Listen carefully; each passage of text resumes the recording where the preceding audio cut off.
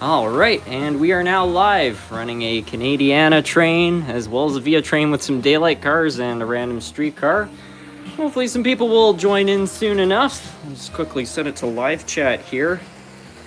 There haven't been any major upgrades to the layout since the last live stream, although I have kind of tidied things up a little bit down here, so I feel like this is all looking half decent.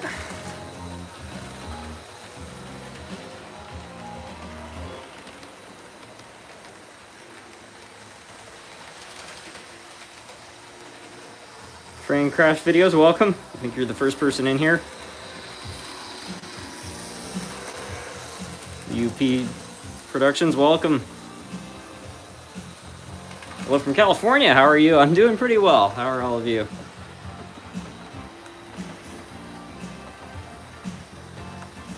Xander, I have a question. Oh, go ahead. UP 1055 Productions, thank you so much for joining the Well Folks Club for 3 months. Greetings from Massachusetts. Hello from Michigan. Matt, hello.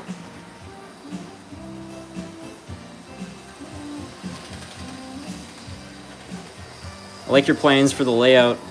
I can't wait for the next expansion. I think that in the next month I want to have this part of the layout operational again.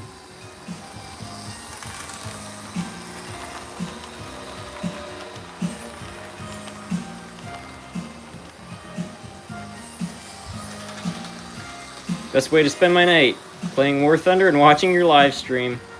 That's the way I usually like to watch live streams as well. It's like, I don't know, we'll work on my trains or some other project. Somebody left a comment the other day, which I thought was pretty funny. They said, most YouTubers I watch on the toilet, but for you, I watch your videos while I'm doing the dishes. And I was like, well, I'm glad this channel is kitchen status.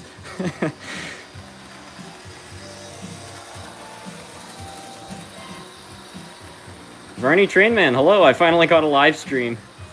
Oh, welcome.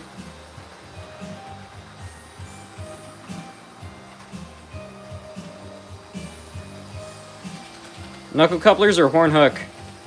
I lean towards knuckle couplers if they're metal, but between plastic knuckle couplers and horn hook, I'd actually opt for horn hook. And look who it is.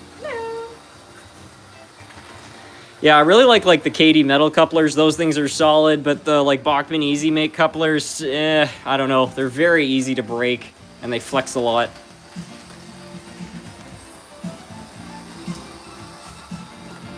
The boss. Is that me? That's what they're saying.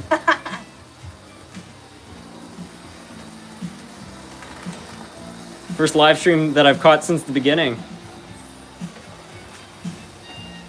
The boss is here, everyone behave.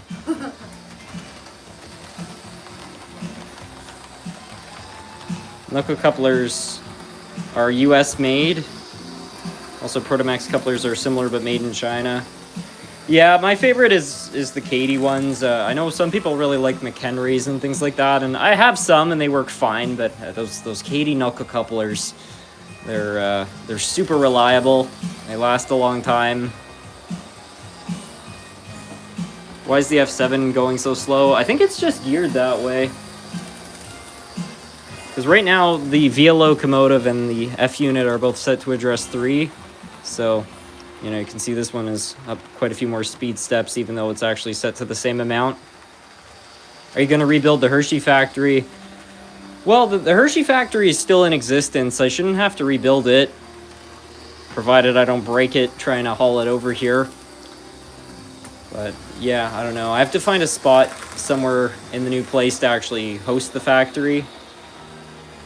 But at the moment, the priority is just getting the rest of the layout going again. And also, I want to build a multi-scale layout. That way I can actually start running O-scale and S-scale and all the others. When's the next layout update? I would say it's probably going to be within the next month.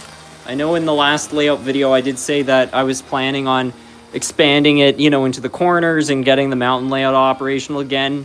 Unfortunately, there's been a little bit of a setback in the form of a welcome tax. So unfortunately, I don't have the budget to do the whole thing at once as I had hoped for this month, but I still have the plywood to build the next section. So I think within the next few weeks, I should have this going again.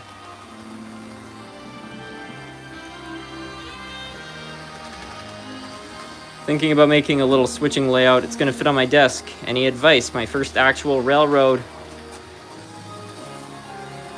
I don't know. I haven't built a crazy amount of shelf layouts myself, but I mean, this is pretty obvious, but make sure you're getting equipment that will actually work well on it. Short cars and things like that. Can you run something from the Milwaukee Road? Yeah, I think I can make that happen. Just gonna turn down the music a little bit. I like it, but it's a little louder than I would like.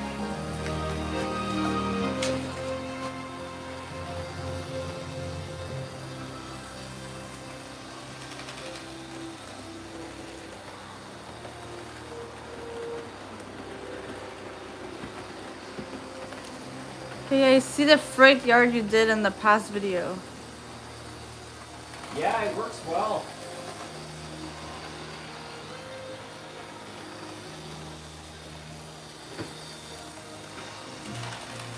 Can you run a DCC sound loco? Sure.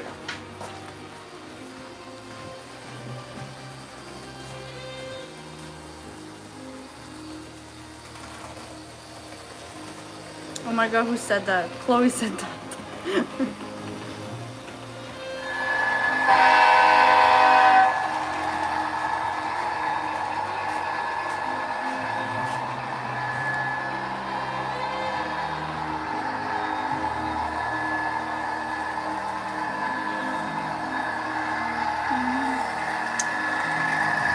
Mercury Oak 2 says that freight yard looked very similar to mine, but yours is better where it's on a separate piece. I like how it's working so far.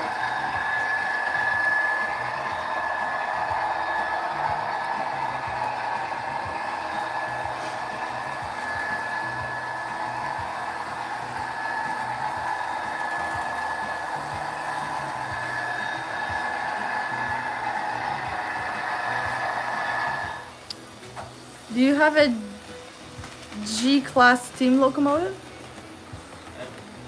Don't know. No, is that no J? G? I can't remember. J-class? Something like that. Probably do. I don't know which one it would be though. Good evening, Willow Junction. I haven't found any Milwaukee Road stuff, but if there's any other requests, I'd be happy to try to run them.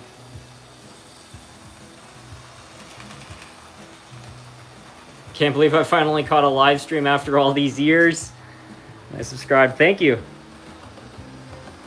Do you still have the Bachmann GS4 Freedom train? Also, what's your opinion on they're supposedly going to run this time for the 250th year of America?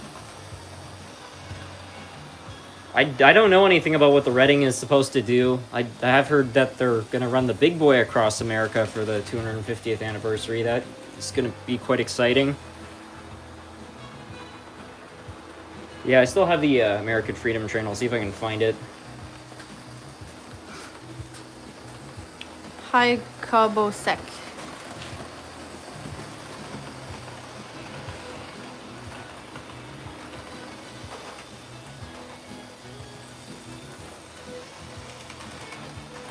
Wait, I remember you having a big boy locomotive. Yes. Yeah, I've got one.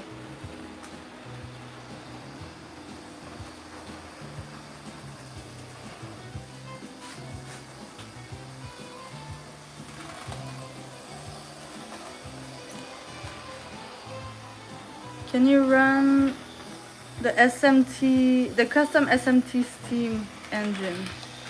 Yeah.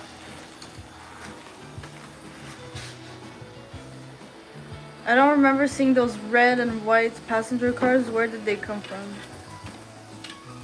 They were gifted to the channel. Oh. This guy named Robert from Michigan sent in 2 of them. I think it was last year, and then most recently he sent in a couple more. I don't know why this is just shut off. Love the content. Thank you.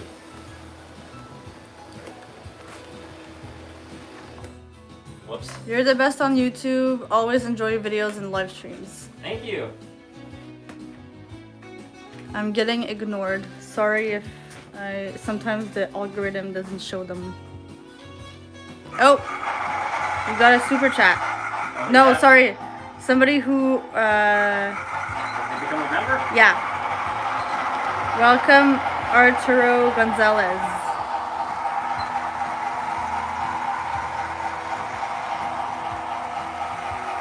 No problem.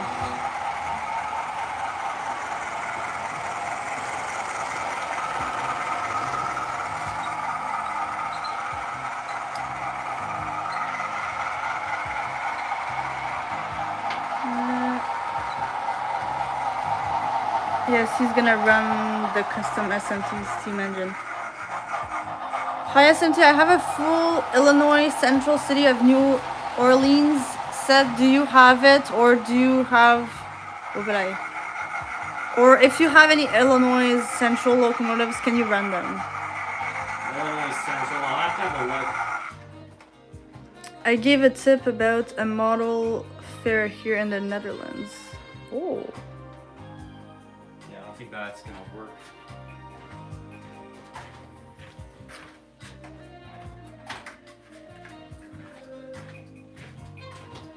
Can you run a subway train? Yeah, I can run a subway. Love the videos. Thank you. Thank you. Cannot believe this first stream that I'm here and SMT Mainline and his sister or something saw my comment. It's his girlfriend. My sister. Well, folks, in today's video, always good to see you, Harrison. Thank you. How is the Hershey factory doing? Still at the other house. Good. Still at my parents. Have you ever been to Horseshoe Curve yet? Have you been to Horseshoe Curve? Can't say I have. Is that a Waffle House right behind that XL boxcar? Yes, it is.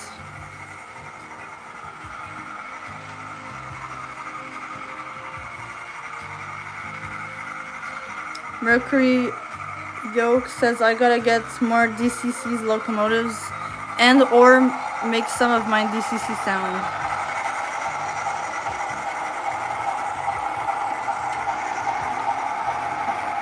You need 50 more tracks to run all the requests. Yeah, no kidding. Hey, Mr. SMT Mainline, I've started my first layout with my 8-year-old, inspired on your tiny 4x6 layout series. Thank you so much for all the knowledge and inspiration. Awkward GA. Well, thank you very much. That means a lot to hear. I had a lot of fun building that. I'm gonna have to start another layout build series once I have this thing a little bit more built up. Oh, you got a super chat? Yep. From Book MP, can you run the Rev Rossi Hiawatha? I wish I could. I don't have it here at the moment, but if there's anything else you want me to run, I'll throw it on the track for you. I am 47 and been doing trains for 30 plus years, yet I learn quite a bit from you. That's awesome.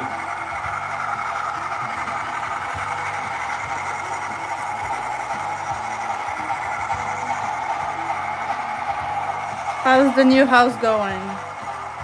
She's doing well.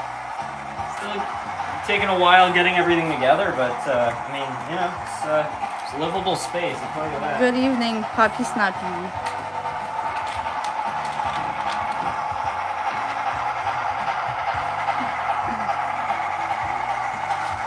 Whoa.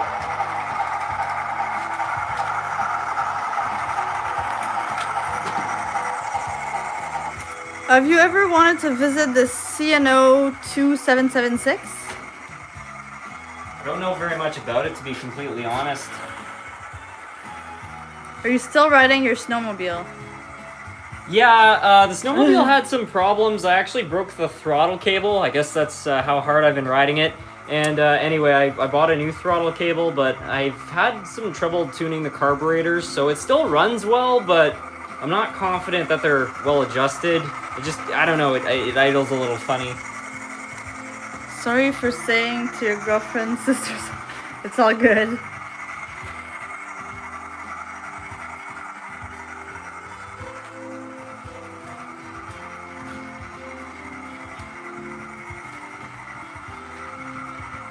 Oops.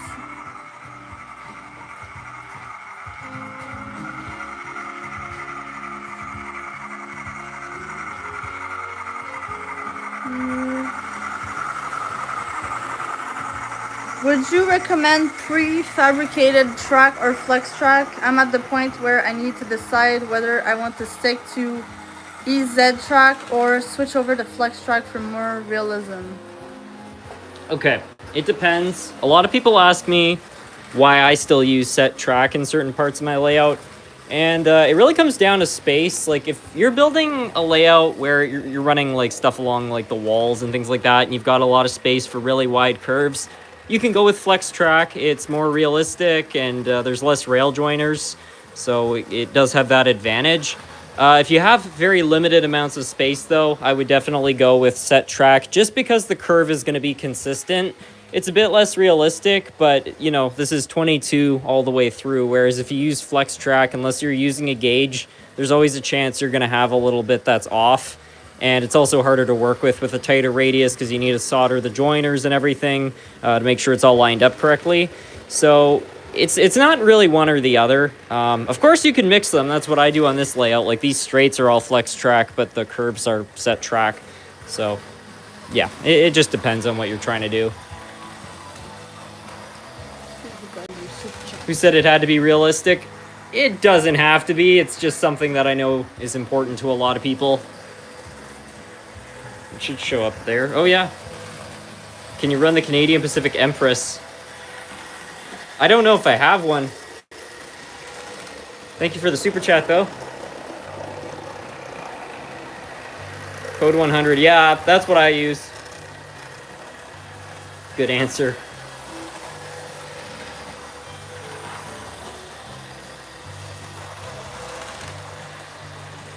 Flex track is great, just got to make sure it's lined up. I like brass and nickel silver. I prefer brass over steel track, that's for sure. I think steel is the worst material for track. I know a lot of people hate on brass, but it will work. You just need to clean it like crazy. Got another super chat. Let's see here. And this one is from UP 1055. You should make a Union Pacific 844. You inspired me to make my channel. Also, give me a shout out. Please run a Union Pacific engine. Okay. I don't know why the steam engine's making coupler noises on its own. That's interesting.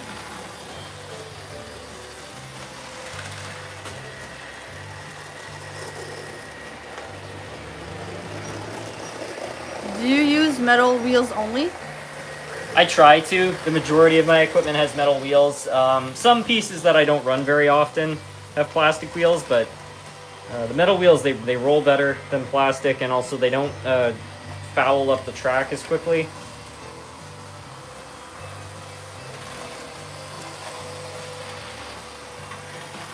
The thing about plastic wheels is that even though it's a model and, you know, there's not a crazy amount of friction, there's still friction between the rail and the wheel. So if you have plastic wheels, they wear down and they leave a very thin layer of plastic on your track.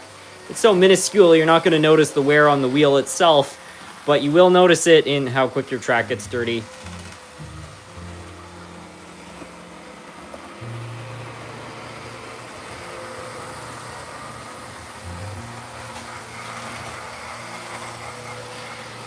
Why do you do live streams so late?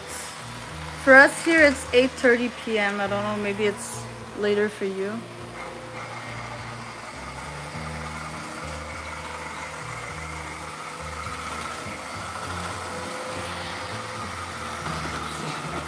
Oh.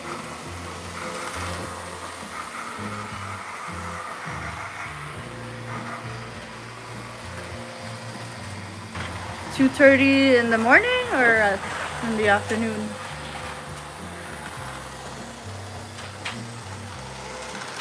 Are you going to expand the layout or keep it like it is right now?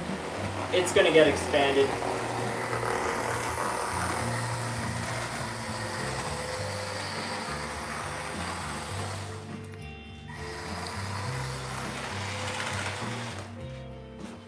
Why this thing keeps derailing. I'm mostly into N scale, but have been looking into HO scale. What locomotive do you recommend? No locomotive in particular. Hold on a minute.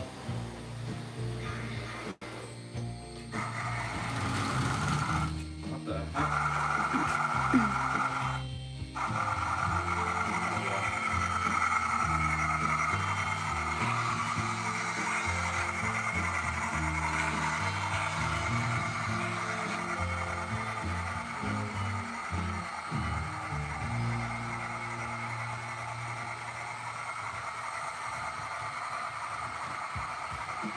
I went to a train show today in my city, down here in San Antonio. Cool.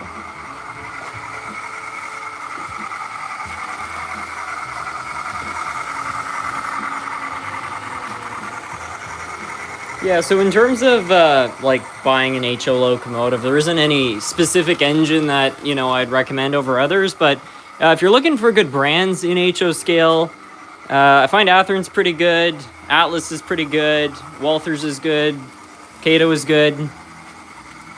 There's definitely more out there which are still good, but yeah.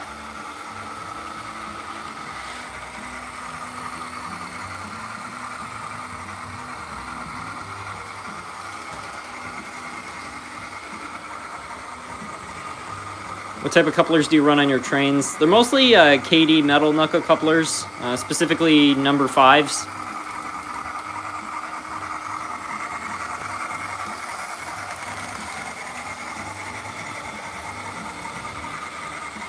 Harrison, I managed to repair 2 of my non-working engines, a lifelike Union Pacific F40 and a Tyco Midnight Special Shark Nose. Well, glad to hear that. Nothing like the feeling of fixing something up, especially if it's the first time you've been successful with a repair. It's pretty cool.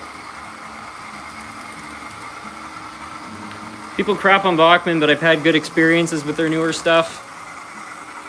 Bachmann's newer stuff is decent. My only issue with Bachmann is I find for the money, like it's overpriced, and in the long run they can have some reliability issues, but you know, if you buy a brand new Bachmann train set or locomotive or anything, is it going to be bad out of the box? Probably not.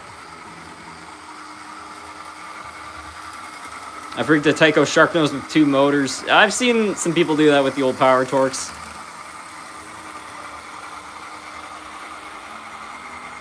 Is Woodland Scenic's foam roadbed as good as cork? I would say absolutely not. I would never buy it again. I used to have it on my layout and it caused a lot of different issues. It's cheaper than the cork. The only problems I had with it were that it was so squishy that if you actually had heavier locomotives, like some of my old diecast stuff, if you're running them in a corner, the track would tilt and it would heave, which would wear down the rail joiners. So that was a pretty big issue, and the ballast also wouldn't stick to it very well because since it's not a hard surface below the ballast, if anything pushes down on the ballast, it just cracks it. So if you can find cork, I know it's a little bit tricky to find these days, I would recommend it. Takes a little bit more time to set up with, you know, sanding down the edges and so on, but I think it has a lot of advantages over foam.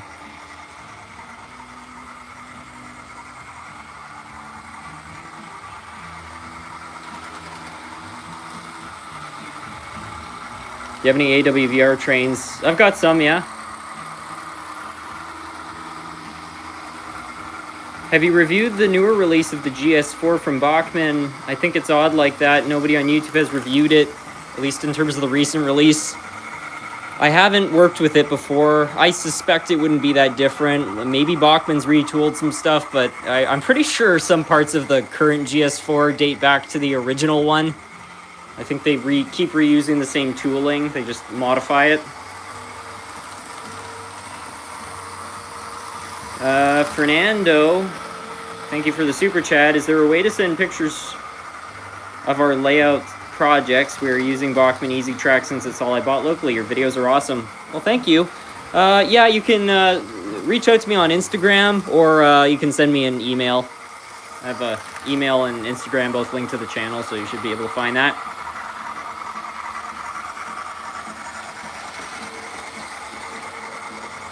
If we sell American/Canadian stuff here, it's old stuff because, yes, Europe.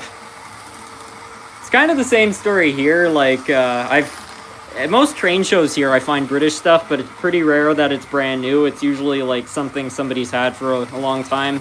A lot of 80s era European stuff is readily available in North America. Hey, SMT, I was wondering if you got my email. My name is Jackson Armitage. I don't know. I haven't checked my email in a couple days. Do you recommend the Walthers mystery boxes? I would say so. I was really happy with the one I got. I still have a lot of the rolling stock. In fact, those two cars on the back I think were included in the set. And I think for the money it's very good. I mean, obviously you don't have control over what you're getting, but what a lot of people I've seen do is they buy the boxes, and then with all the stuff they don't like, they either sell it or trade it. So that's always something you could do. But especially if you were like a beginner and you just wanted to get a bunch of freight cars and buildings for your layout, I feel like it would be a great way to add some new equipment.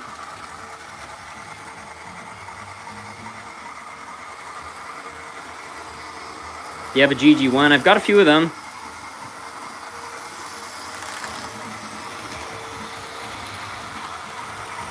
I'm learning that Bachmann can be deceptive. I bought a GS 6.4 in 2019. I'm very disappointed with it.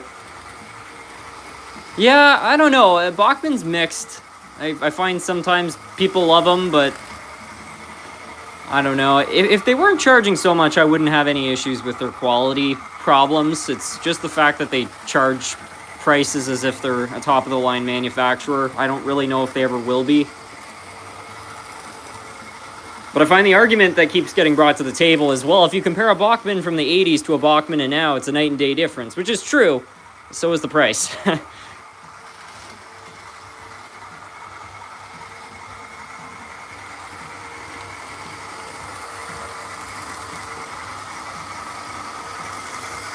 Are you guys going to get hit with that blizzard? I don't know if it's getting up that far north, but in Rhode Island it's going to get hit hard. I have no idea. I hope not. I'm really done with the snow. This has been a bugger of a winter. Are you going to do another fan mail unboxing? I just recorded one, and I'm in the process of editing it, so there'll be one out soon. All boxes which I've been sitting on for quite a while now. I need to get out and shovel the snow. It's piling up here in Connecticut. I'm hoping we get a major melt-off. That's what I would like. I really like Rapido for the quality, but they're crazy expensive. I find them on sale at the train show. Yeah, I've had pretty good experiences with Rapido. I know that there were some motor faults on some of their older models, but I think present-day ones are pretty good.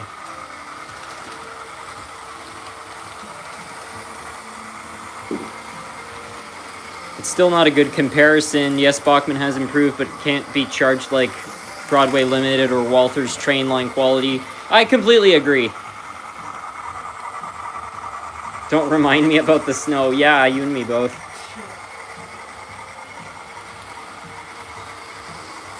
You have a walk-around remote controller you used with the Golden Eagle. Where can I get one of those? I don't know where they would sell them if you're in the States. I bought mine in Canada from Otter Valley, but it's an American manufacturer, so I imagine if you're in the States, it should be pretty easy to get. It's called the Proto Throttle. Really good unit. I have really enjoyed using this thing.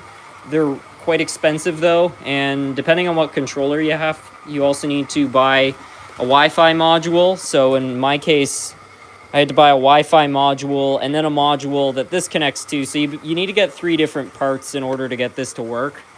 How much? I think these are 400 Canadian or something. It was a lot of money.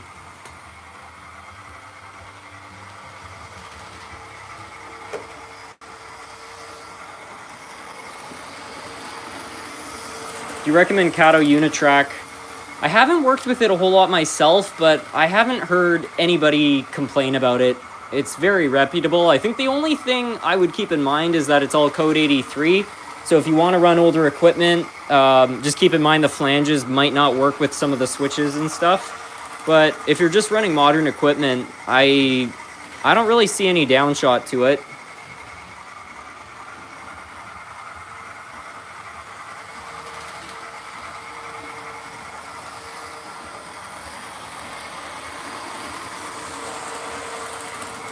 Do you still have that old British engine, was it? The Loco painted with the Virginia paint scheme? Yeah, I still have that. I think it's Swedish. But yeah, I can definitely run that. Chris and Dom, welcome. What percentage of your locomotives are DCC versus DC? I think about 10% of the collection probably has DCC. I have a fair share of DCC engines. It's just that the collection is made up of so many, older engines from the 80s and 90s. A lot of them are DC, so it's kind of offset by that.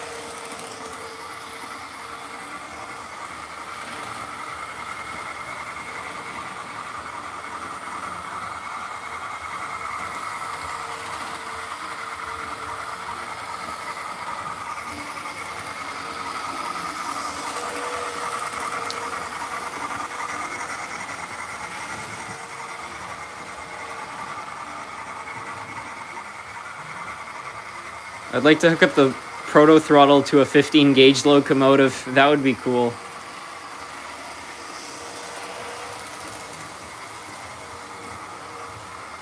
Don wants to know if you got the Tyco whistle he sent you. I don't know. I checked the P.O. box about 2 weeks ago and there wasn't any new mail. And I just opened all the boxes that I currently have from subscribers. So yeah, I'm not sure. Maybe it hasn't arrived.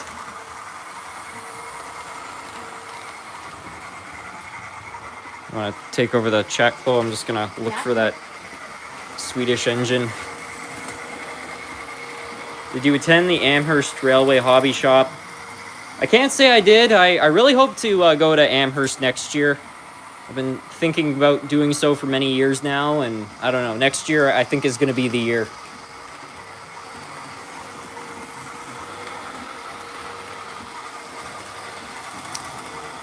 Fernando Tar says, I agree, older Bachmann sometimes does better than some new ones. It's hit or miss with them. Mercury says he's going to the Amherst train show next year. Awesome. Good to meet you.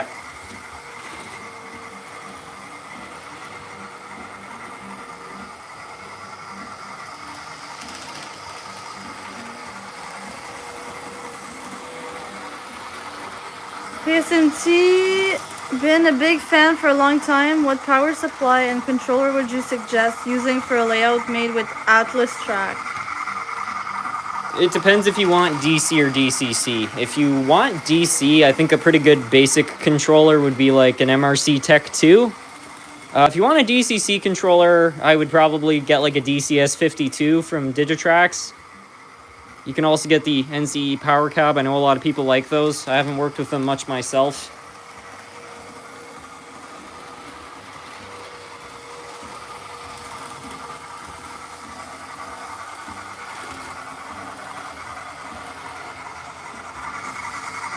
Hi, I got a River Rossi Dry Fest Hudson and the motor gets really hot after 10 minutes of running. Is it normal or should I clean the commutator?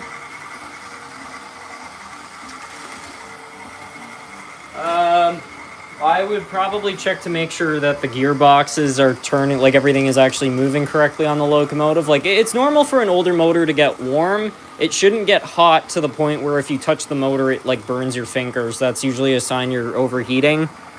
But if your motor is overheating, most of the time that either means there's too much strain on the drive or the magnets on the motor are so weak the motor's not working efficiently.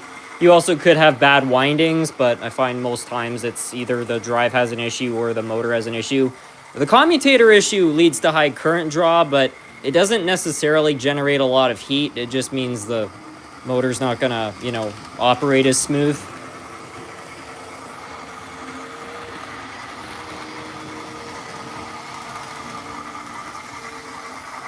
When are you expecting to get the second half up? I'm sorry if you already answered this. Well, in terms of the layout expansion, I'm hoping to get this going within the next few weeks. I already have the lumber for that, which is why I was hoping to... Whoops. I was hoping to get both layouts going at the same time, but in Quebec, there's something called a welcome tax, where when you buy a house, based off the value of the house, they charge you a one-time tax, which is a lot. And everybody I had spoke to who deals with houses said I probably would not receive the tax until May.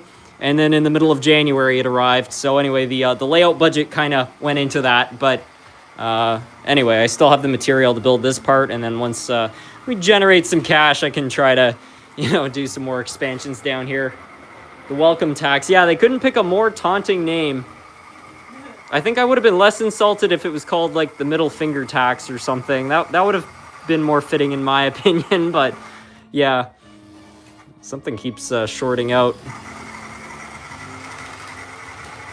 Is the P.O. box still open? I'm considering adding on. The P.O. box is not technically open. I'm just trying to, kind of sort through everything around here at the moment. The flip-off tax. That's a good name for it. Quite the welcome, it sounds like. Yeah.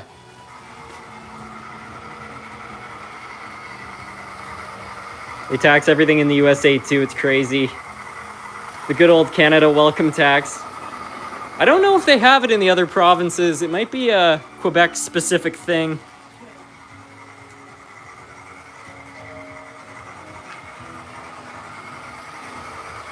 How's the Oldsmobile? Any updates on the car? I'd love to see some videos detailing that whole thing, even if it's not the channel's theme. The Oldsmobile is doing well. In January, I took it out of the garage, just out into the driveway, just to run the engine, let the oil circulate a little bit, and it started up right away, which was impressive because it had been sitting for a couple months. Something's wrong with the alternator. The lights are just, I don't know, they kind of are flickering when the engine is running. But other than that, it's golden. I'll probably include it in some, what? Okay.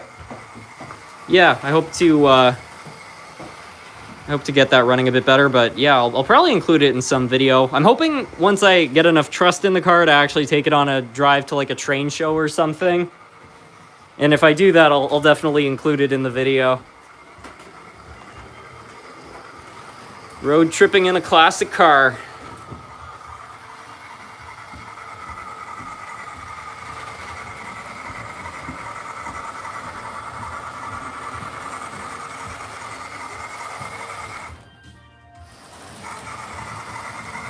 Still waiting on a video with the Oldsmobile.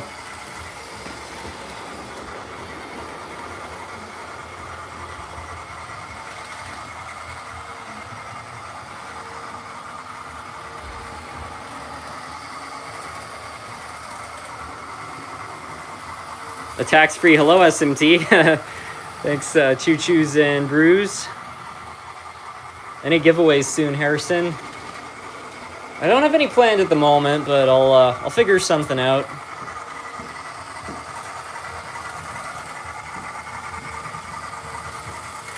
The Oldsmobile's classic.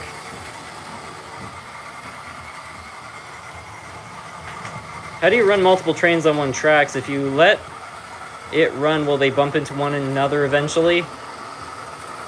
Well, on DCC, you can control the engines individually, so you can coordinate them and kind of get them running a similar speed.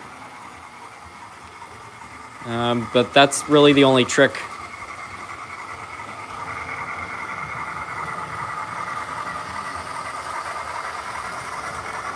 Did you see the video of Ken Patterson setting his layout on fire? What's your take on that?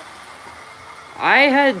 My friend Nick had actually shown that to me before the video was online. I don't know. I guess it was part of a live event or something. I'm first of all glad that he and his family are okay. I mean, that was pretty scary by the looks of it. I don't really know what started that. I know he was saying that the foam board was a concern, which honestly, it's kind of got me second guessing this too. But I don't really have any strong opinions on it.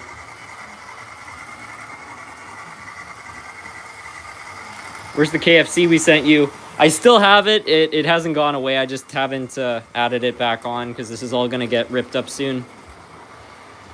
Is the Oldsmobile gas or diesel? Thankfully, it's gas. I like diesels, but the Oldsmobile diesels apparently had a lot of issues. It has the 403 gasoline engine, which is a pretty weird engine. It's basically a 350, but it's overboard, which is sort of a blessing and a curse. The blessing side is that you have more displacement, so the engine makes more torque than the 350. The curse is that you're pulling more horsepower out of a block with less cooling passages, so there's a higher risk of it overheating.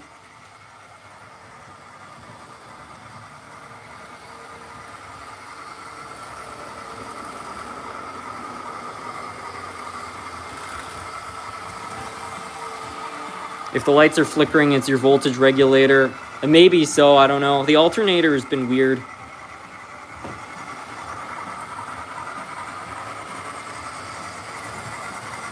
Is it possible to make the middle section of your layout fold up so you can easily walk around?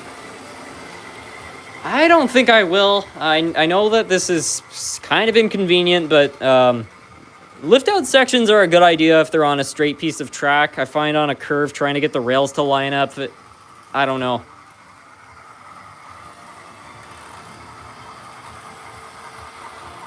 Sounds like a ground issue. It could be. I don't know. It was weird because it didn't have that issue until Halloween, and I took it out for quite a long drive with some friends, and it was running fine. And then we stopped at a place, and we were there for a while, and when we left, it started, and then it stopped, and then after I dropped my friends off, it got really bad, and the voltage was going low. A 403 V8, I'm scared to ask what the gas mileage is. I don't even know what the fuel economy is. All I know is that it guzzles fuel. And I also, it's bad too, because not only is it guzzling fuel, but it's guzzling premium fuel. Because in Canada, the only way to buy ethanol free is to put 91 octane.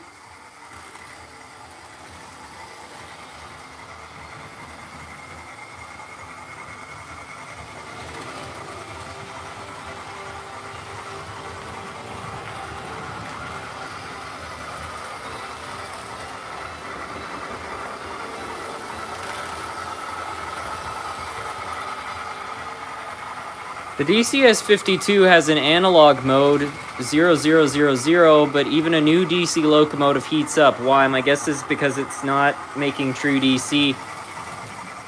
Yeah, theoretically the motor is always getting power on DCC.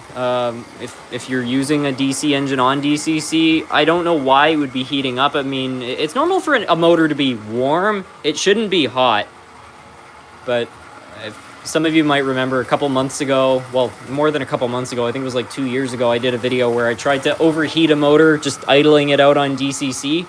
I couldn't make it happen even on an engine from the 1940s, so I don't know. Have you watched Tea and Moonshine? I've seen a few of them. That's about it. I don't know, I don't have too many thoughts on that.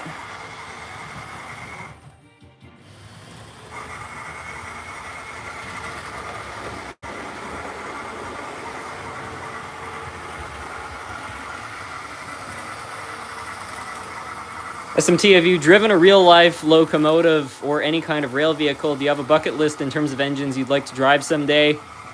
I have driven a real locomotive before. I don't want to get too specific because I don't want to get the organization in trouble, but it was on a closed circuit.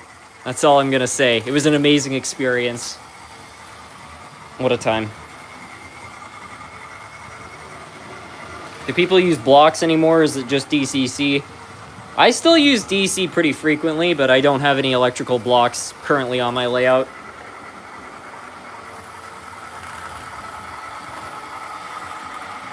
It runs on DCC 000, but the manual says not to idle it too long.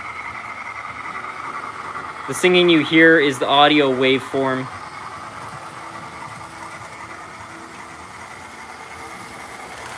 We need to name the Virginian electric locomotive so we can suggest it during live streams. That's a good idea.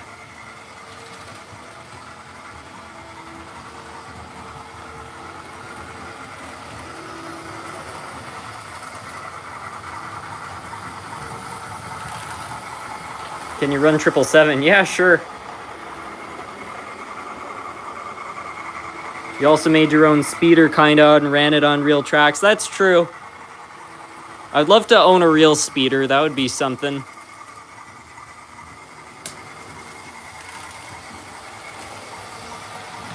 I'm just going to crawl under the layout and then grab the camera over it.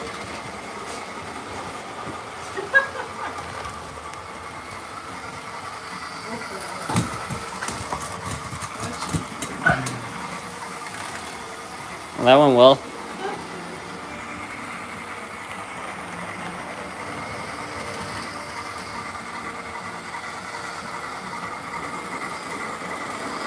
Where did you get your Go Transit cars? One of them I bought at a train show. The rest I got as a kid. Christmas 2008, I think it was.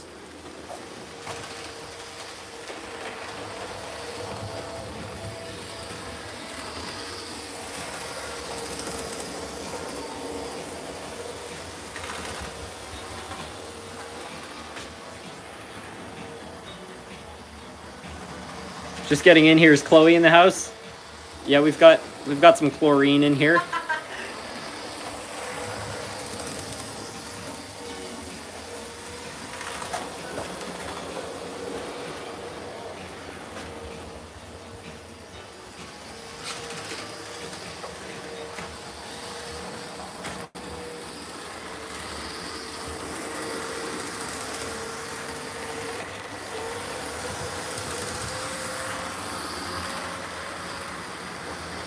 So I looked it up. Your car, I recall, is a 77 to 79 Oldsmobile.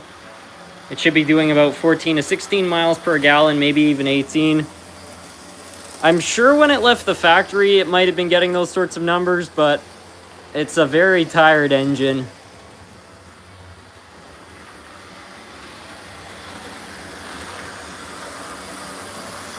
Have you heard of C Vision Productions? I can't say I have. Do you have any Dutch trains? I don't think I do.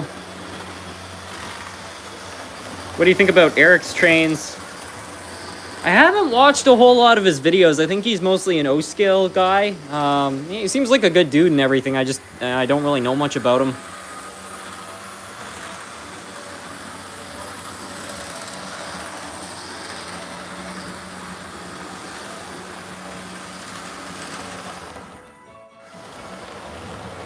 I like how this just keeps randomly shorting out and then it, I don't know, reboots.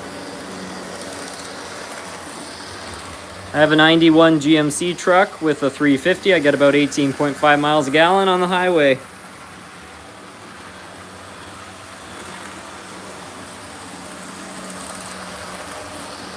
If you smell ozone, you have a spark jumping a gap either at the wheels or the motor.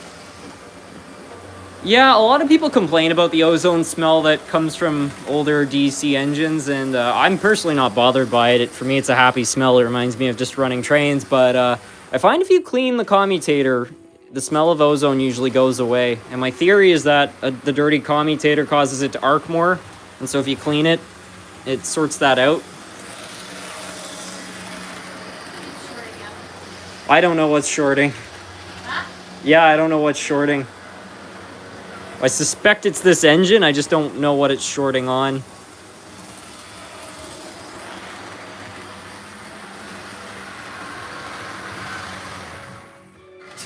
Have you ever watched any trash to track videos? I don't think I have. I have watched JW2000 and what are some other channels? Monster Railroad. RBP trains, classic model trains, Darth Santa Fe.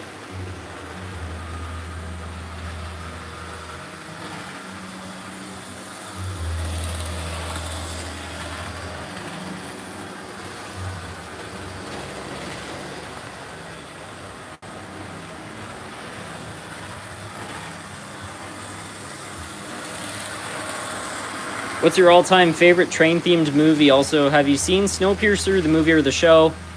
I've seen Snowpiercer, the movie. In my opinion, it's an excellent film. I watched one episode of the show. I can't say I really got into it.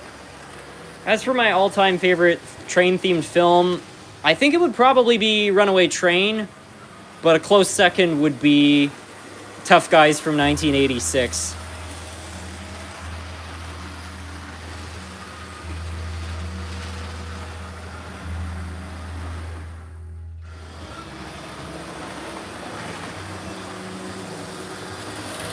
I forgot about Monster Railroader. He's been gone from YouTube for a while. I don't know if Monster Railroad is still making videos. I can tell you when I was a kid, I was watching his videos all the time. Let's look it up.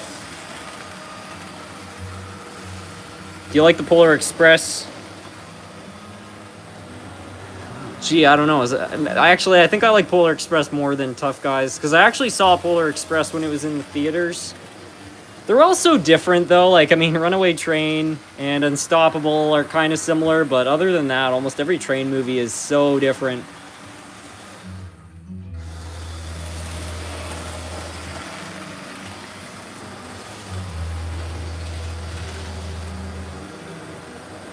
Oh, yeah, you guys are right. He hasn't made a video in 2 years.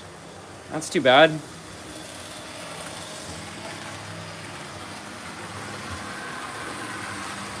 Emperor of the North is the best train movie. I've never seen it, but I have heard the whole story about how, I guess they released Emperor of the North around Christmas, and so a lot of people thought it was like a Christmas train movie, and they brought their kids to go see it, and there's a ton of violence and stuff, and a lot of people apparently left the theaters really upset.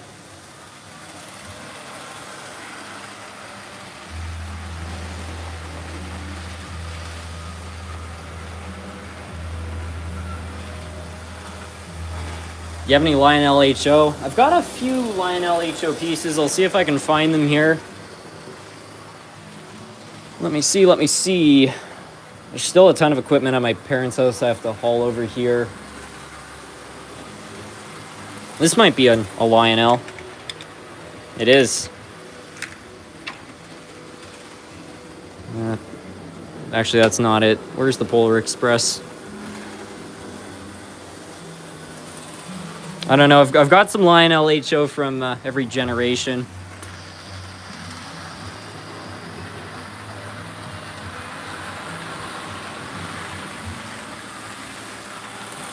Roughly how many locomotives do you have?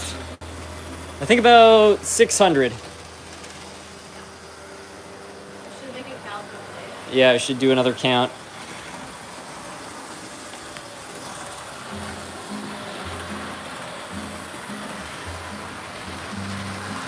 Do you think that they could remake Emperor of the North in modern day? A lot of the engines used in the film are still around today. I guess it's possible, I don't know. I think they could probably still remake Runaway Train. I think a lot of the engines featured in that film are still around too. My favorite two YouTube channels are SMT and Classic Model Trains. Ron's got a good channel. I like his videos. Do you have any Bachmann, Hornby, Thomas engines? I don't have any Thomas stuff. I watched the show as a kid. I loved it, but I don't have any of it in HO scale.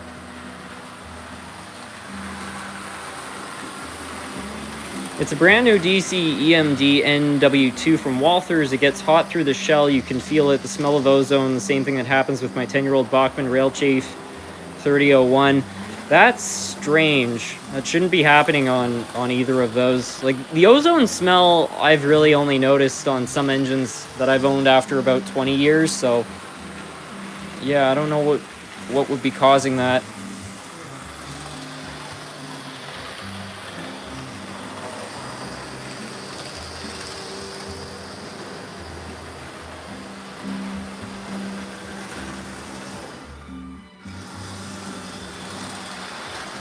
Maybe models of Thomas trains, but not the ones with faces such as an E2.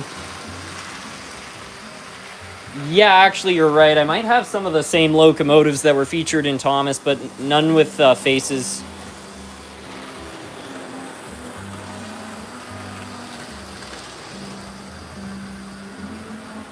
I've been binging Scott Rails and Kevin's Tiny Trains recently. Give them a shot if you haven't. I do watch Scott Rails. I think he's got a great channel. I haven't heard of Kevin's Tiny Trains, though. I'll have to have a look for that.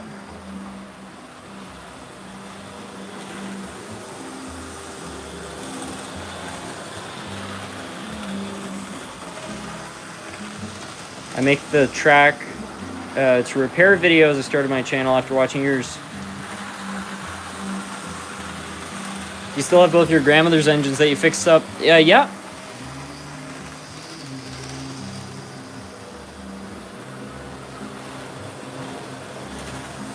Another one that's good is Budget Model Railroad. Yeah, I like budget model trains.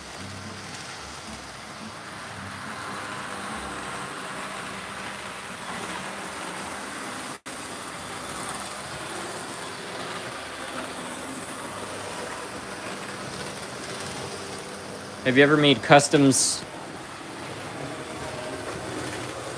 This was my creation. It's inspired by the Tyco Canadiana, and I just kind of scaled it up with an older Athearn engine that I found at the local hobby shop. I have a few others which I custom painted. I have like this RS3. I don't know if it's over here. Maybe I didn't bring it over.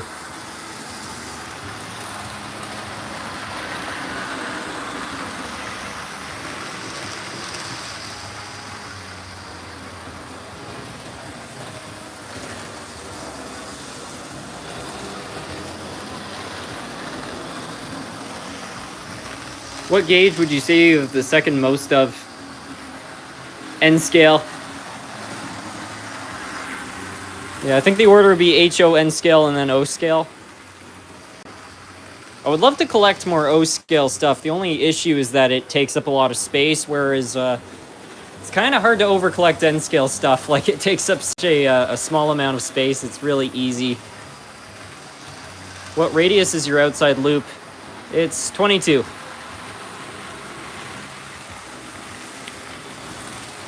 What's your favorite part of the layout? I think it would be this area right here. I need to add some of the cars and things like that back on, but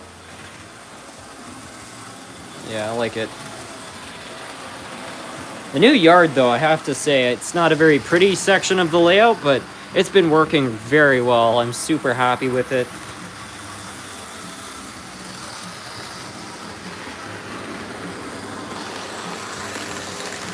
I keep having drive wheel issues with my daylight. Any suggestions from keeping them from coming unquartered? Sand the surfaces before you glue them. That can help, but they're just finicky engines. It's just a bad platform, frankly.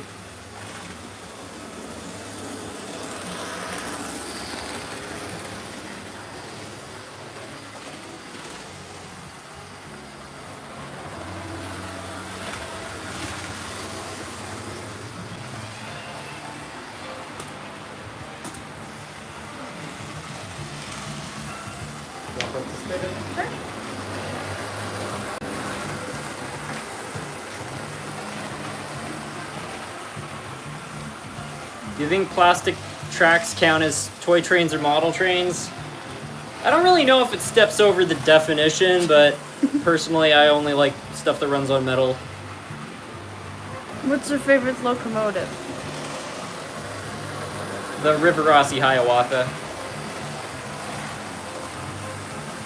Do you have any Z-scale? Yeah, I've got some Z-scale.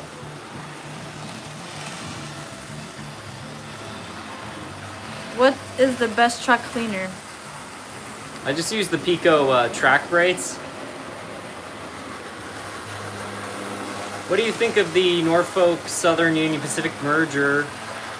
As a rail fan, I would say no, but as an investor, I would say yes. Yeah, well, I mean, I imagine for any stockholders that merger is going to be great.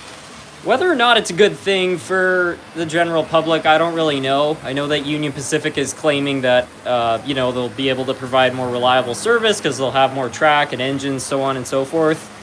But I find generally mergers are not really a good thing. It's less competition in the system. I do find it hilarious though, because Canadian Pacific Kansas City has been running ads saying, "Oh, we need to stop the Norfolk Southern Union Pacific merger because it's going to take away competition." And it's kind of like, have you guys not looked in a mirror recently? What is the best way to transport a layout? Oof. In a big Rent van. rent a U-Haul. What would be your favorite part about model trains? For me, it's the repairs. I really love taking something that has just been, beaten down by years of use and, bringing it back to life. But I would say second to that is also just building the layouts. I mean, I love running trains, but I really enjoy just, relaxing and just building mountains and things like that. Listening to like a podcast or some music and spending a day putting stuff together. It's mindless stuff. Building the Hershey factory, I liked the results of that, but it wasn't a very enjoyable process because it was very specific. There isn't anything specific about making a mountain. You just glue stuff together until you have what you like.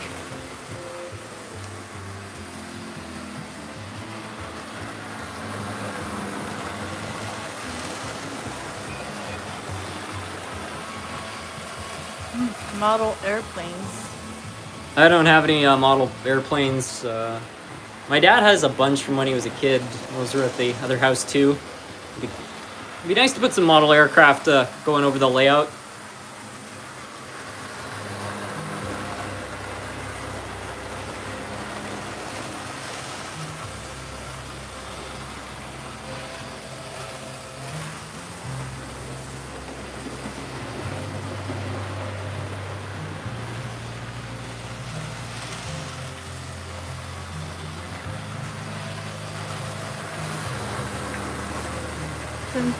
Can you run the Pennsylvania T1 if you still have it at the moment? Yeah, I think I have it here. Let me have a look.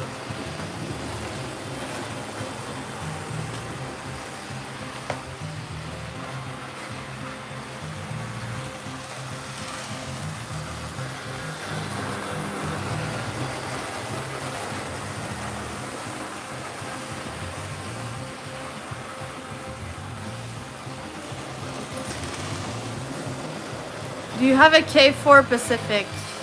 I don't think I do. Do you have a SD70 ACE? ACE? Yeah, I do have one.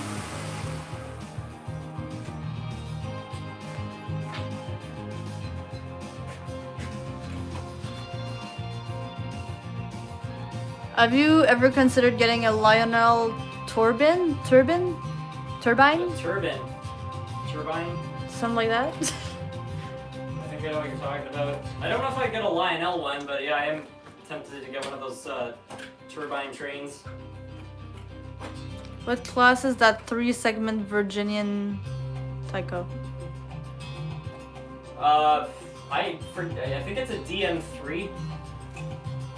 It's not supposed to have this paint scheme. I don't know whose fantasy this was, but they made it happen.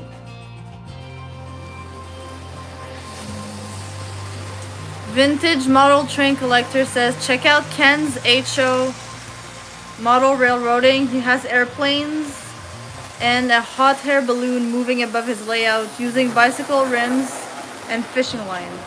Wow. It's pretty cool.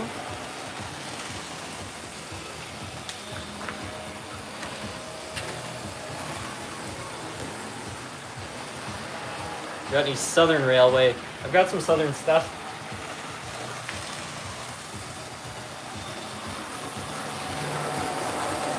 What's your favorite song?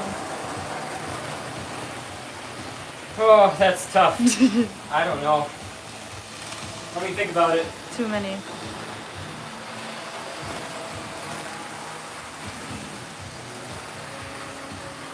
Do you have a favorite N-scale locomotive?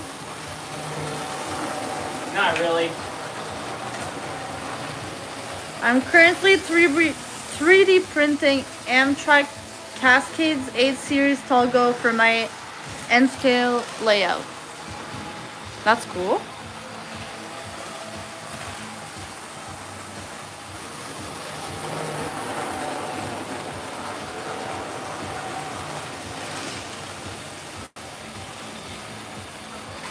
Yeah, my favorite song is "Call Me" by Go West. That's good. I listen to that a lot. I thought SMT fave song would be Crazy Train by Ozzy. I really like Crazy Train, but yeah, I wouldn't call it my favorite song. I'll check YouTube Music, see if I rejive my memory that way. If you could only save one of your locos, which would be? The Riverossi Hiawatha. Damn, that was quick.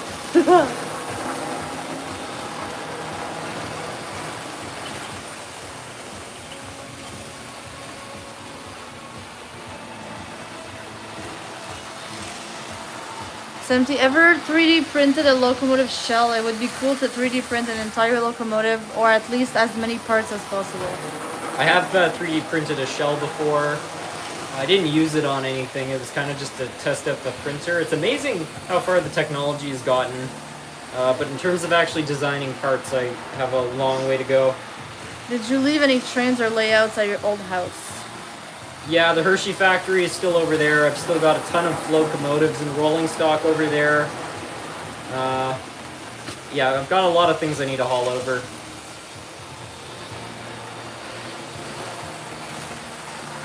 You should get the Hiawatha cars for my... I actually have the cars for my grandmother's Hiawatha. I just never showed it in a video.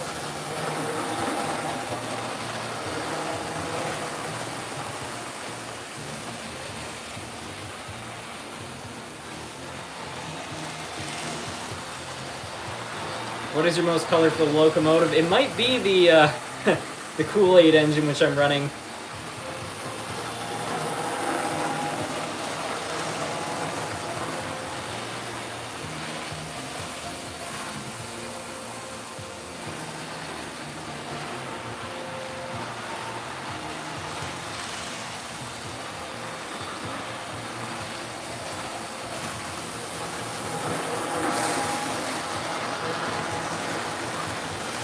What's your favorite diesel? My favorite diesel? The Dash 9.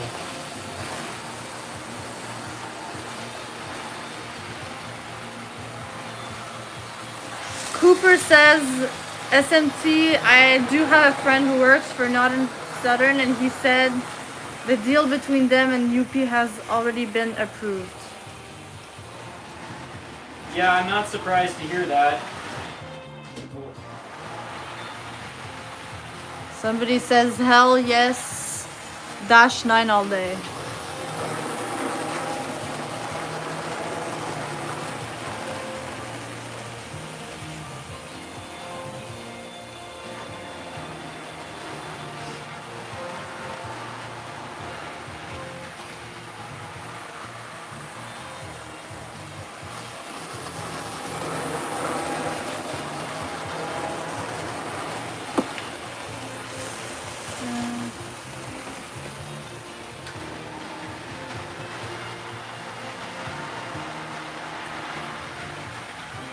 Do you have... Oops, I lost the card. Do you have any Hallmark Lionel train ornaments? I have the M10000A PRR V6, a Super Chief, and a Hiawatha coming in the mail. I don't think I have any of them, but I've seen pictures of them. I know what you're talking about. Have a great night, Caden.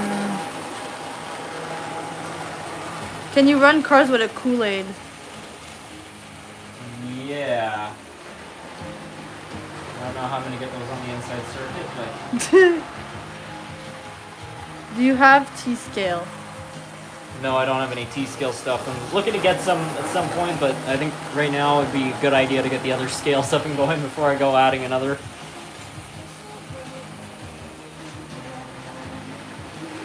With so much to share.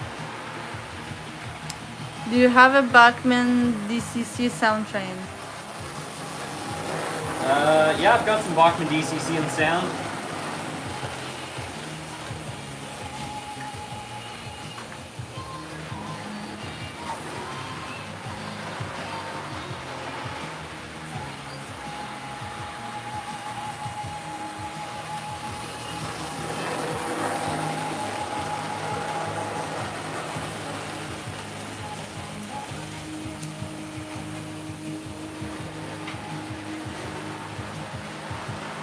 You should get the O gauge set up.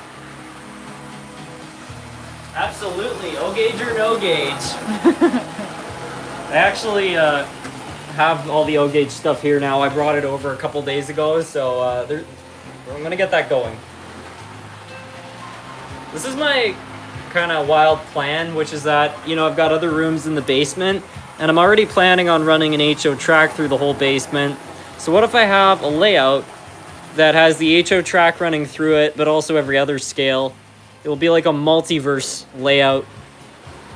It's gonna look really jacked, but I think it's a good idea.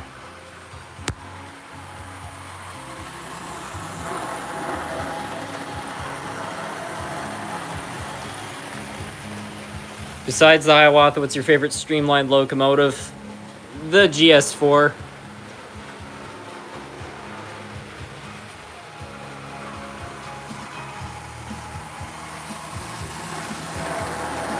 Did you maybe run the Canadian SD90 Mac or the Santa Fe P42? Yeah, let's run the Santa Fe P42. My sweet new engine.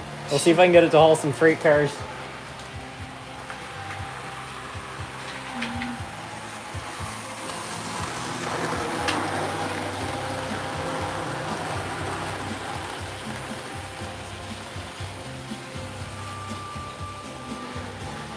Good evening, Scott Rails.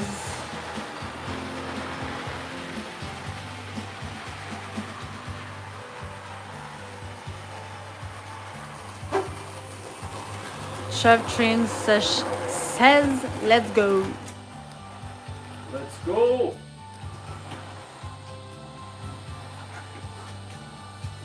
Hi, SMT Mainline. I have been a fan for a while now and wanted to know where I can send you stuff, and do you have any coaster trains? I don't think I have any coaster trains. As for sending stuff to P.O. Box is not open at the moment, because I gotta get things sorted out around here.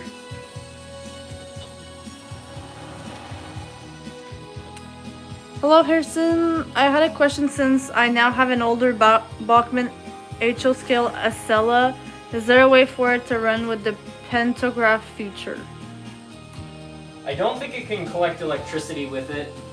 It's probably a way to wire it, but I've never seen that on a Bachmann. Christina Newberry 5053 says, you're my favorite hobby YouTuber. I have ALS42 DCC and sound. Thank you.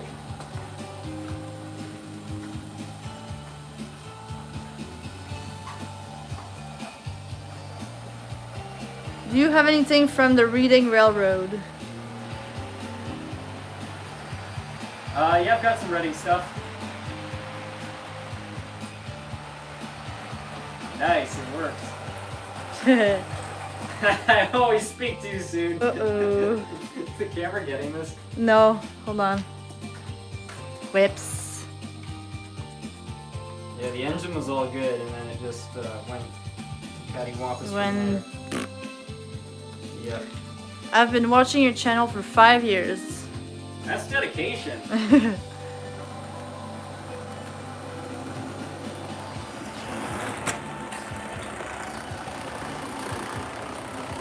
got some derailment. Uh-oh.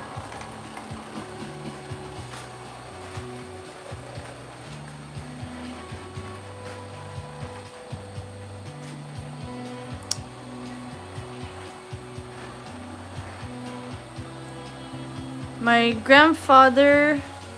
great-grandfather worked on that railroad back in the days of steam. Also, do you have anything in New Haven? Yeah, I've got some New Haven. Haven, sorry. It's not good. That's T-Tabber Slack.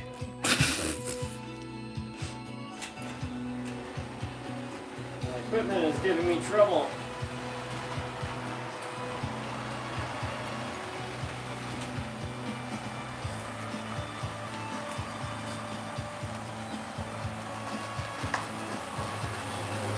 This SMT, the layout you had at your old house was sick, man. Only that because the new layout, you put your work into this layout. I've been watching all your videos and live streams and shorts for 6 years. Well, thank you.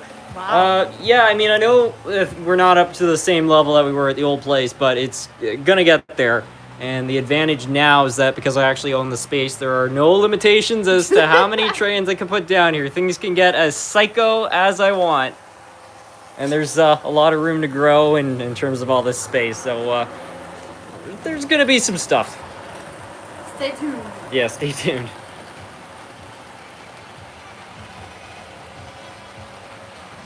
What is the best brand to work on? I think my favorite brand to work on is Athearn Blue Box. They're easy to find parts for, so you don't have to go on these wild goose chases to find parts if you need them. And they're just really straightforward engines, and the parts themselves don't break. Sometimes, you know, you have to clean and re-lubricate stuff, but that's pretty much all they need. There's an abandoned person here. Yeah, his name's Fred. Just be careful with the house, the wiring and circuits you load up.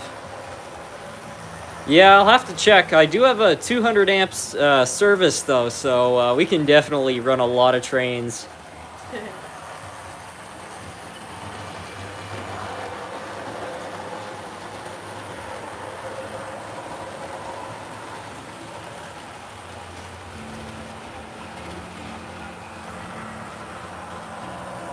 What's your opinion on Chicago Metra? I don't have many opinions on how the railroad is operated, but I really like their paint scheme.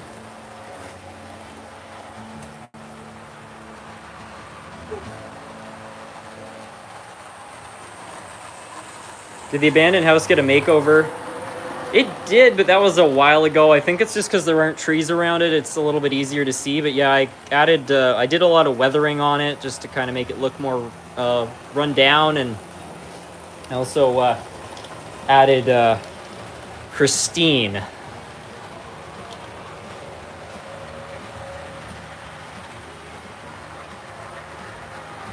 you have any Lehigh Valley? I have a few Lehigh Valleys. How many daylights do you have? I think I have about 10 GS4s in total.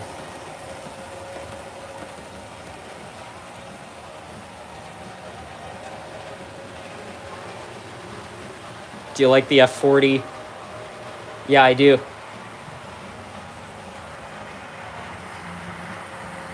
How's the new house going? Pretty well, I would say. I mean, I don't want to say it's been too trouble-free, because then, of course, tomorrow something bad is going to happen to it. But yeah, so far it's been pretty good. Been repairing things one piece at a time. The other day I was cleaning up the bathroom a little bit. I don't know if they were smoking in there or something, but the walls, I thought that they were yellow, and then I cleaned them, and it turns out that they're actually like a grayish white, so that was interesting.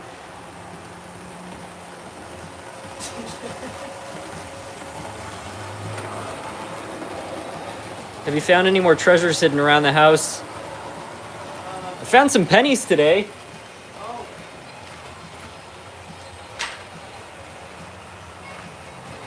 Yeah, and this is interesting because in Canada we don't even have pennies anymore. They were discontinued in about 2011. Anyway, this one is dated 1974. And this one is dated 1984, 10 years later, so it's kind of interesting. Any plans to add a water feature on your layout? Well, eventually the gully is probably going to be put back in place. So whenever that happens, I think is going to it's going to come back.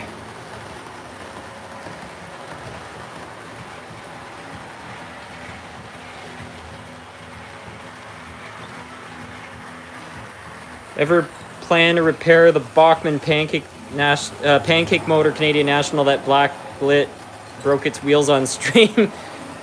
No, I still need to fix that, but I want to get that engine going again. I genuinely like it, but yeah, I couldn't believe that. I don't think I've ever seen an engine fail so catastrophically. Like, usually when an engine starts having problems, it starts running kind of crappy, and then it fails. That thing was just giving it all, and then it just failed, and the wheels popped off the side. Like, it was like a a Charlie Chaplin cartoon. Not a cartoon, but his old bits.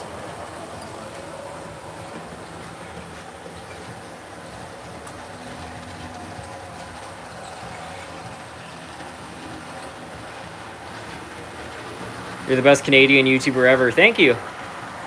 What happened to the Chesapeake on fire? I still have it. I don't think I've brought it over from my parents' place yet. I'm just checking because I brought a whole bunch of stuff over from my parents' place recently.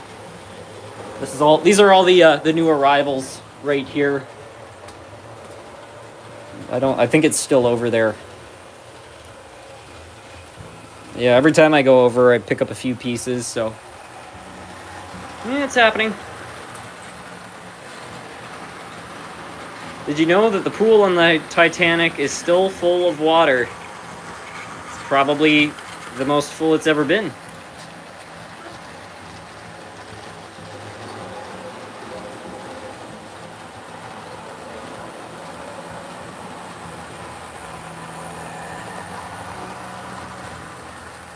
With regards to yellowing walls in the bathroom, it might be because the oils in the paint leak out when somebody uses hot water in the shower. Mine does that too.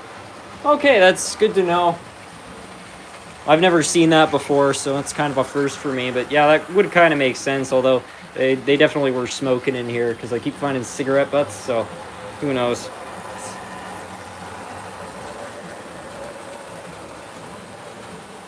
How's Nerf Cat? He's no longer with us anymore. We lost him in late October. If you have a yard at your new house, have you ever thought about collecting G-scale and building a garden railroad? I do have a yard here, and yes, I am highly considering building some sort of an outdoor G-scale setup. Maybe even one of those trains you can ride on. I could build I don't have a crazy amount of land, but I could probably build something that wraps around the house or something like that. That would be cool.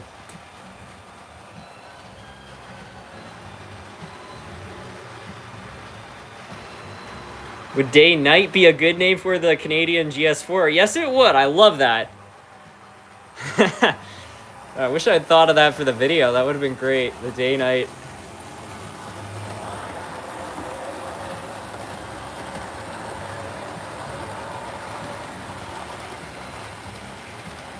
How's the olds doing? I was talking about it earlier. It's doing well. I had it out in January during a warm snap.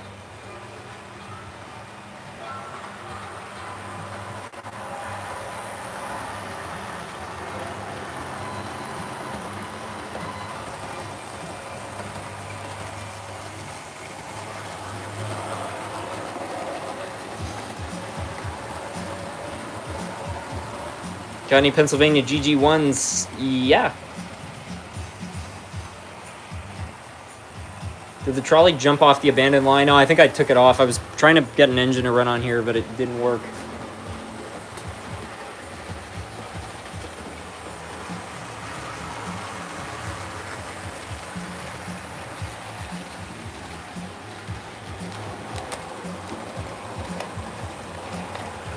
SMT, is it possible to own a cat and a layout at the same time? If so, can you possibly give me some tips so my cats don't ruin my layout?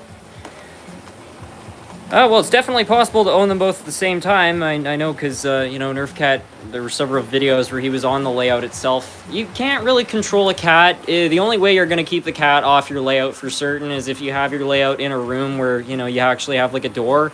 But I would probably just build it with the intention the cat is probably going to jump on the layout, and don't build something you're not willing to lose if you're worried about that. Yeah, really, the only problem I ever had was back when I was at a rental house, you know, when I was about 11 years old.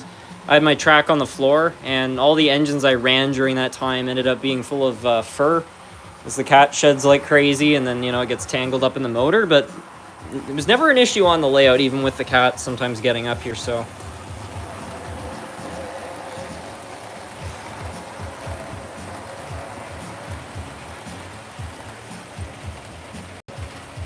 Make monster cat videos. Well, I don't have a cat anymore. And Mavi Dog was over the other day, though. I had him down here. Luckily, the dog doesn't try to jump on the layout. I'm thankful for that. That would be pretty bad.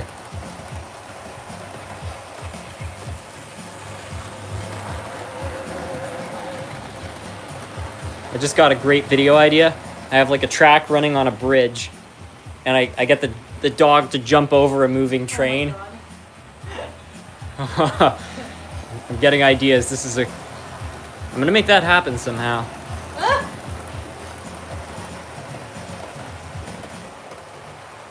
Make more strange videos that people who don't watch this channel can say are AI.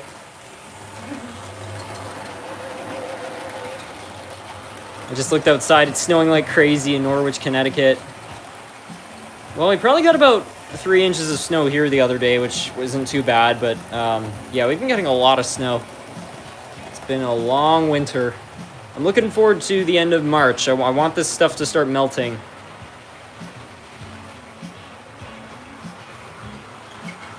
Lack of cats is not good. Adopt a new one today. I don't think I'm going to need to adopt one. The cat distribution system is usually pretty good at sending everybody a cat. Like, almost every cat I've had in my life hasn't been selected. It just shows up. Just kind of, I don't know. I feel like that's just... when somebody wants a dog, they go and look for a dog. I don't think people really go out looking for cats. I think they just kind of just show up in people's lives.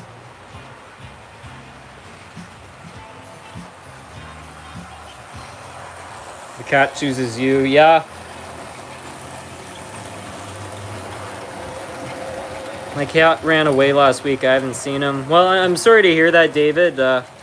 Hopefully he's okay, though. I remember one time Nerf Cat ran away for 3 days, and it was through a snowstorm and a cold snap. It was minus 20 Celsius out, and we were really worried that, you know, he was gone. Anyway, at the end of 3 days, he shows up, and he doesn't even seem, like, disheveled or anything. He's perfect, which doesn't make any sense. So my guess is that the day he ran away, he must have gone over to, like, a neighbor's house, and they said, "Oh, honey, look at this poor stray cat. It's so cold outside. We better let him in." And they kept him in for 3 days, because, yeah, we don't know how he's fine. But hopefully it's a similar situation, and the cat will find its way back home.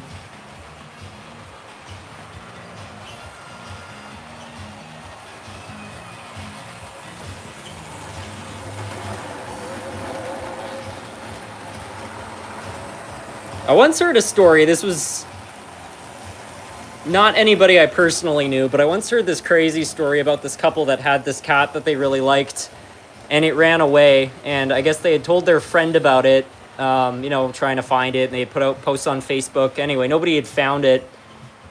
This one night, one of their friends is a mile away from their house, walking home at 2 a.m. from a bar, and he sees this cat in a woodpile and recognizes it as their cat.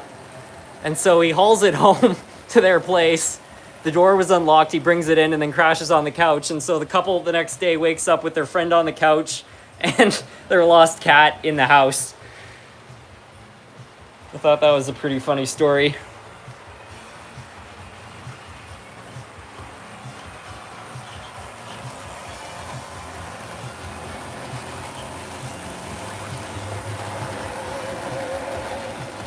Drop 4,000 on the Lionel Vision line. Big boy. It will give you so much aura. It's tempting to buy one of those, but I don't even think I have wide enough track to run it.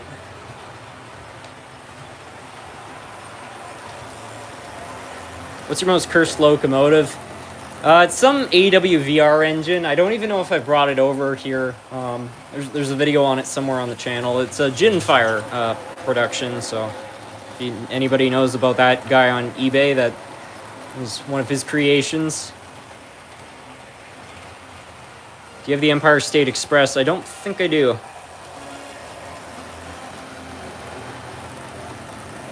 Buy Maynard's track, you can get 72 radius curves for $2 a piece. That's pretty good. I wonder what the closest Maynards would be to me, because... they don't have them in Canada, but maybe they do in, like, New York State.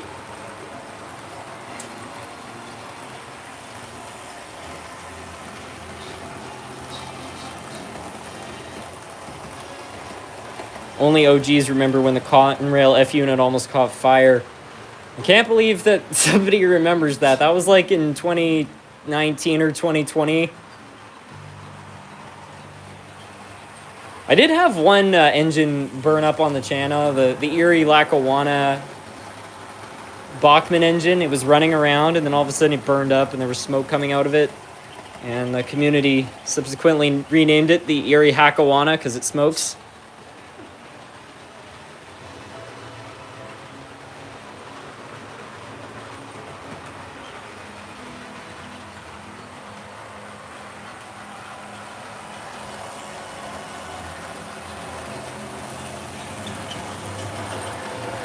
You need 72 radius curves for the vision line. What is your dream model train? Rivarossi Hiawatha with Hunter Green.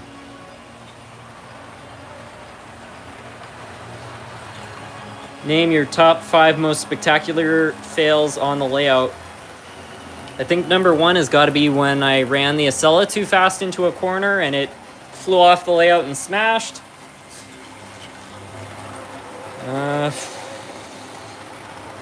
Nothing else is coming to mind, but if somebody took all the things that have happened, you know, with derailments and stuff on these live streams, they could probably make a compilation that's like an hour long. There's some kid who made a SMT fail compilation, I'd say about 5 years ago. That was pretty funny.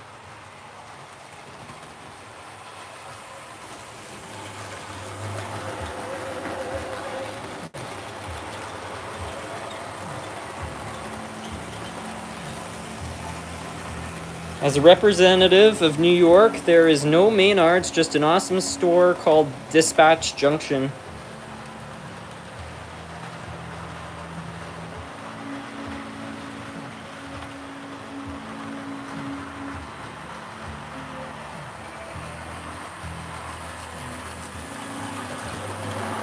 I remember when you put a sparkler on rail cars years ago. That was a New Year's celebration. That was great.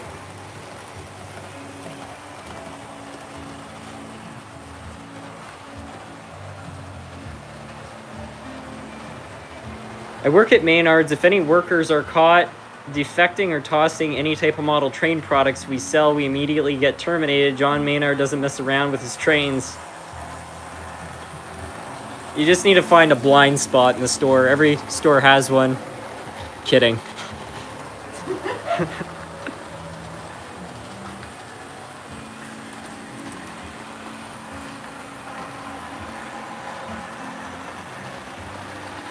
Have you seen Heist Out of Context? Yeah, I've seen that video.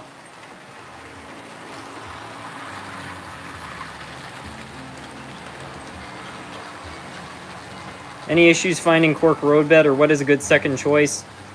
Yeah, I've had a lot of problems finding cork roadbed. I've been able to find it as used, like, well, not used, but new old stock on eBay, but I don't know what's going on. I don't know if Midwest Cork is having supply chain issues or if they're just no longer in production, but I find a lot of hobby shops are out of stock. But a good alternative option is you can actually buy the cork, which you use as a floor underlay. Now, you have to cut it yourself, but I think I'm going to do a video on that because recently somebody was talking about their experience doing so.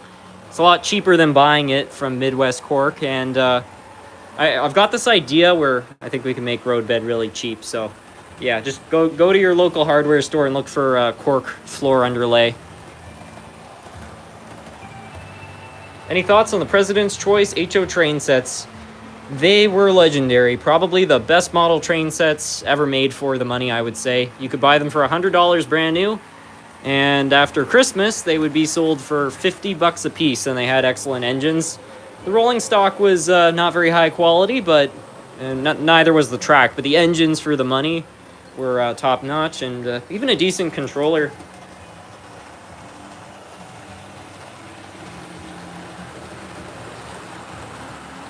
Did you watch the Olympic hockey game this morning? I didn't watch it myself, but I do know about the results. Congratulations to the States on that.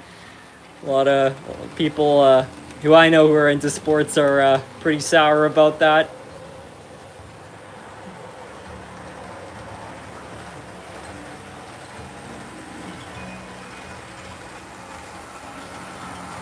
Favorite locomotive outside of North America? I think for Japan it would probably be the Shinkansen. Something shorted, I think. I don't even know if it's derailed. I think it was just a momentary... Oh, no. It is still shorted. That's weird. Let's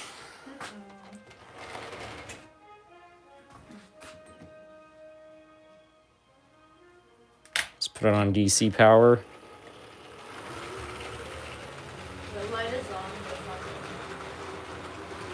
not Yeah, I don't know what's going on here.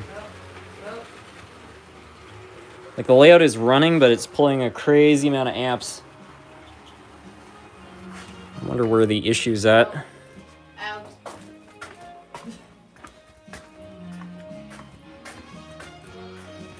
Let's try narrowing down some problems here. Houston, we have a problem. Yeah, that's right.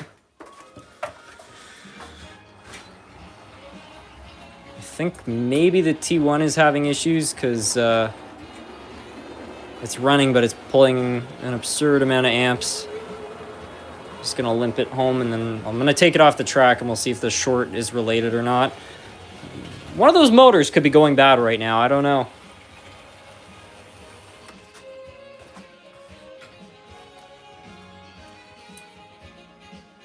I don't smell any burning, so I don't think it's the engine. Let's see. Yeah, the layout is still... Oh, no, it's the trolley. Oh. What? Yeah, it's burning. Uh-oh. Oh, no. Whoops. That's not good, Scooby. Smells like burning, too. I wonder... It's a drive that's smoking. Whew. Do we kill it? Smells. Nope, it was just derailed. That can burn? Do you just derail? Yep. Little oopsies. Yeah, of course, my go-to is always to blame the engine from the 60s because it's like older technology and everything, a lot of short circuit potential, and instead it's the Bachmann. Gremlins, yeah. Of course, it derails in a spot where it's like hard to see too.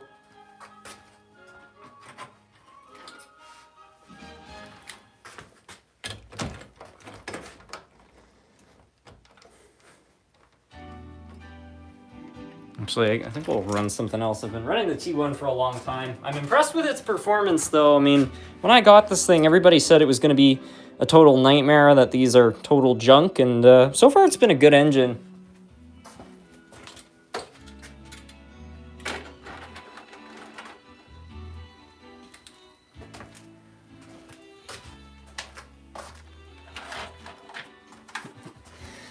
Speaking of junk...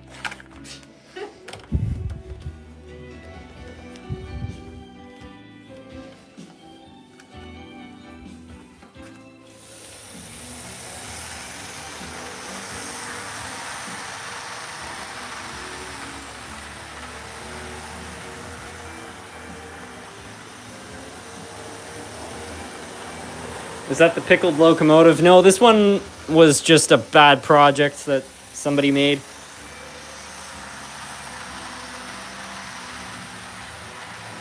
You probably heard, but they finally opened the Ellington Crosstown LRT after 15 years. Wow.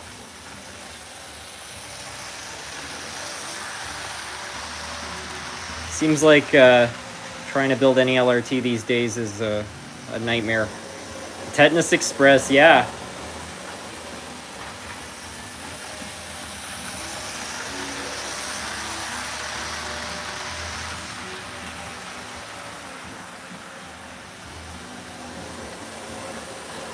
Brio, which makes wooden toy trains, released a Shinkansen E5. It's ugly. It looks like a deformed turd painted teal, pink, and white. Well, I mean, it's a Brio product. I wouldn't expect it to exactly be #1 in terms of realism.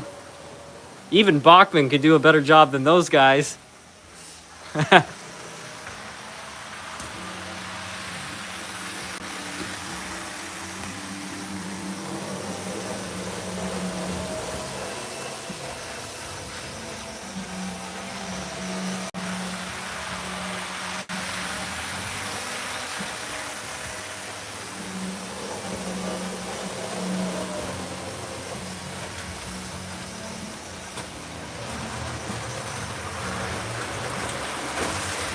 crap.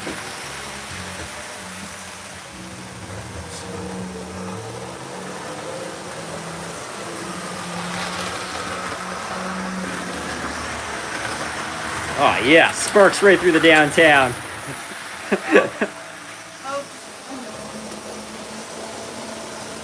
To be fair, to Bachmann, their models tend to look great, just performance left something to be desired. Yeah, I agree with that. This live stream is full of derailments. It's just like a real railroad.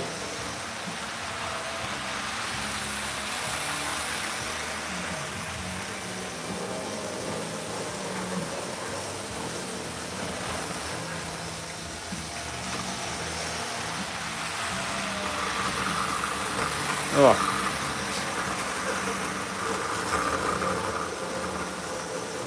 Got one of those couplers that doesn't open up. There we go. I think that's also derailed. The car actually re-rail itself? It did, nice.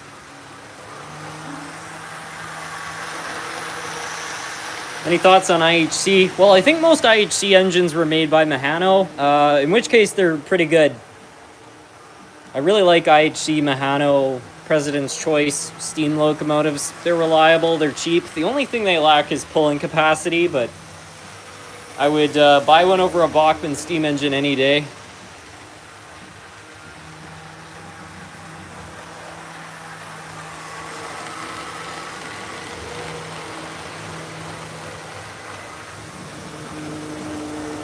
Knowing my luck, you probably own the Holy Grail, the AHM Arcade. I've never heard of the AHM Arcade.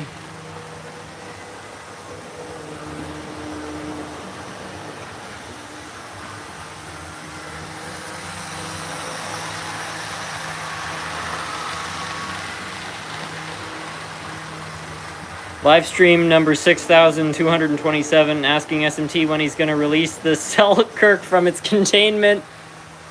I need to do that video. I know I've been saying it for months, but yeah, I genuinely want to unbox that engine. It's just that every week something else in terms of video production ends up happening, and so it just gets pushed down the road.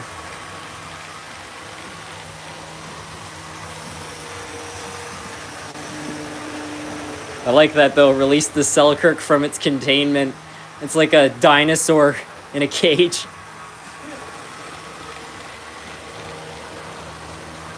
The Selkirk, well, yeah, it's been a year. I went to a train museum with my friend Liam, and we saw a Selkirk, and I was so blown away by it that I was like, I think I want to own one. So I went on eBay, and sure enough, there was one for sale.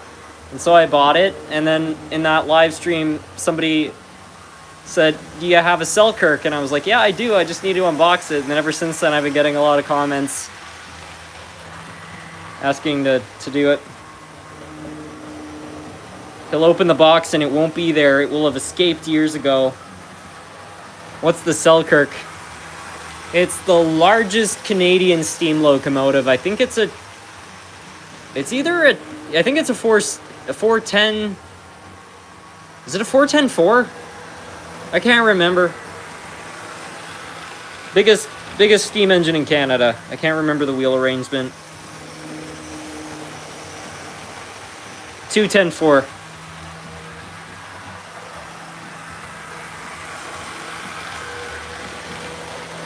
Also known as a Texas type in America.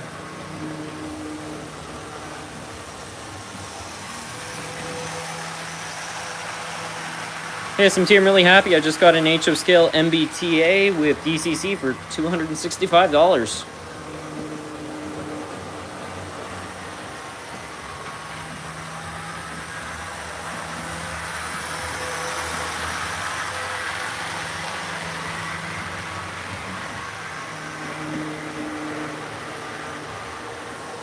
My grandfather worked for Canadian Pacific, and he gave me some souvenirs like a Canadian Pacific hat.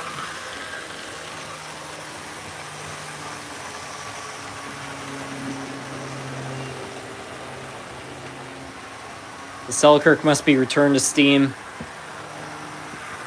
I would be surprised if it ever will be, but I would love to see a Selkirk running again. I mean, there's a lot of Canadian steam engines that I think would be, you know, wonderful to see under power once again.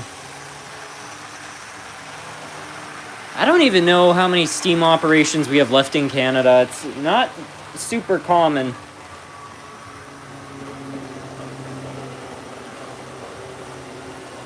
Wouldn't be too hard as well, because in the province of Quebec, we actually don't have the boiler regulations that the rest of the world follows. Well, not the rest of the world, but most of North America follows. So in Ontario, and I think in all of the United States, you know, the boiler has to be certified every 20 years. In Quebec, you don't need to do that. You just need insurance.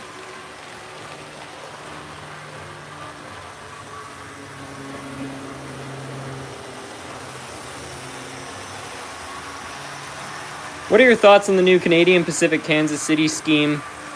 I like it. I find it looks a lot like the locomotive, the rear engine from Unstoppable. It's very simplistic. I think they could add more detail to it, like make it look a bit more exciting, but I feel like the amount of hate it's getting is a little bit more than it deserves.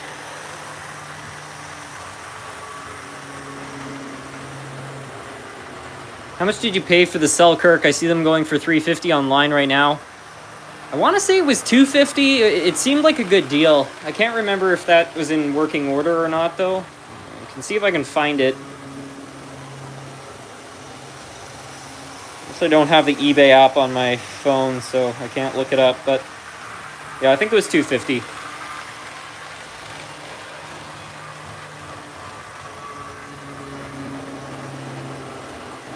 The steam engine next to the road, does it run? It needs to be rebuilt. Have you heard of the Gemini jets? I can't say I have.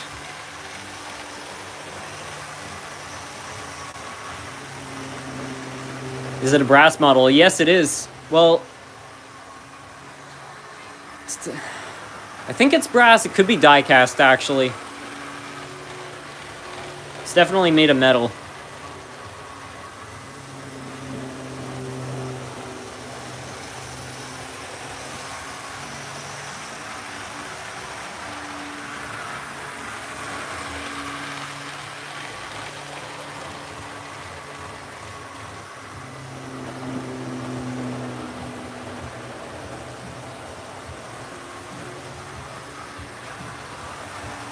Can you please run the Blue Goose or a small steam engine? Yeah, sure.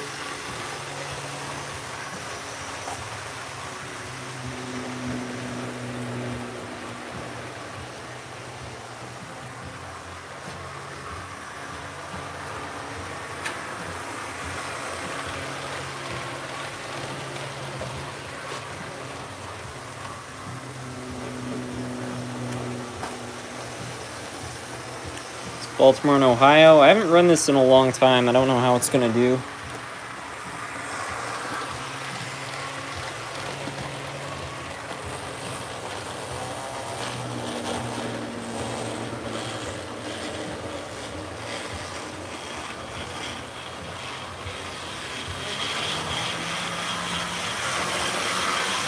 It's not running quite right. Let's see if it hops back into gear here.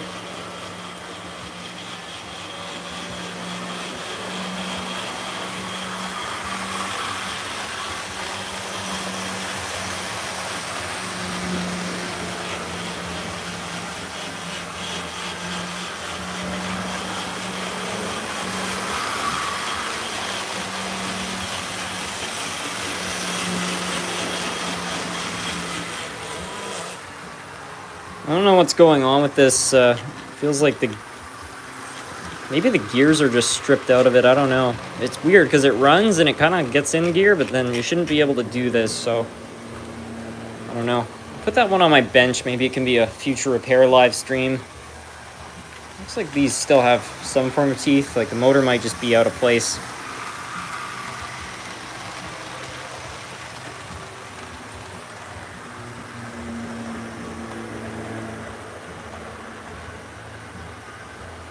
It's a noisy bugger, yeah.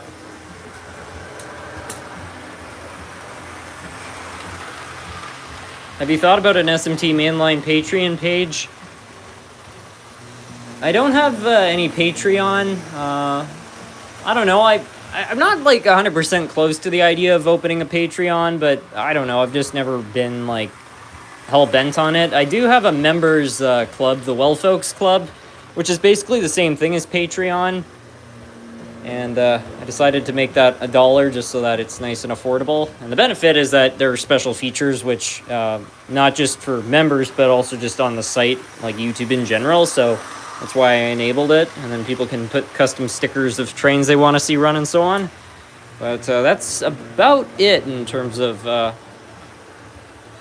sort of like paid subscription stuff.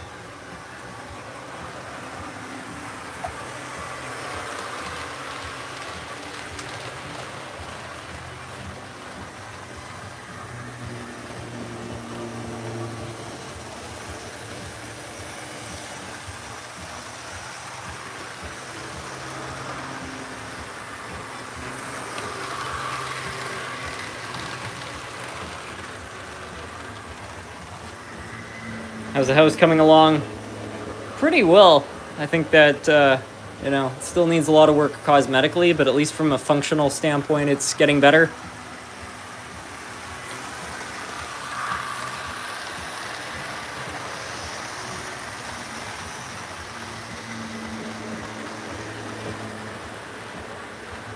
Patreon changed, and it is similar to what you get from the YouTube membership, not worth the extra hassle.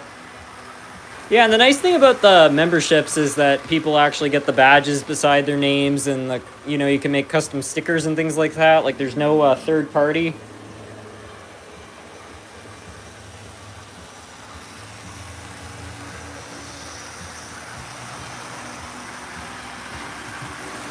It's crazy to see the gearing difference between a modern engine and the older ones. Like, these are both from the 70s to the 90s. This is brand new, and see on the same amount of power just how much quicker the older engines are.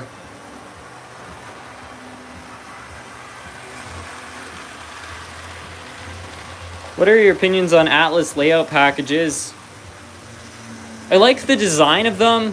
Personally, I wouldn't want to get one because for me, part of the fun is actually coming up with your own design and customizing it. And I know you could modify one of those kits, but I really think they would be ideal if maybe somebody is a beginner and they just want a layout. They don't want to go through the process of actually designing it. They're not cheap though, I tell you that.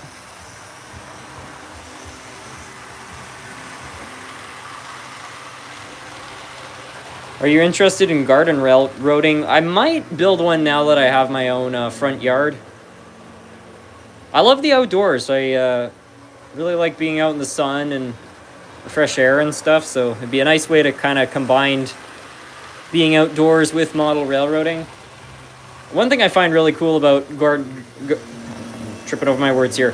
One thing I find really cool about garden railroading is that you actually maintain it like a real railroad. Like, you have to trim the weeds and ballast it if it washes out. You have to do the snow plowing in the winter.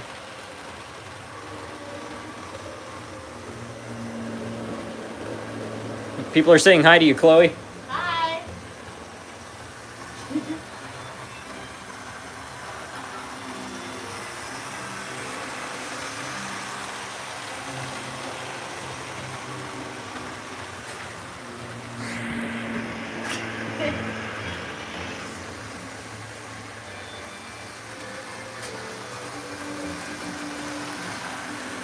What do you think they'll do with 2816?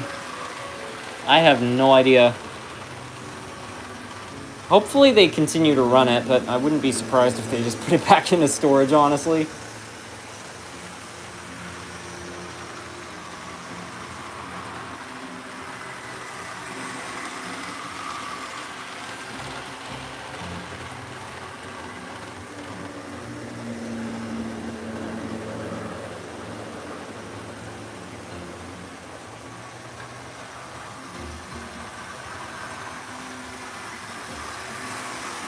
Just want to ask if you're hunting for any Broadway limited locomotives. Not really. Is N-Scale really worth it? I would say it is if you have a limited amount of space. I wouldn't go with a scale smaller than N scale, and I'm sure there's a couple people out there that model only Z scale or something that might be kind of insulted to hear that. I'm not trying to insult anyone, but to me, N scale is still a pretty mainstream scale. Like, you're going to be able to find specific things if you want a specific engine or a specific piece of rolling stock, and the price is not too bad. Whereas with Z scale, I think trying to find stuff is going to be a lot harder. But I do see the benefits of N scale. Like, if you are living in an apartment or you only have like a limited amount of space, there's definitely something to be said for it. Why does the train emoji kind of look like an Amtrak P42? I don't really know.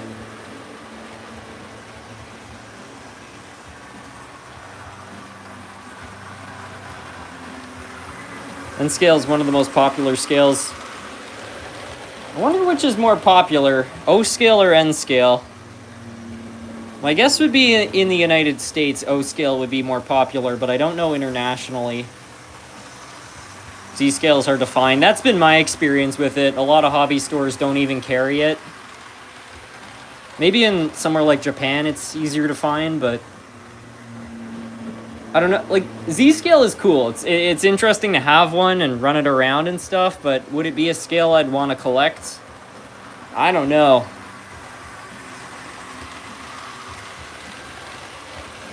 I remember a couple years ago I actually saw a T scale layout, and I mean, it was amazing. They had this elaborate setup on like this much space, but the trains are so small you can hardly see them. At that point, you should just buy like a layout, form a layout with foam and just pour some ants on it, have those run around. It will kind of give you the same experience for a lot less money.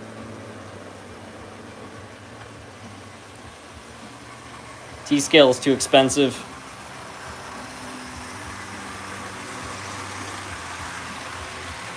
HO is easier to fix. HO is easier to fix. O-scale stuff is very easy to fix, especially like post-war. They're a dream to work on. You can probably fix most O-scale post-war stuff with like a screwdriver. Like, you don't even need fancy tools.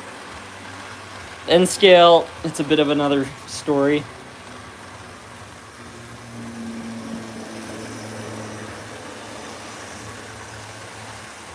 Imagine an ant farm on a model railroad. Attack of the Killer Ants.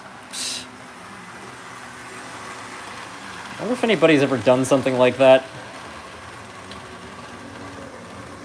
If you could like isolate the ants in some kind of a terrarium, you could build them like a little village, like have buildings for them, stuff, and have this like city, and then just have the train operating on the outside.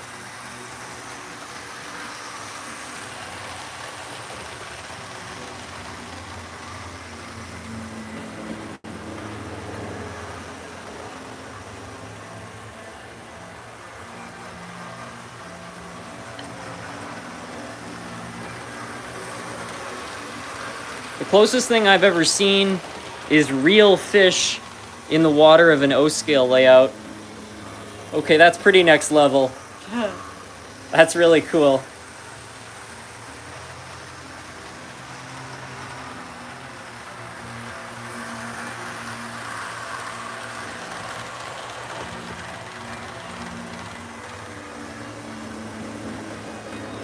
I've seen Katzen's big spiders. I've had both of those on my layout. There's a lot of spiders down here. Drives Chloe crazy. I don't really mind the spiders, honestly. I just leave them be. I don't mind them as long as they're not that close to me. As long as the spiders are not on me, I'm fine having them down here. I've got like a full ecosystem where the spiders down here are probably eating all the other bad bugs, so, it kind of works out.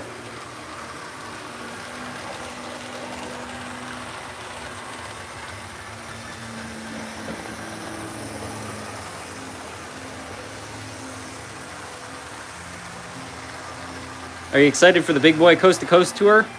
I sure am. I'm hoping that it goes through a state that's fairly close to the Canadian border. That way I can actually see it. Maybe if it's around Maine, I can plan something.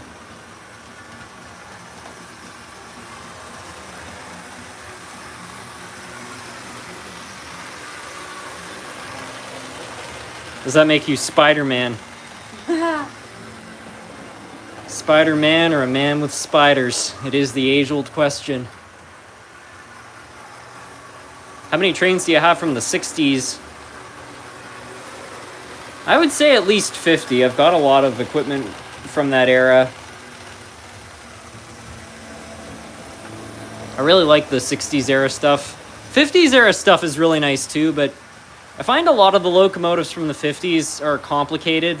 Like, they've got a lot of finicky little parts and things like that. I find by the 60s they had simplified a lot of designs. And then the 70s is where I find a lot of manufacturers kind of went one of two ways.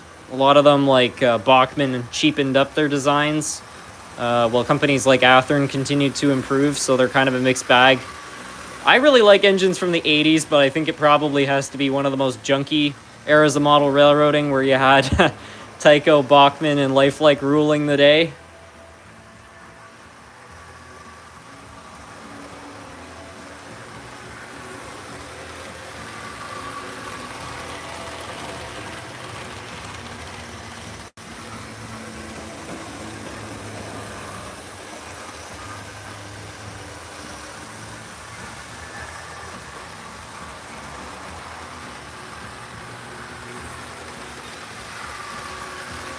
Rapido is making HO and N-scale CTA elevated cars. Well, that should be exciting to see. For the longest time, I had the idea of running model trains through a plastic tube in a fish tank. I don't know how I'd be able to insulate it, though. Yeah, that'd be tricky.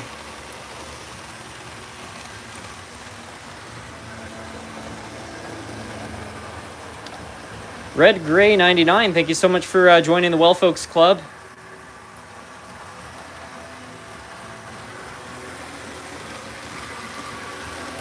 Does your town have a name? Yeah, it's called Dunderville.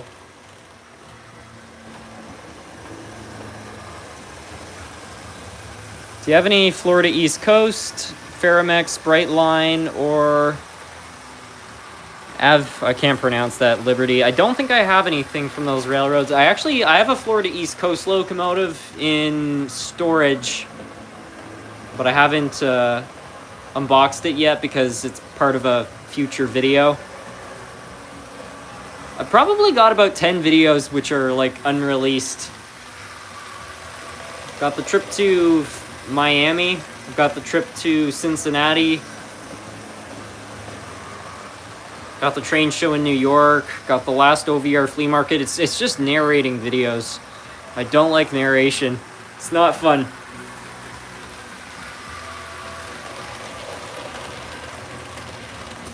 It's weird how Bachmann USA and Bachmann Europe are so different even though they're the same company. Well, I mean, that can happen when you have a company that has divisions with different groups of people.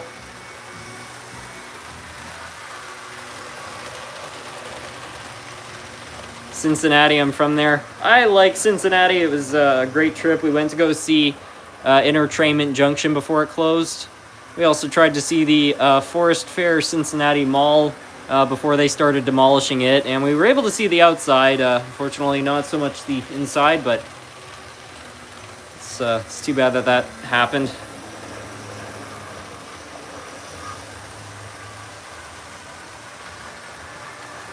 It's funny when people buy old vehicles with low miles, not thinking that the gaskets and seals are drier than a popcorn fart.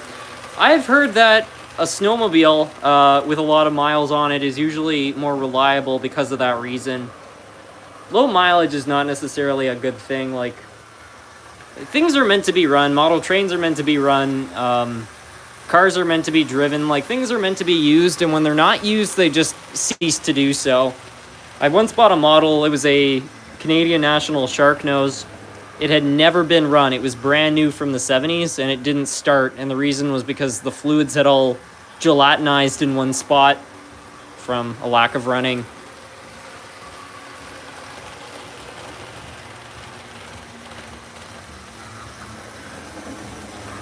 Very nostalgic for that mall. I went there a couple of years ago. It had 2 stores left. One was a gym. Yeah, they had a few miscellaneous businesses still there. I went there. I did get to see the inside of the mall in 2019. and it was still in pretty good shape. And then, yeah, me and Chloe tried to go back there in January of last year, and unfortunately, it was all closed up. How's your industrial area coming along? No progress at the moment, but I'm hoping in the next 2 weeks to have that underway. I at least want to extend the loop out there and then eventually build the bench work to get the rest of that working.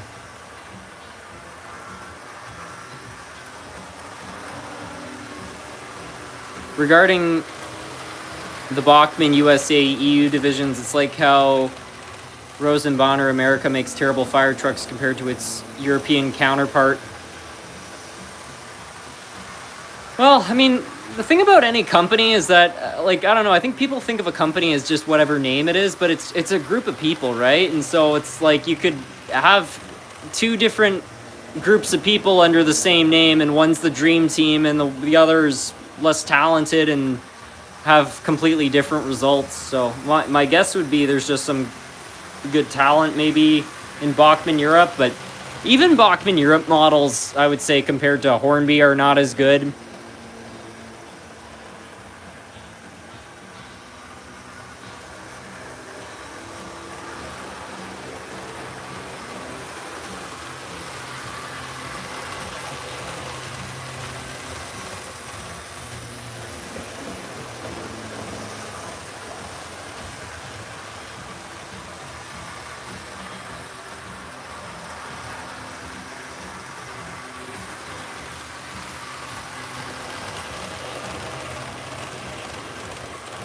When a mall has random businesses like a church, a music store, and other random stuff, you know it's cooked. Usually other businesses would fight for a spot, but not much competition gives opportunities. Well, the Cincinnati Mall was a little bit of a weird case because the guy who had bought it didn't even want it to make money. He just wanted it as a tax write-off for his real estate business. And so, like, it was a mall intended to have 200 stores, and it had like 3 stores, and I'm sure a lot of people would be like, how can you even afford to pay the electric bill? But it didn't matter how it performed. He just wanted to, you know, write it off his taxes and then sell it, which is exactly what happened. But it's too bad because I feel like they could have done something a little bit more exciting with it.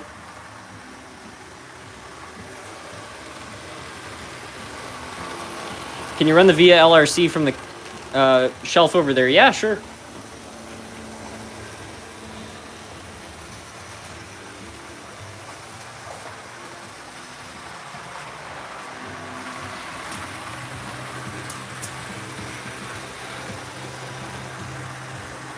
A lot of malls in California have been going under lately. It's kind of sad. Yeah, I hope some shopping malls can make it going into the future. They're very nostalgic places for me. Like when I was a kid, my mom was working for a major cosmetic manufacturer, and so like I spent a ton of my childhood just walking around the mall with her, and yeah, spent a lot of time with you know, in different malls and stuff. So I find them very nostalgic places.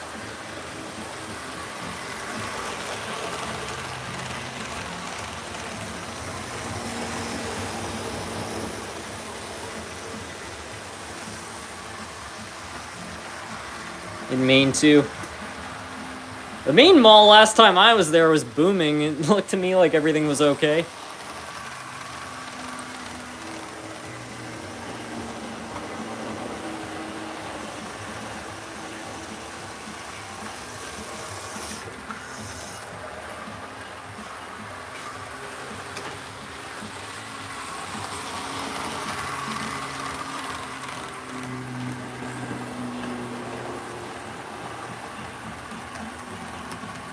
I worked as a security guard at a mall for a year or two during college. I'm sure you got some good stories from that.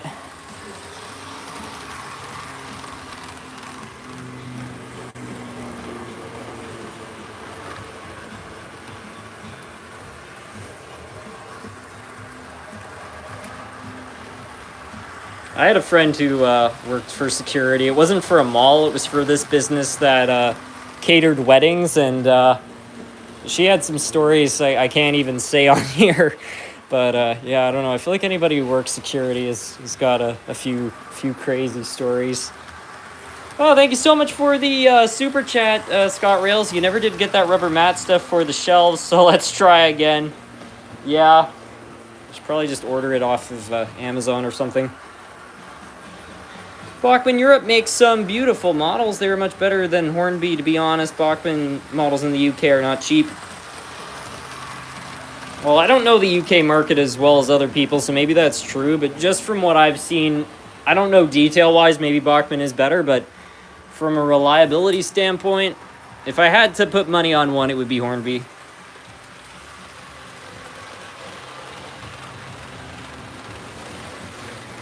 Yeah, thank you so much, Scott Rails, for the super chat.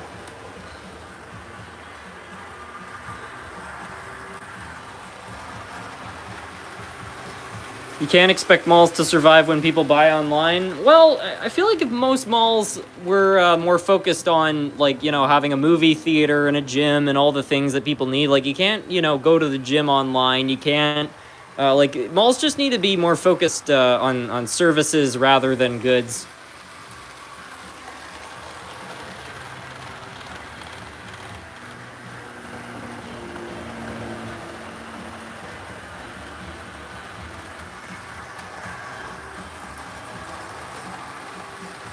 Strip malls are thriving and many are being created. Yeah, exactly.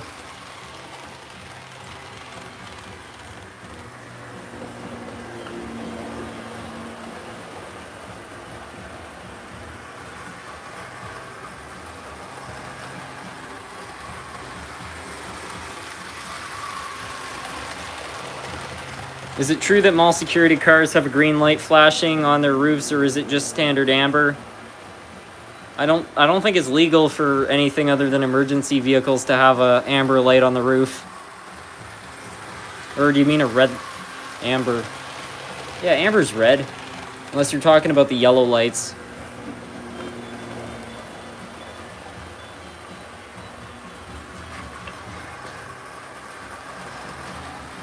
Amber's orange. I always thought it was a dark red.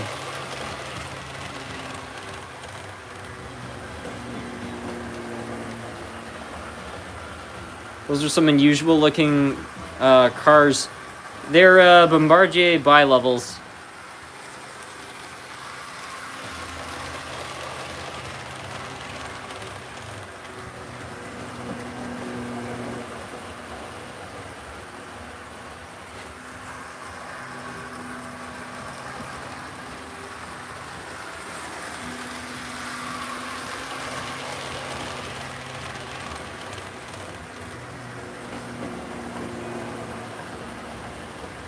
Thank you so much for the super chat, Jersey Bill. Money for the house or a date night. You hear that, Chloe? We're going to McDonald's. Woohoo!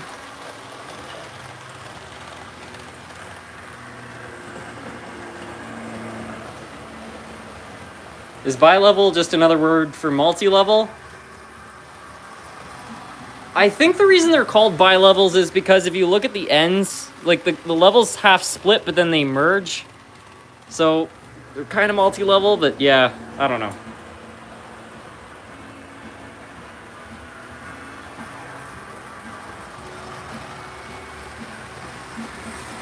How much would 10 US dollars get you at a Canadian McDonald's? Well, at the current exchange rate, which is about 30%, $10 American would be about $13 Canadian. I could probably buy you about 2 Big Macs.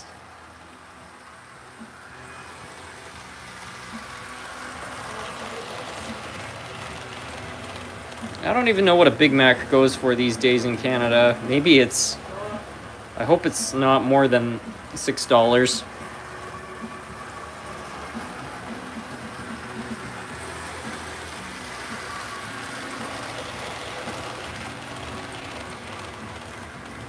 A Big Mac in Canada generally costs $9.99 Canadian. What? Including a fries and drink, the cost is $15. Oh no. That's terrible.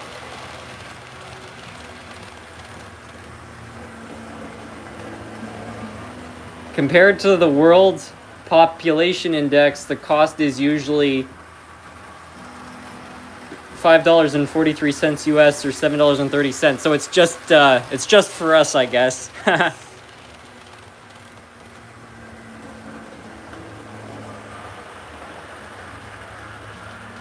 Hot take, McDonald's is mid. I said it. I don't like McDonald's, sue me. Yeah, McDonald's is okay. It's fine, I don't know. I personally prefer A&W, but I don't hate it.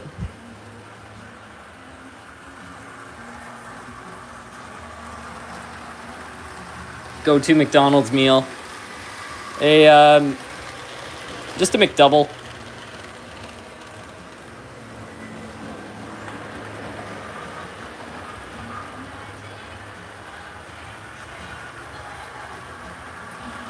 A&W is more expensive too. Hey, 2020 Vision Official, thank you so much for becoming a member of the Well Folks Club for 16 months. That's pretty, pretty good. Fast food is there for convenience, not quality. Yeah.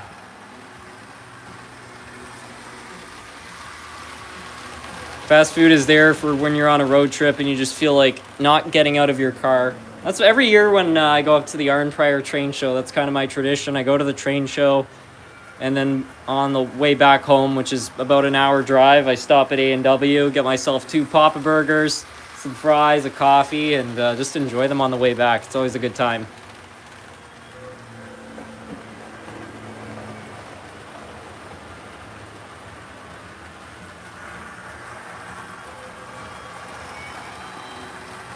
Those Bombardiers are actually tri-levels.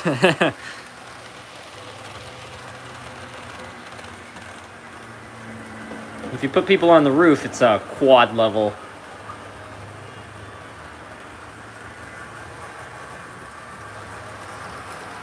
Well, looks like we got yet another super chat. Thank you so much, ONR fan Drew. Really appreciate it with the 10.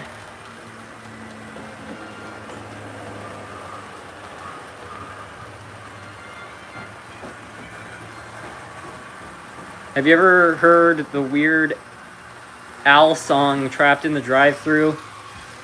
I have heard that one. For some reason, I find it very depressing. I don't know why. I really like Weird Al Yankovic's music, but that one feels like a bit of a fever dream.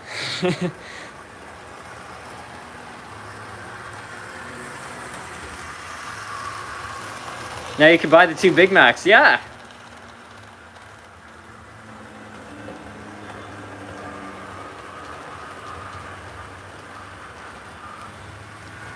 The US has A&W, they're just really rare to see.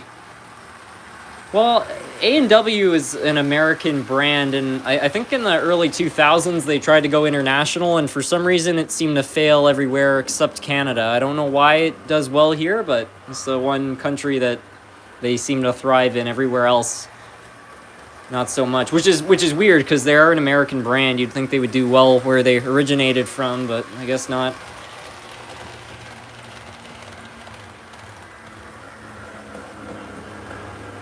And one advantage A&W has here is there's a lot less competition. They don't have Sonic or Shake Shack or all these other burger places.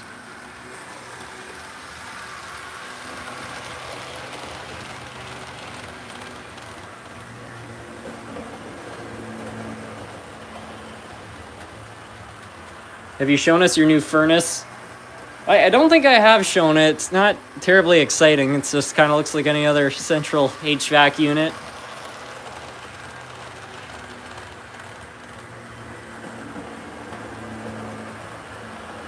Both A&Ws over here closed from bad management. Didn't Target infamously do terrible in Canada? It's funny you say that. Me and my family were actually just talking about that at dinner. Yeah, Target made a lot of mistakes coming here because I've been to Target stores in the US and, you know, they're pretty nice, honestly. It's kind of like a upscale Walmart. But when they came to Canada, they kind of made like a diluted version of themselves. So like the Canadian stores didn't have as much merchandise as the American stores. The prices weren't as good. And another really big mistake they made was taking over former Zeller's store. And Zellers was kind of Canadian equivalent to like Kmart. And so I think taking over stores from a very similar brand that failed was a bad idea. Like they opened too many locations. They should have just opened like 8 of them and made them all nice. But yeah, they really goofed up with that.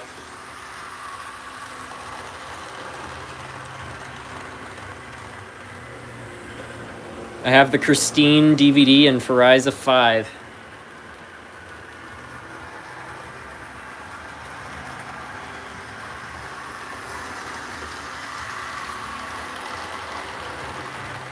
Target did okay in Newfoundland.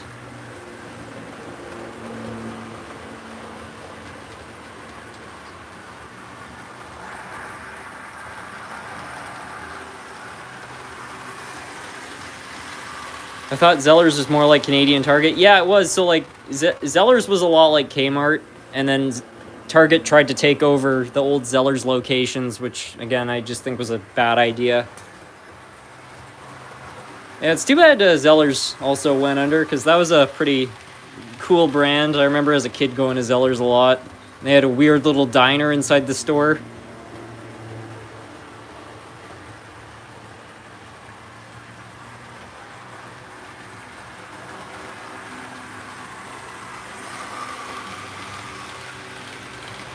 Do you watch Sun Bright Films? He does a lot of videos on abandoned malls and defunct companies. Yeah, I've seen quite a few of his videos.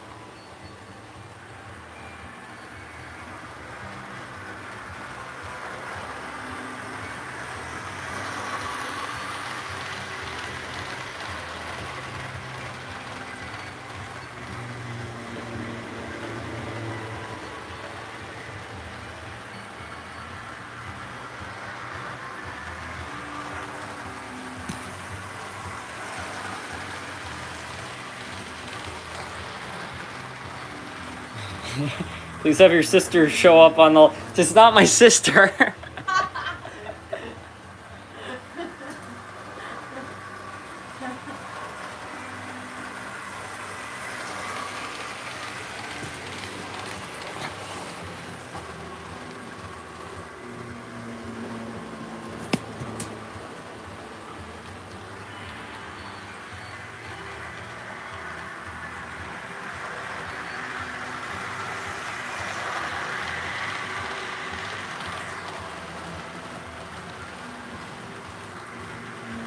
Sister Chloe. It's not Sister Chloe. What? I said it's not Sister Chloe.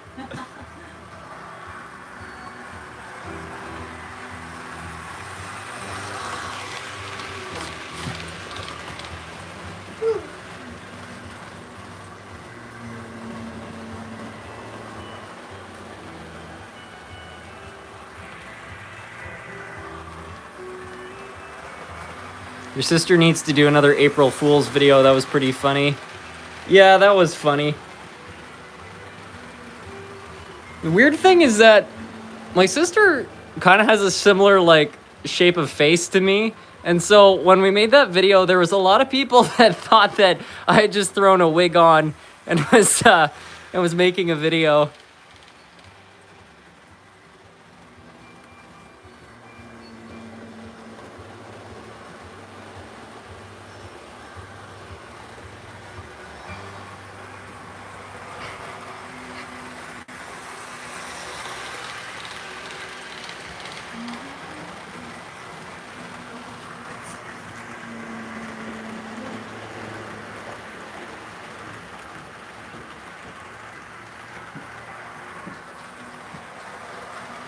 It looked like you with a wig.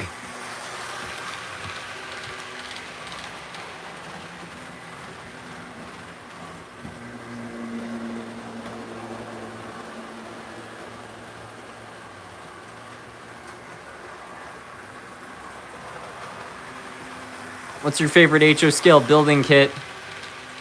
The Walthers City Scene row 5, I think it's called. What did your sister do on April Fool's? Well, this was years ago, but we had this video where she was pretending to be me and basically like was installing traction tires on a locomotive. That was like in 2020. I've never seen SMT and Sam's trains in the same room. Coincidence?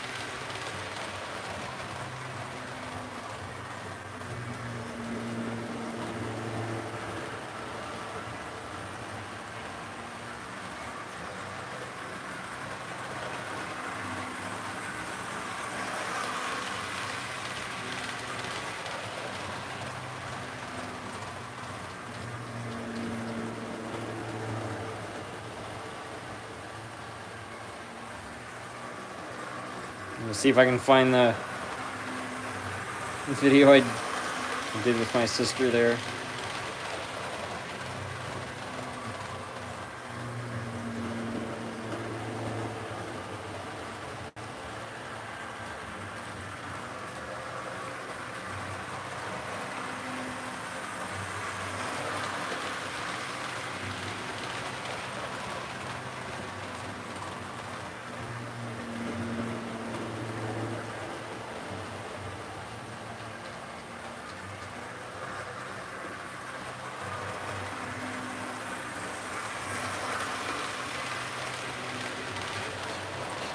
yeah. This was the video years ago in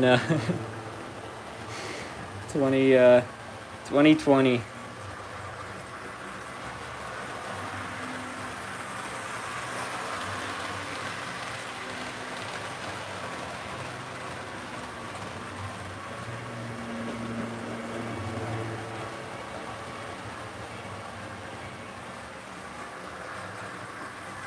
Does anybody remember SMT on the ranch?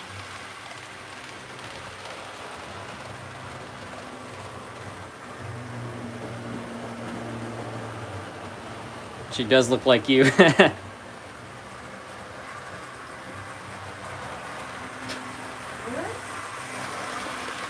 People are talking about how my sister kind of looks a lot like me. It used to drive me crazy when I was a kid because we looked so similar that people thought we were twins, but she's about a year and a half younger than me. So, when I was younger, I always took that as an insult because it was like, hey, I'm older. They'd be like, are you guys twins? It was really funny because my sister went to a private school and I would go there to volunteer sometimes. And I'd be walking around and there would be these people giving me like the strangest looks, and it was her teachers, and they knew I was her brother because we looked so similar. But yeah, I would just get these strange looks and they'd be like, I'm not going to say her name, but are you so-and-so's brother? I'm like, yeah. You guys look exactly alike.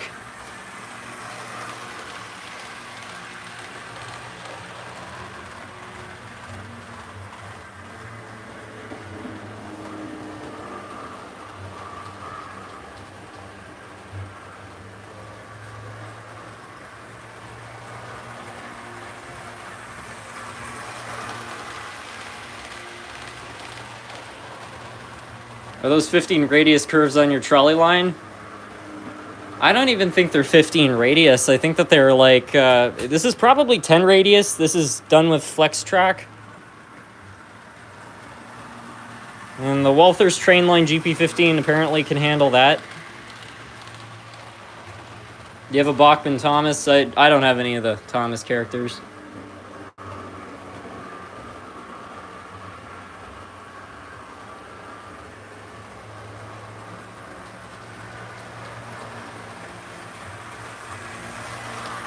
What do you think of the CN turbo train Canadians attempted at high-speed rail back in the 70s? Yeah, we tried it in the 70s and it didn't work, and then in the 80s with the LRC. I like the turbo train. Apparently they were not very reliable. It was an interesting idea, but I don't know how safe they were. My friend Nick has a Rapido model of the train. It's pretty cool to see at shows. Yeah.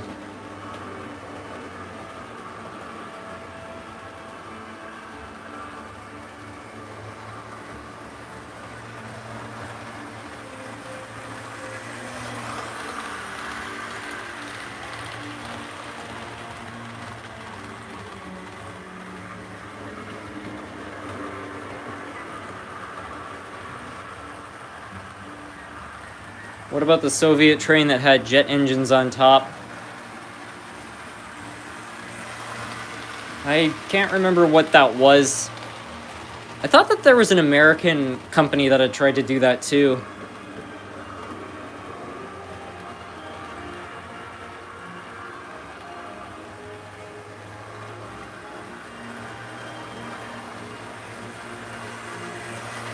The older Rapido turbo wasn't reliable either. I managed to get a full 2 videos of repairing my set. Yeah, I think my friend Nick's turbo is also first generation and it has a lot of issues. Maybe it's a second gen, I can't remember, but he's had to fix some stuff on it.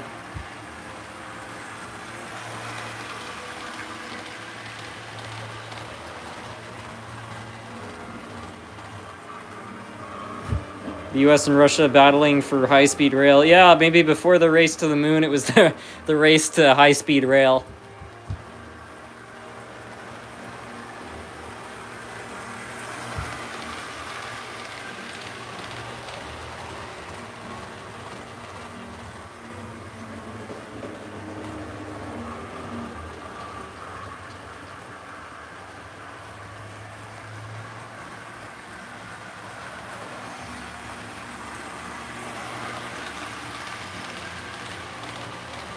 I was just scrolling and found another video of yours. Do you still have the 1956 Revell?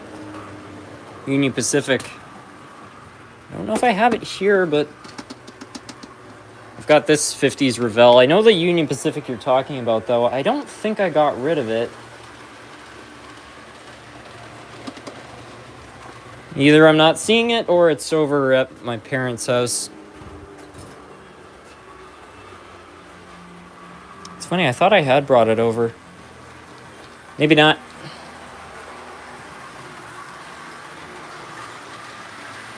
You should get the Bachmann DCC sound and Thomas put a decoder in it.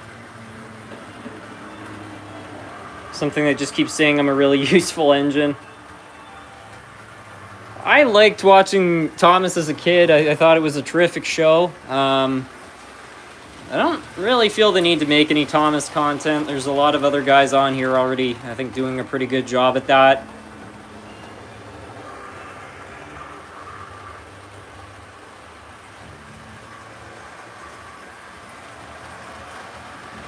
Can you run the full runaway train consist? Yeah, you know, I haven't done that in a while. That's a good idea. I wonder what circuit I should run it on.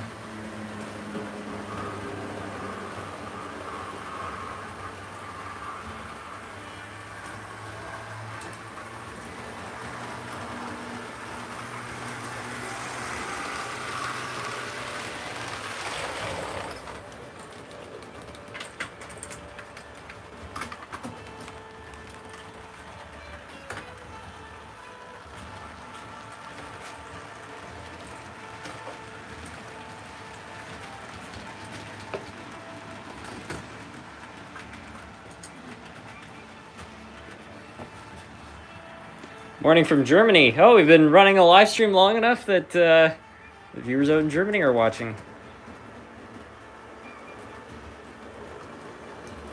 Don't look up Spider Thomas tank engine. They turned him into a villain.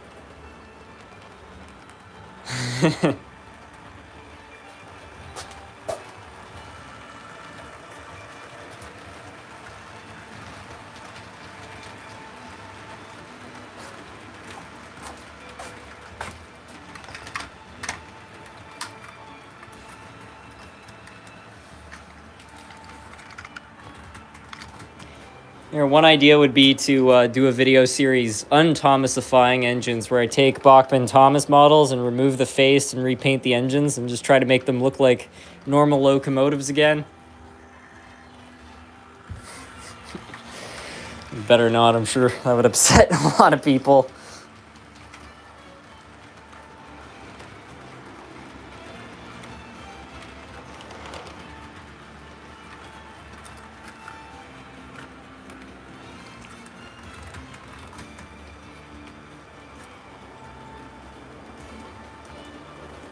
This is probably going to run backwards, isn't it?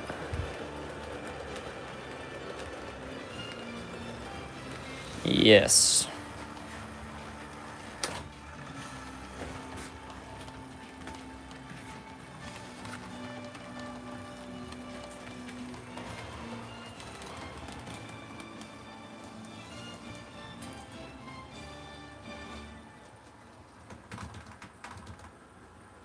They're perfect for the snow we're having at the moment. I've got a good song for snow. Let me put that on in a second.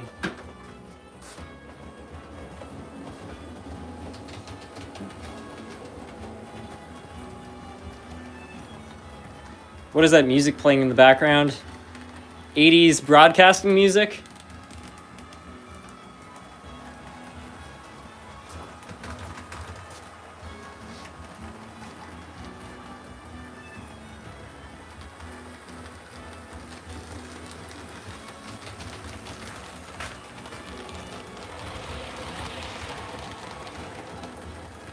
If the song is, it's not Frozen. Song is little creation. Yeah, little creation. Oh, that looks nice.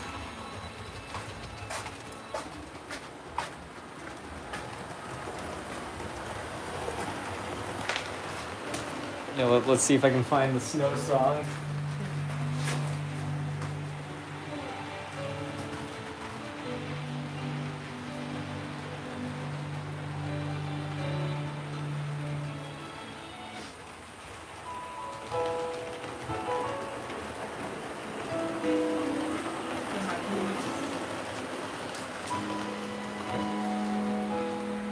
This is a perfect song to run the runaway train contest with. You walk through the silence, the bright side of the show as the sunrise rises. And what do you know? It's been snowing. Yeah, it's snowing.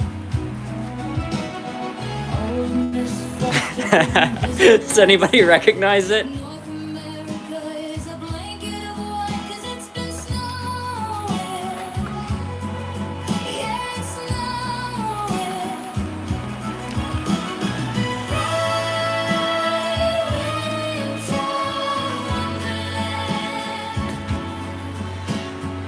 Anyway, enough of that.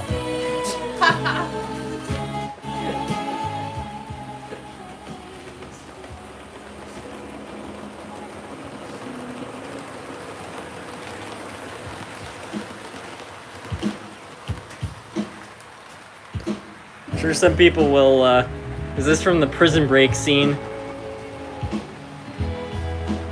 I don't know, I think some people who watch a show we've been discussing on here will know what that was from, but yeah.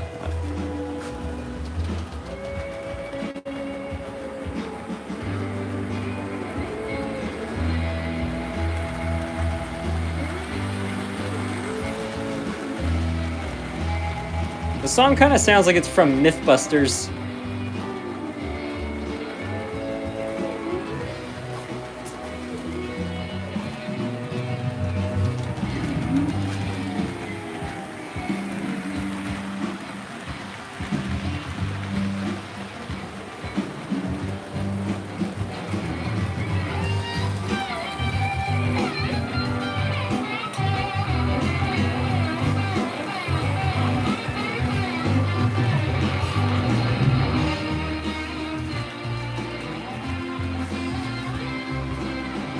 Mythbusters was an amazing show. I loved watching it. They've pretty much uploaded the entire series on YouTube, which is pretty nice. They did a couple episodes which involved model trains too. I dig this though. I like it, yeah. But I can hear the narrator behind this song being like, "Who are the Mythbusters? The myth says that if you drop ice in a bucket of boiling grease, you'll get 15-foot flames." The tank car, yeah, they did the tank car vacuum test, and but they did a video with a model train. It was, I think, either a theory about things being aerodynamic, or it was a theory about things being aerodynamic and whether or not a train could create enough vacuum running along to pull somebody off the platform.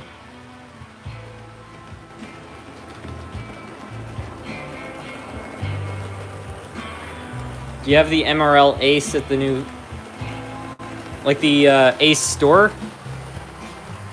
That.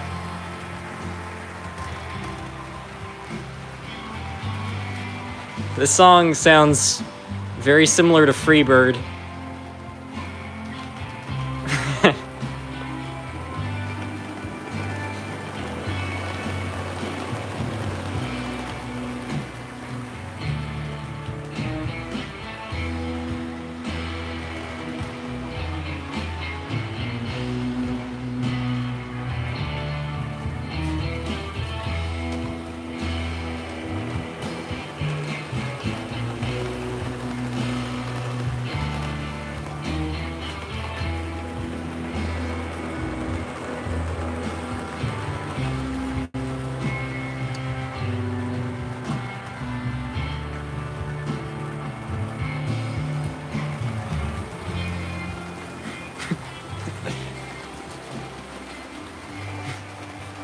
I like this slow pace. It's like that scene. It's like that moment at a concert. And you take out your lighter and you just start going like this.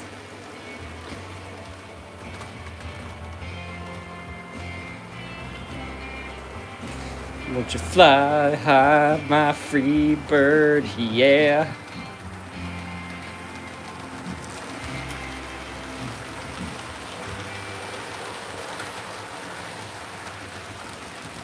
Oh, thanks for becoming a member, Matthew.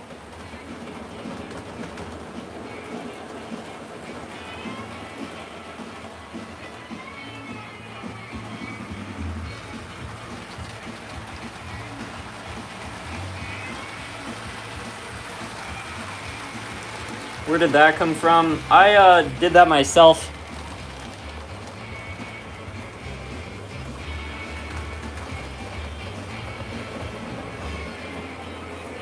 Forrest Gump music.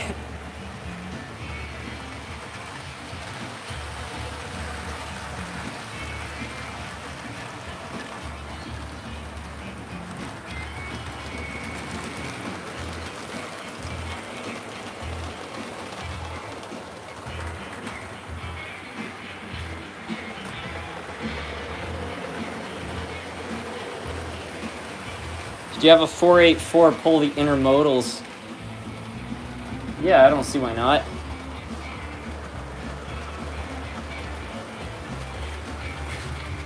This music now sounds kind of like something from Guy Fieri's Flavortown series.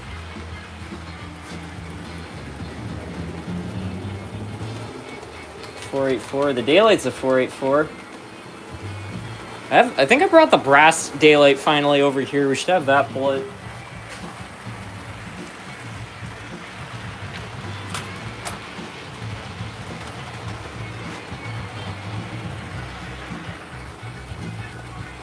Diner, drive-throughs, and dives. Yeah, that's the one.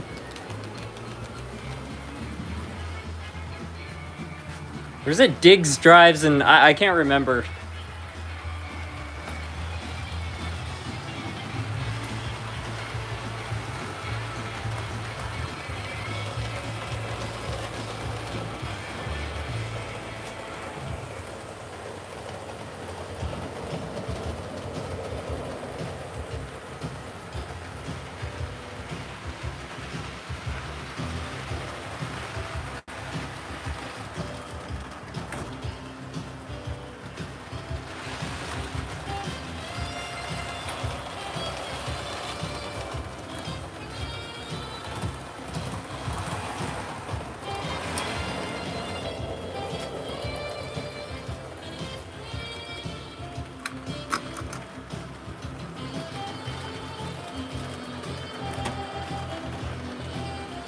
Maybe the intermodals are all derailed.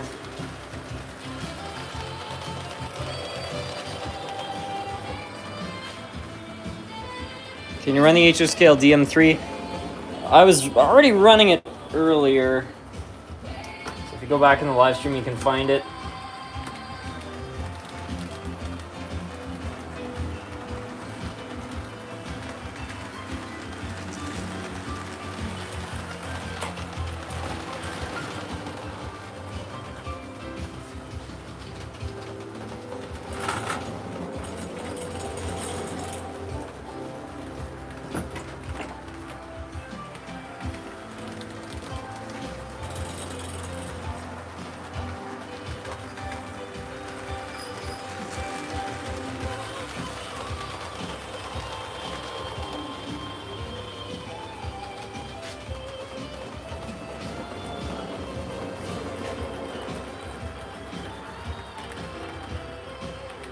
Ironically, think the 80s call waiting music goes hard.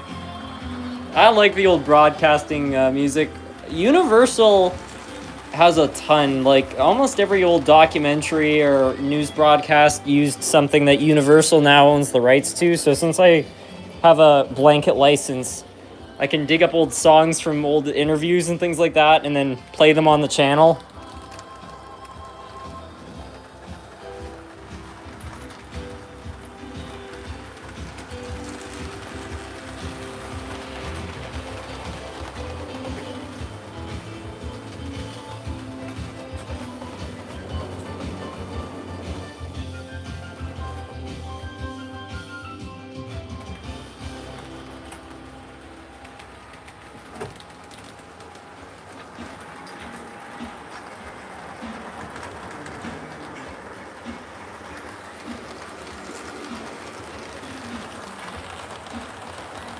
Have you ever seen the show Due South? It's about a Canadian Mountie working as an undercover cop in Chicago.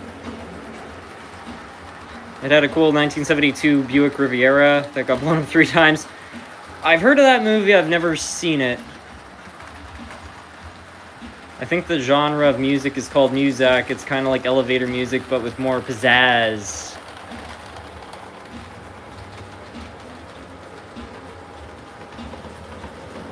What's an 80s song you think needs more attention? In my opinion, it's If You Were a Woman by Bonnie Taylor. An 80s song that I find is way underrated is, it's by Go West. I'm trying to remember the name. It's a song about dreaming. Let me see if I can find it. Go West.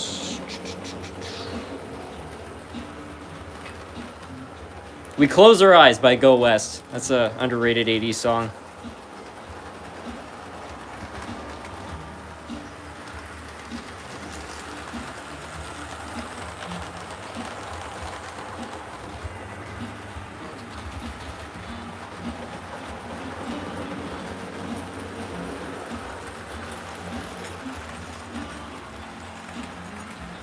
Did you ever watch Top Gear as religiously as Mythbusters? The Top Gear from the 2000s with James May, Jeremy Clarkson, and James May, Jeremy Clarkson. I can't remember all 3 of them, but yeah, the good Top Gear. I did watch a lot of that. I was not a big fan of the reboot. I've seen some of the original Top Gear, like from the 70s and 80s, and it's decent, but yeah, the 2000s era Top Gear was where it was at. Richard Hammond, yeah, that's right.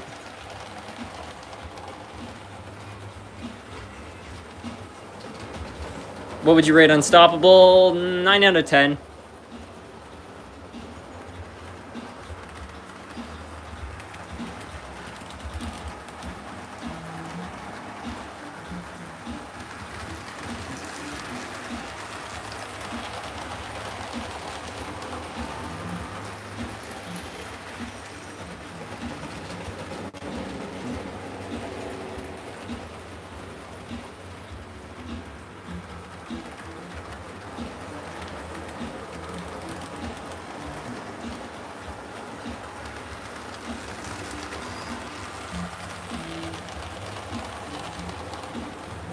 James May also has his own YouTube channel. So James May has made a fair share of model train videos. Of course, he did the Great Train Race, which was, I think, 5 miles long or something like that.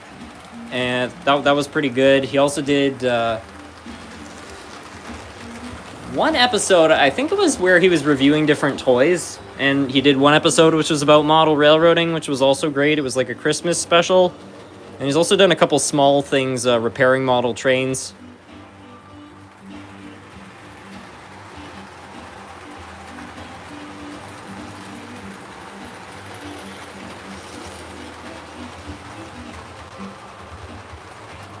Just going to grab a charger because I'm finding a lot of these live streams I tend to not plug in the phone quick enough and it goes out.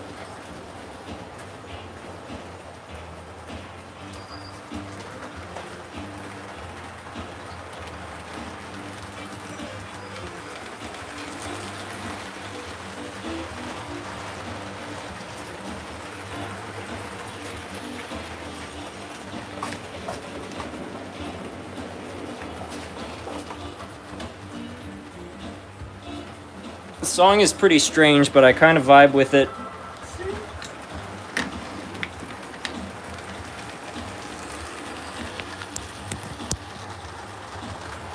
No, the phone wasn't even that low on battery. That's great.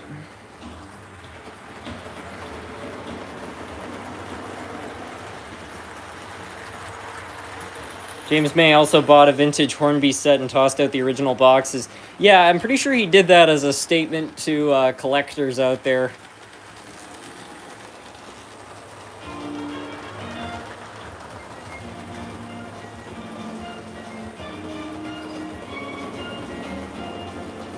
The locomotives look like they're racing. Yeah, it's Tough Guys in 1986 versus Runaway Train in 1985. It's funny how two major train movies were released like a year apart from each other.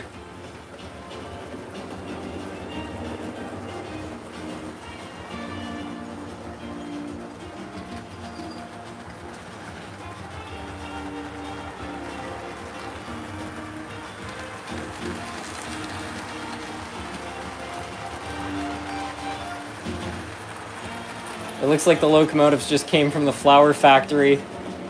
Yeah.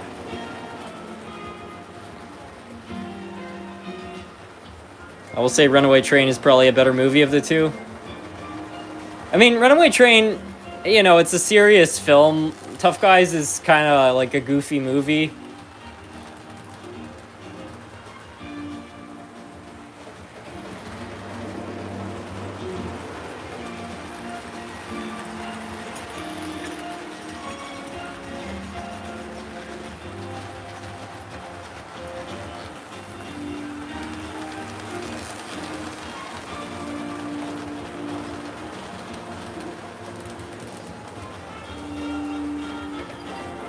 Have you seen the YouTube video where the Amtrak Superliner versus the Amtrak Talago? Yeah, I was watching that video back in like 2007-8 on my dad's old Windows machine. I loved that video. I still do. It's good piece of content.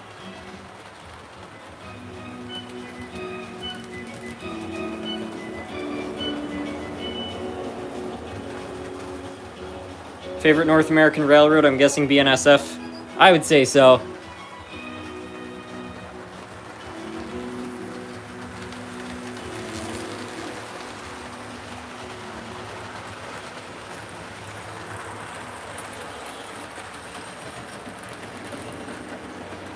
I should do another locomotive collection video. Yeah.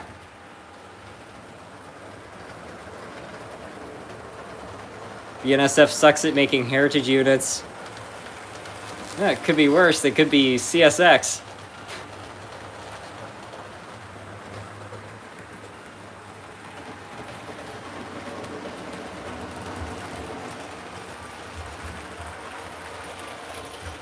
They don't make heritage units. Yeah, exactly.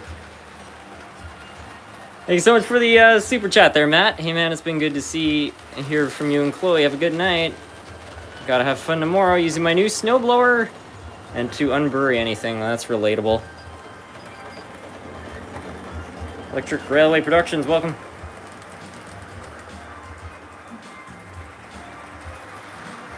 CSX, where we only celebrate 75% of the heritage.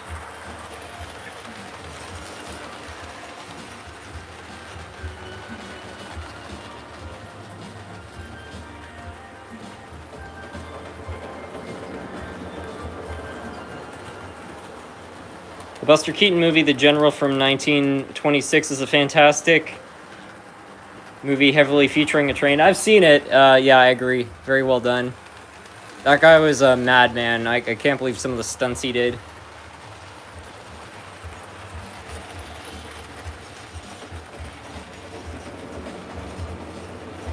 I've been here a few hours. You answered me a few times. I'm sorry, I didn't notice.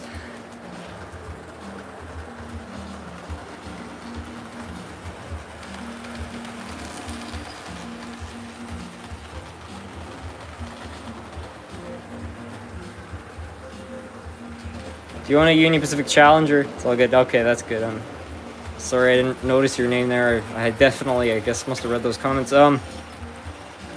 This gave me an idea. Maybe do a train race video, but this time the consist is 1 baggage car, 1 passenger coach, 1 box car, 1 tank car, 1 flat car, 1 hopper, gondola, center beam car, and a caboose.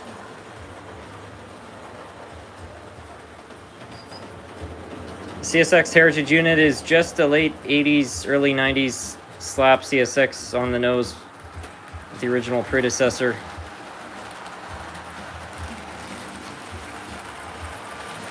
Well, it's probably why they've been having problems with people repainting their locomotives to look like chassis system engines or other railroads. I really wonder if it's disgruntled staff repainting the engines.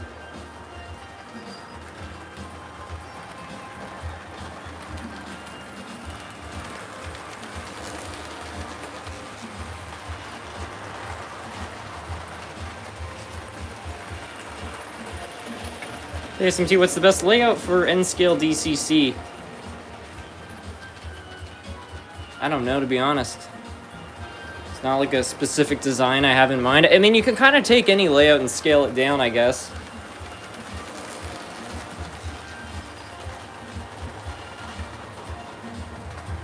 I used to have a Union Pacific GS4. Huh.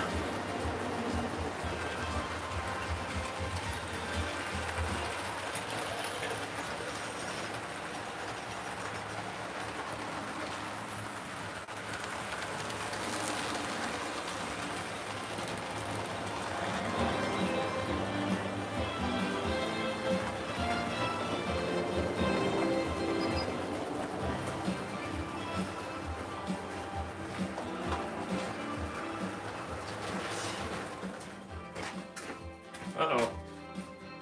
What's shorted?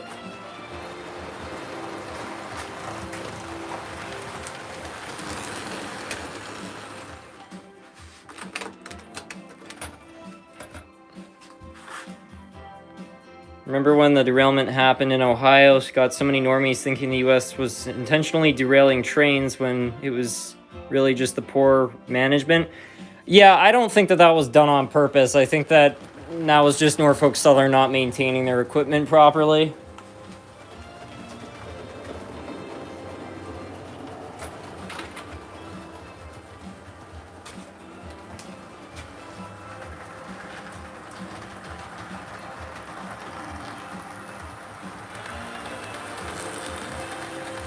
Are your N-scale trains set up at all? I've got the N-scale layout over here, but it's not that good in terms of operations at the moment.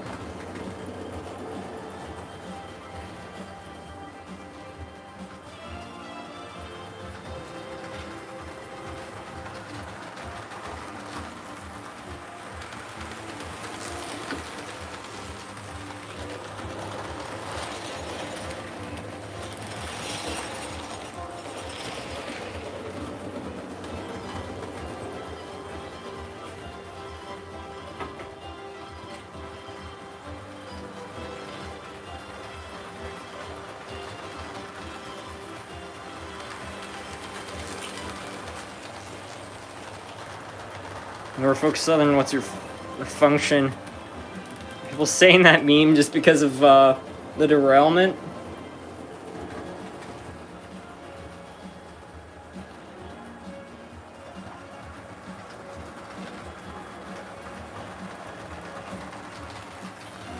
Have you heard of the Spain derailments? Not recently. I remember when I was in high school, there was that high-speed train that derailed, but that's the only thing I can think of.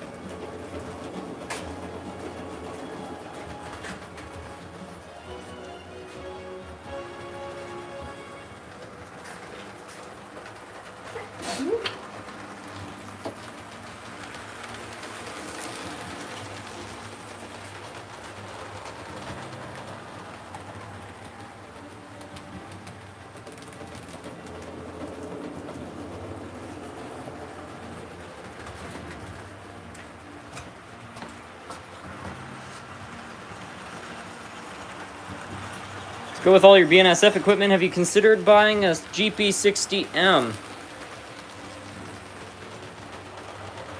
Maybe so. I don't know. I would have to look it up.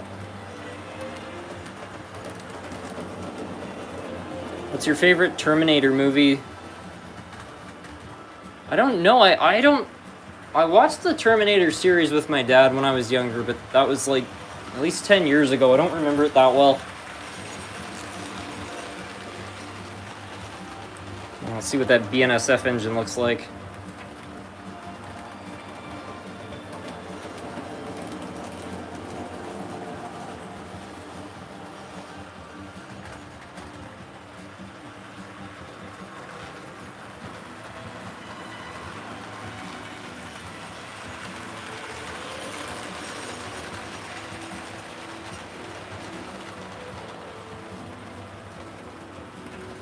Oh yeah, I'd buy one of those. Oh, it's sweet.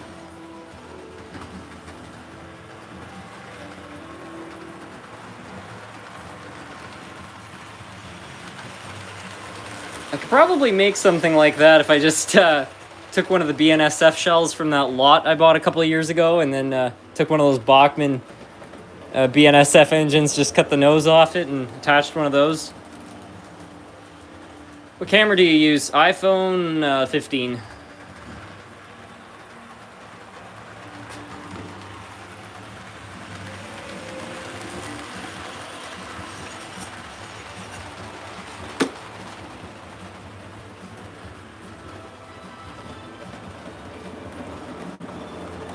Sawwood Owls, I don't know anything about that. I don't have any comment.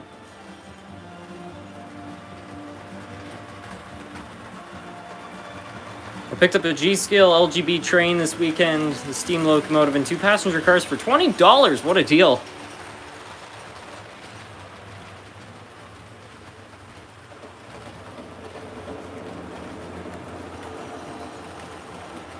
How do you earn XP in chat?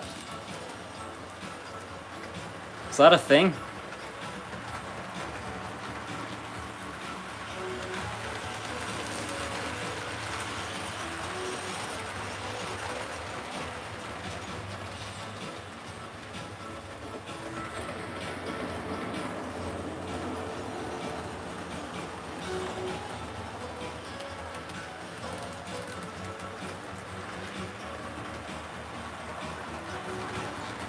This is interesting because the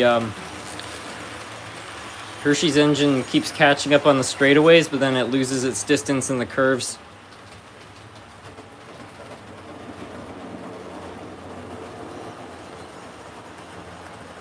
Speaking of owls, are there any birds you particularly like? Crows.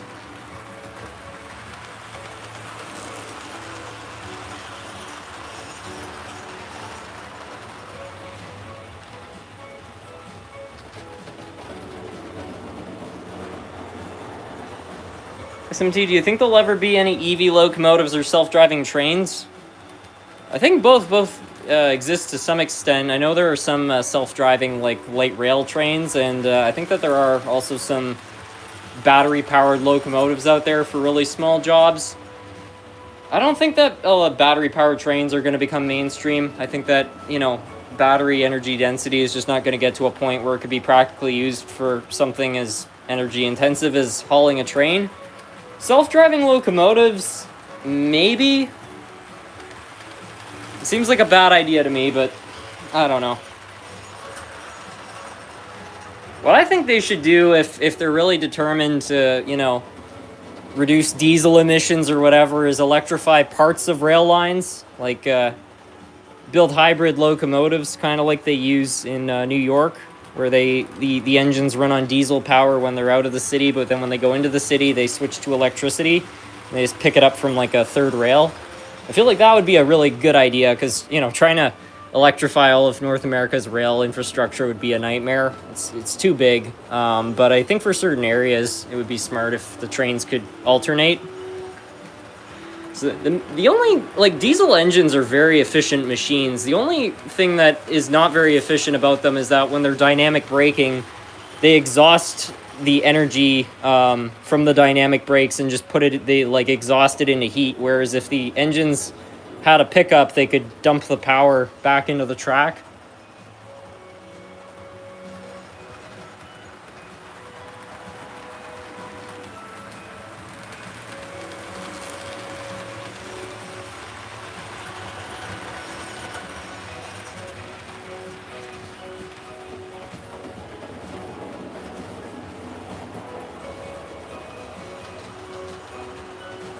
Or a battery. I don't know. I like batteries for like small, underpowered things, but I just don't know if for like large machines, if batteries are a good idea.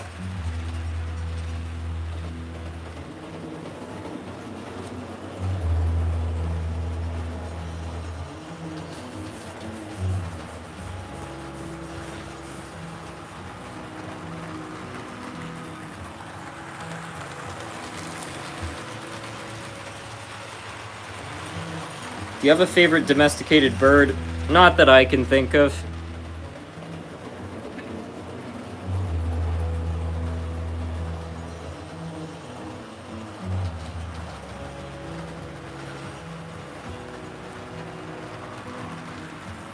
Have all three and use the battery for emergencies. That's a good idea.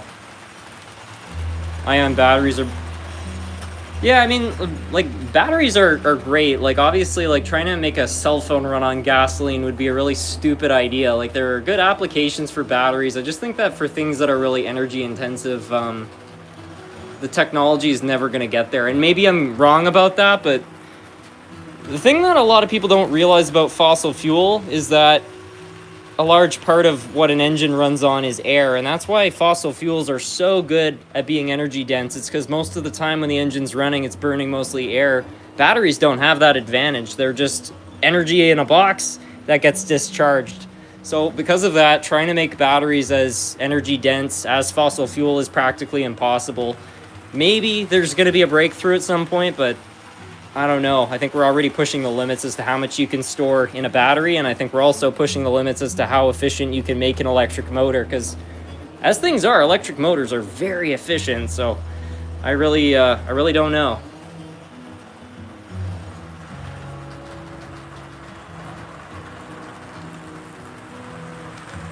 I have so much inspiration from your videos. Keep up the work. Well, thank you.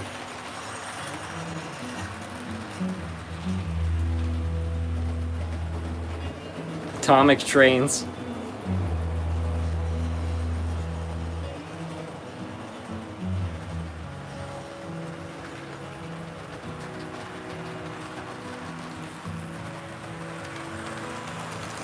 Electric motors have very good low-end torque.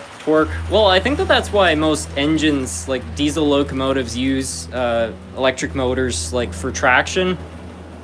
Got good low-end torque. They're very efficient. I mean, a diesel locomotive kind of combines the best of both worlds, where you have the energy density of a diesel engine and a lot of the efficiency of electric.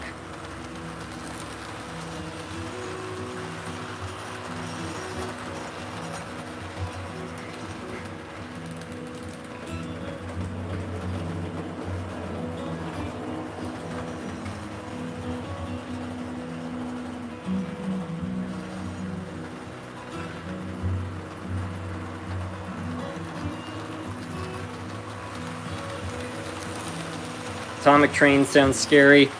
I think they tried to make those in Russia back in the 50s or something. I think there's a good reason they never became a thing.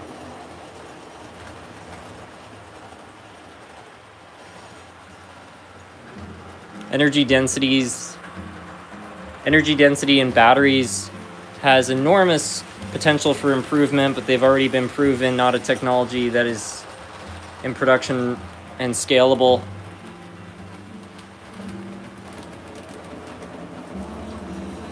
We'll see.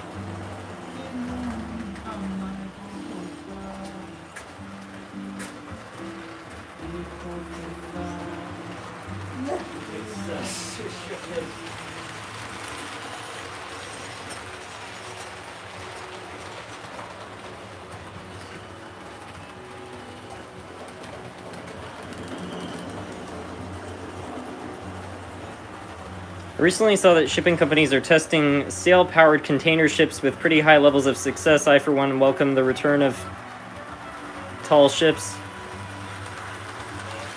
It's a good idea.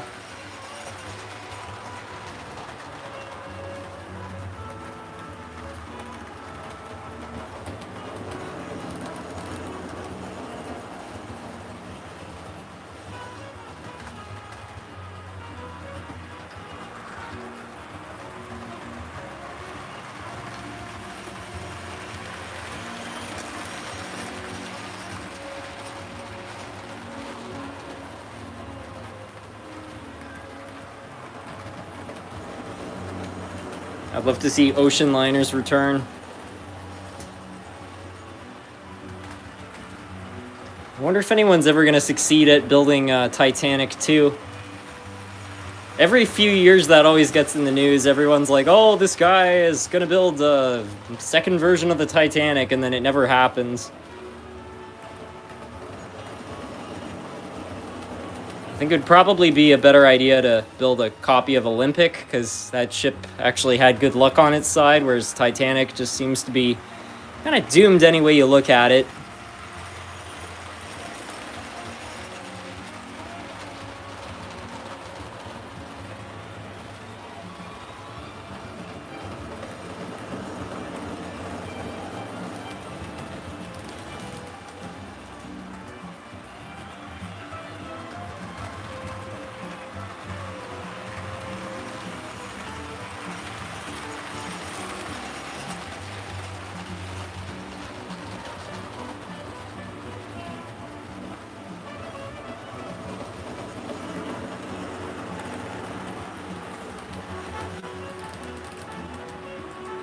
Watching in the morning from Titanic.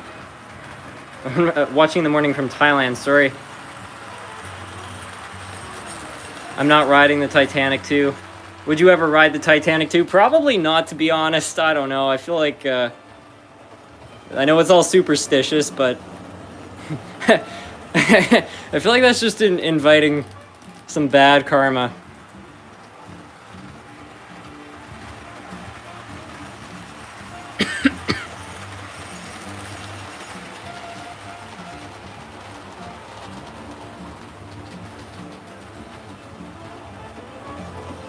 If they built a second Olympic, I would probably go on that, but Titanic 2.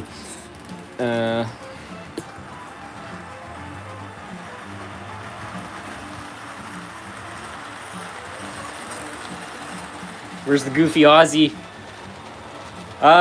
Mav doesn't live here. He's my sister's dog, but I was looking after him over the weekend, which was fun.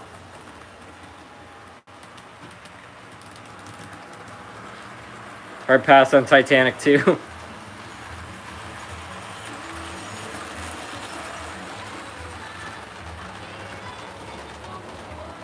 The Olympic was the boat that they sunk. They switched the boats. I don't believe that theory, to be honest. The Titanic and the Olympic both had physical differences, and the Titanic was also underinsured, so I just don't see what the benefit... Plus, they would have to get all this... I don't know. That whole theory has never made sense to me.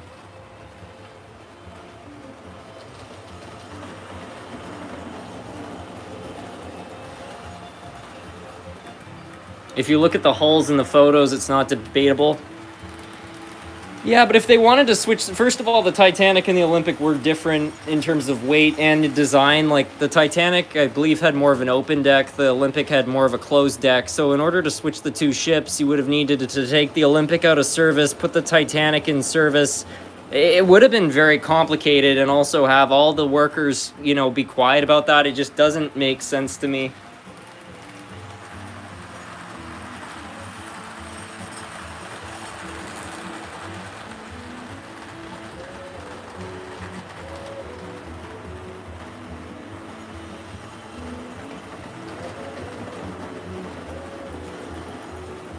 Have you ever looked at the Titanic's younger sister ship, Britannic? I've seen photos of Britannic.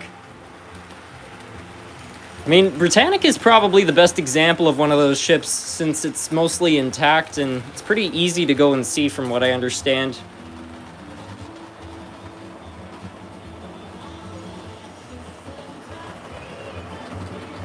The way to tell them apart is the Olympic's promenade deck was open the entire way through, but the Titanic and the Britannic, it was enclosed because the passengers deck as much as they thought.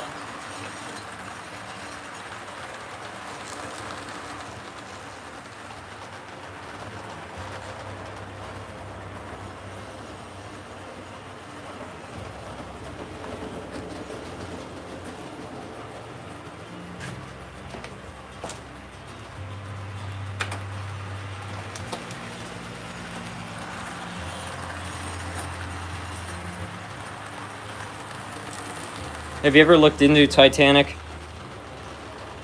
When I was younger, I went through a phase where I was obsessed with the Titanic, and I got a bunch of books on it and stuff. I learned a lot about it back then, but it's kind of where my interest in it ended.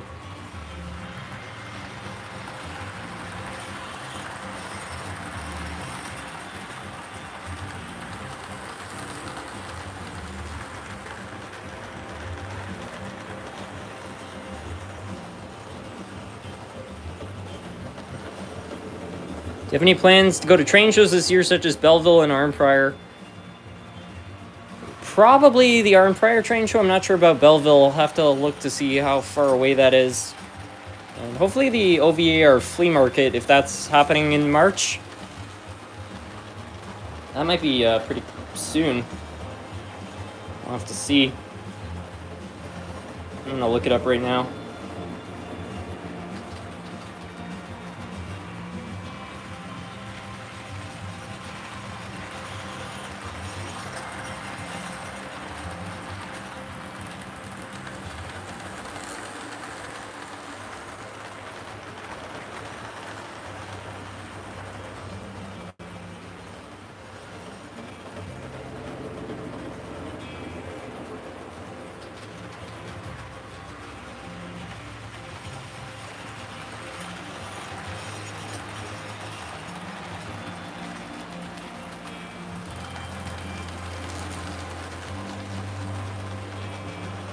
I wonder if maybe the OVAR flea market is not happening this year.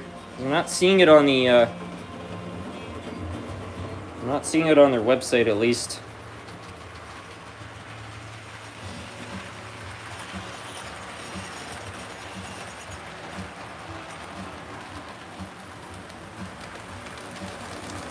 I'll have to look. I had that Titanic phase. I also had a stint of being obsessed with natural disasters, specifically tornadoes. Yeah, these things are fascinating. The thing about, like, I don't know, learning about the Titanic, though, is, like, you can only learn, like, so much about it, and then it just starts to become kind of repetitive. Like, I don't know, there's less and less you can dig up on it, I find, that you don't already know.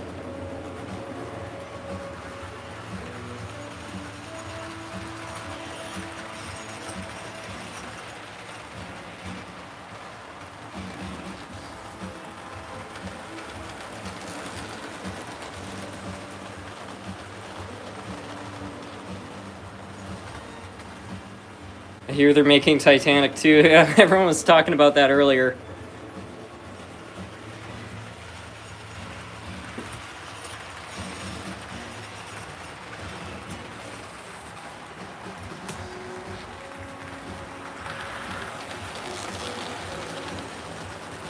Thank you for joining the Well Folks Club, Daniel Peters. Just like listing off species of sharks. Remember when I was about 15 years old, I was paddleboarding in Maine, and I saw this massive fish go under the board. Like, it looked huge, like, 5-6 feet long, and I was like, that's weird. And I was paddling past this guy on a kayak, and he's like, did you see the shark? And I was like, no. He was like, it was about 5 feet long, and I was like, I did see it.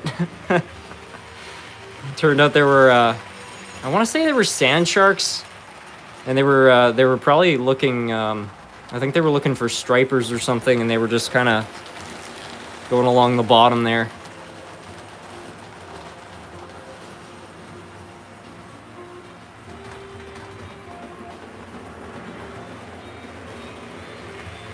There's a movie from the 70s called Ray's Titanic, which is actually good. I think it came out in the 80s, but yeah, I've seen that movie. It was good. Or Sand Sharks Dangerous. I can't remember if it was Sand Sharks. I want to say it was. But they're pretty docile. They're, you know, I wouldn't mess with them. I wouldn't, like, jump in the water with them, but they're not, like, vicious.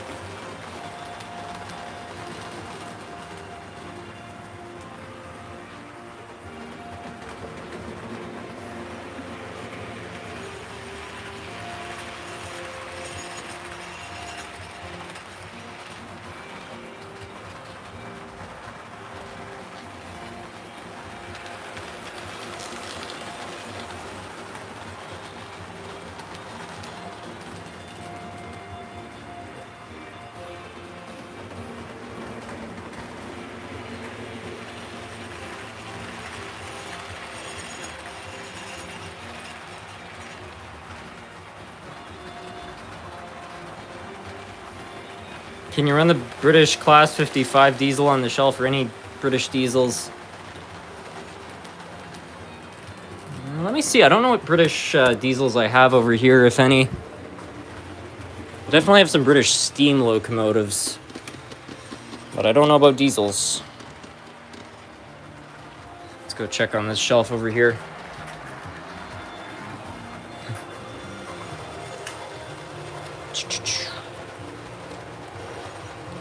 Oh. Yeah, that will work. It's at the bottom. Oh. Yeah, you're right.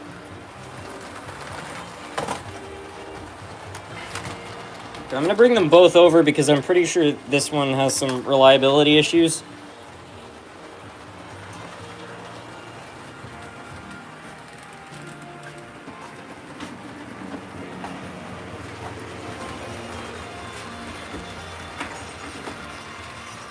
How did you get AWVR 777? It was on eBay.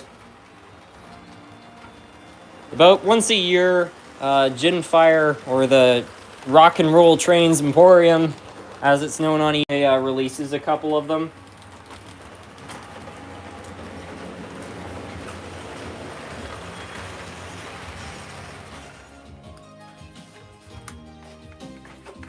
I wonder if this one's gonna start.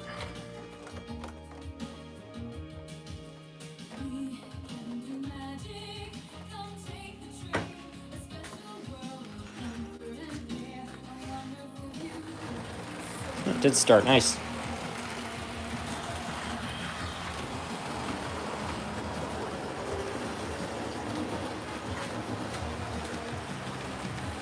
Did you watch the Olympics this year?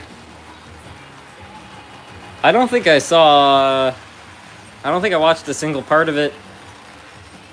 I did hear the results of the hockey game, if that's what it's about. Where's the chocolate factory? I haven't brought it over yet.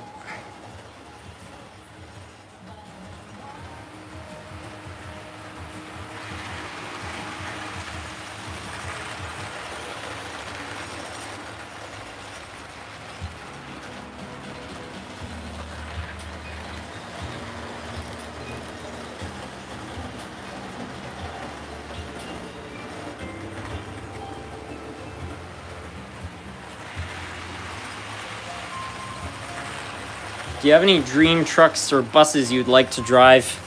Yeah, I'd love to drive / own one of those fishbowl buses.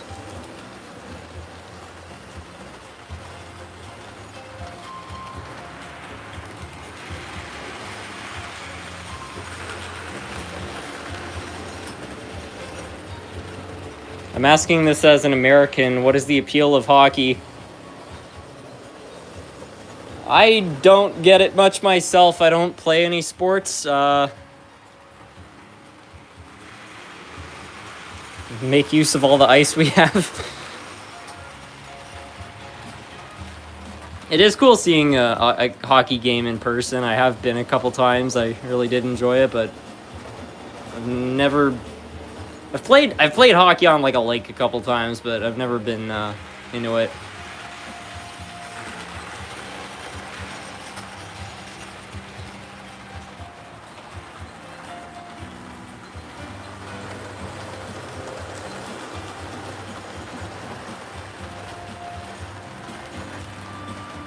What time is it for you? 11:37.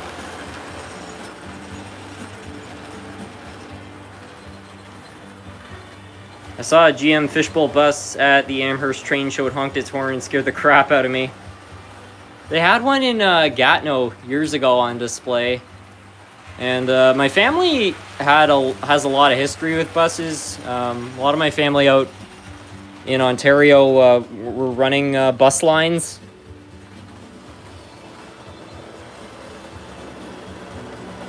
Have your parents put a hot tub in the basement where your trains used to be? Not yet. It's kind of sad to go down there right now. It's just this like empty area where the layout used to be.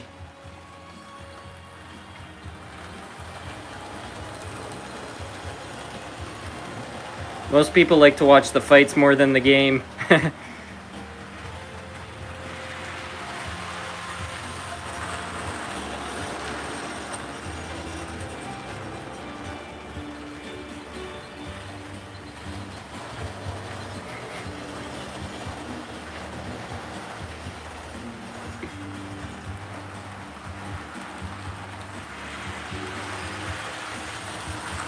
Didn't your grandfather drive a bus through a terrible snowstorm?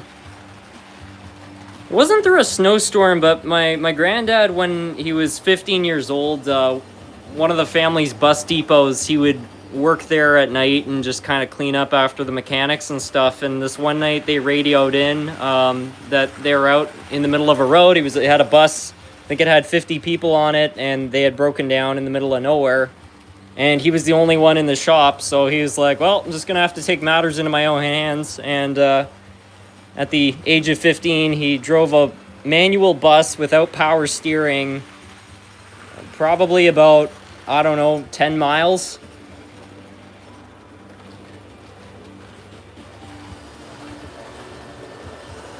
It probably was a GM fishbowl or something like that. I don't know specifically what buses they had, but yeah.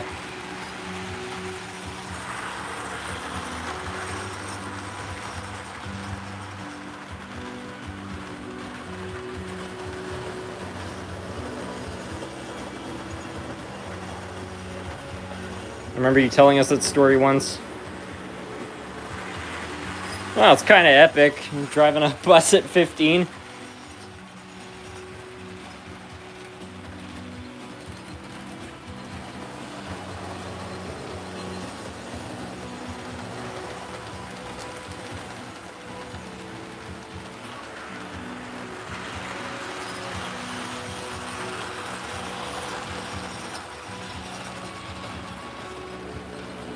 Was it in bad condition? I don't think the conditions were bad. I'd have to ask my dad. He knows the story a lot better.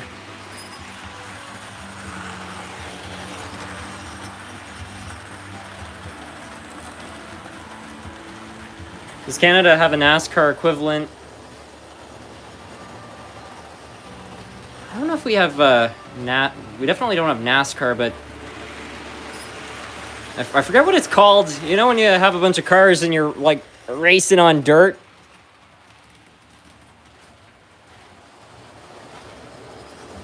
Not like a crash-up derby, like it's on a track.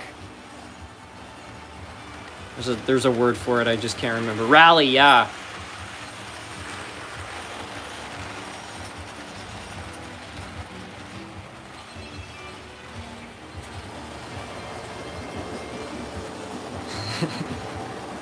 Any of you out there seen that video called "Samir, You're Breaking the Car"?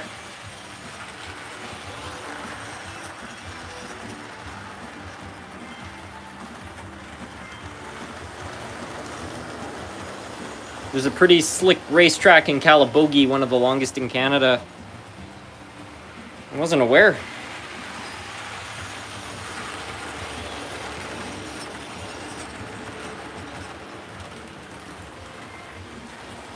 Can you run the Wakefield train? I don't have the steam engine over here.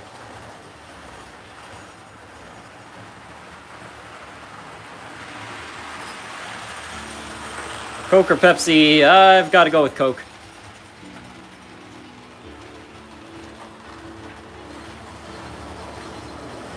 How are you liking the new house?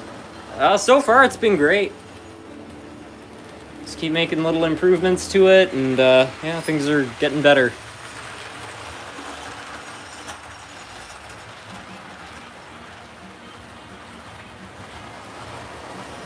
Here in Kentucky, we have the Kentucky Derby. It's basically the equivalent of the horse equivalent of NASCAR. Well, I don't know if some people have some of the members, like Raven Train has one of these icons, has a horse, and that horse was Silvis, and she was a Kentucky racehorse who ended up at the farm I used to work at.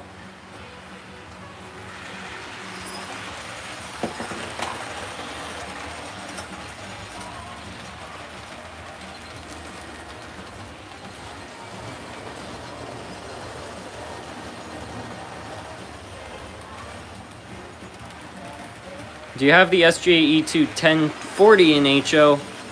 Not the 1040. I have 904, which I want to change to 909.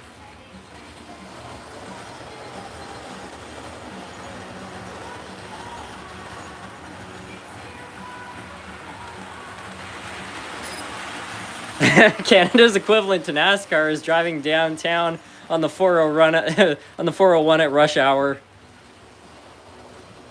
Yeah, we're trying to drive through Montreal.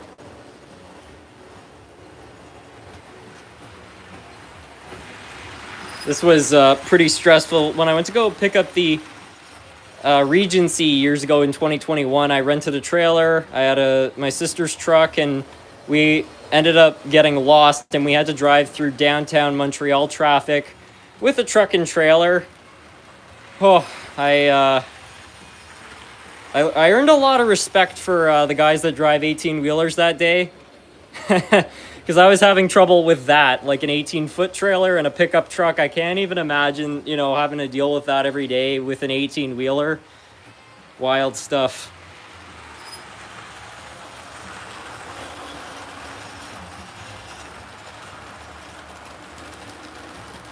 There's a fantastic video on YouTube from 2016 of a Nissan Micra Cup crash at Calabogie Sports Park. Feels like a typical day on a 17-shot dash cam.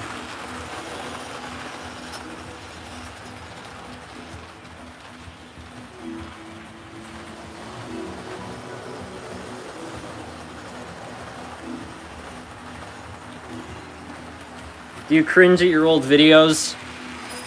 I wouldn't say I cringe at them, but it is, like, I don't know, sometimes I go back and watch them and stuff, and it's like the channel is so different now. It's still like a lot of the same fundamental stuff, but I don't know, the really early years of the channel, the editing style, everything about it was so different.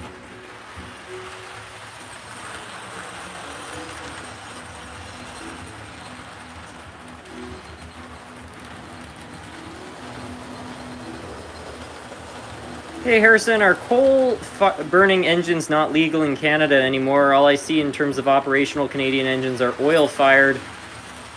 I don't think they've been banned. It's probably more of a practicality thing. I know at Expo Rail in Montreal, I think some of their engines are wood-fired, so I'd imagine if some of their engines are wood-fired, coal would still be allowed.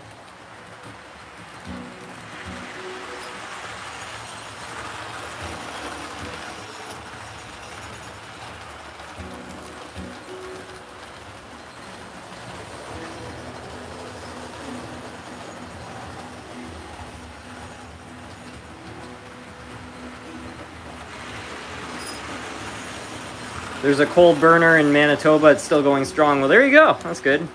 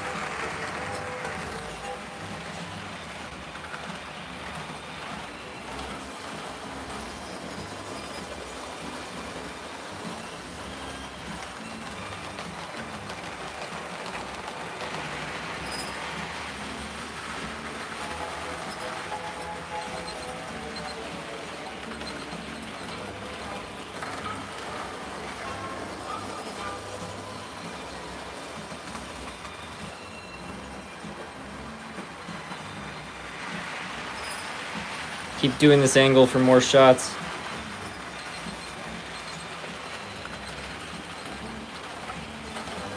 Runaway Train is still the best thriller movie.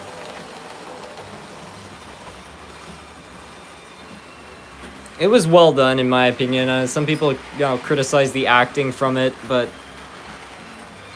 I thought it was a good film.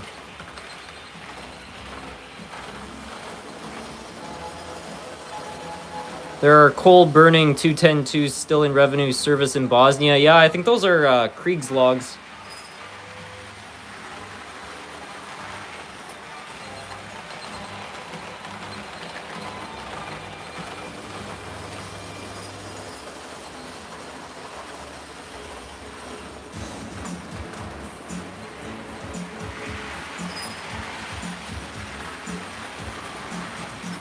Several railroad mistakes in Runaway Train. Well, I don't know if I've ever seen a Hollywood movie featuring trains that's been super realistic. Somebody in chat is asking, I don't have any Bachman Thomas stuff. I should put up a sign on the corner of the layout that says no Thomases or something.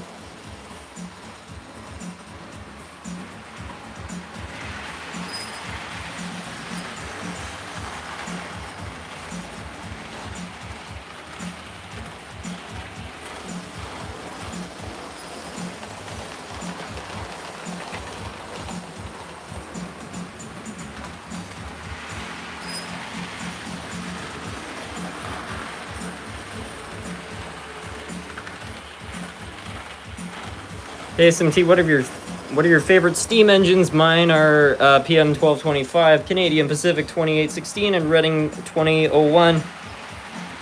Let's say Canadian National number 6060, 4449.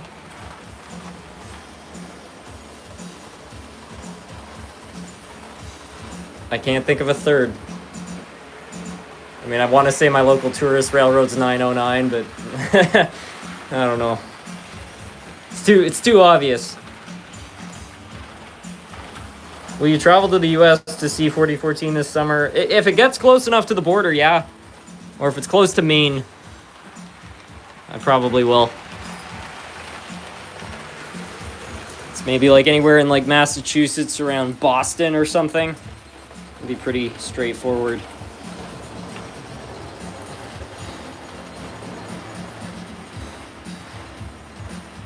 Do you have any Dutch trains? I don't think I do.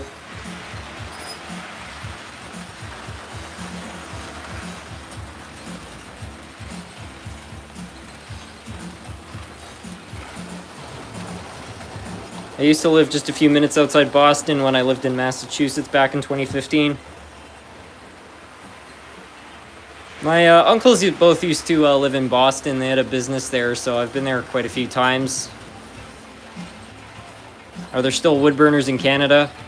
I'm pretty sure it was a wood burner I saw at Expo Rail. It's an old French engine, I think. French or Japanese.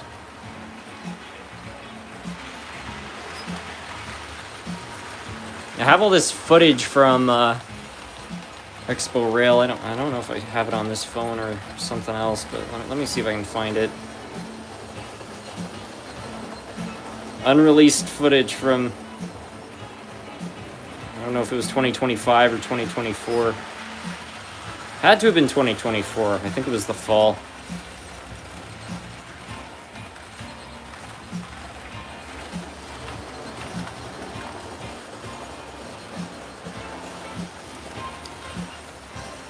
Yeah, this was some footage I got of a wood-fired steam engine. It's in Montreal.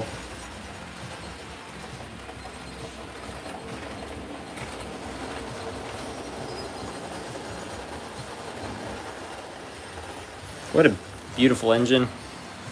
John Molsa, yeah.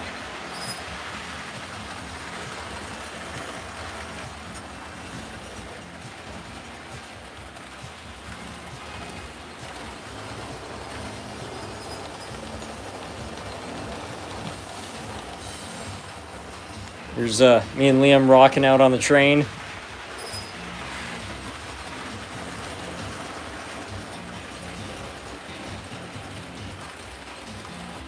I think that this might have been the train show where I saw the layout. If some of you have been watching the live stream for long enough, I was talking about a T-scale layout and how it looked like a bunch of ants running around. Anyway, this is that layout.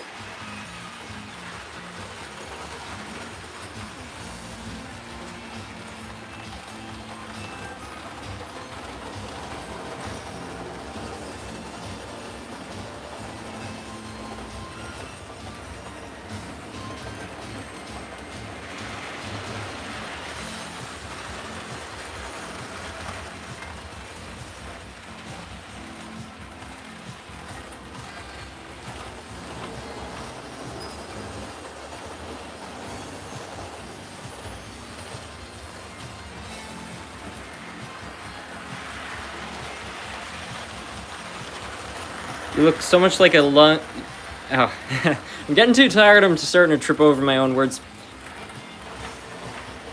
You look so much like a young Leonardo DiCaprio. It's insane. And then Rock Gamer says that's exactly why he shouldn't go on Titanic 2. We don't want him being the next Leonardo DiCaprio. Yeah, don't want to be Leonardo DiCaprio. Otherwise, I'm going to have to find a girlfriend who's in her 20s. Oh, wait.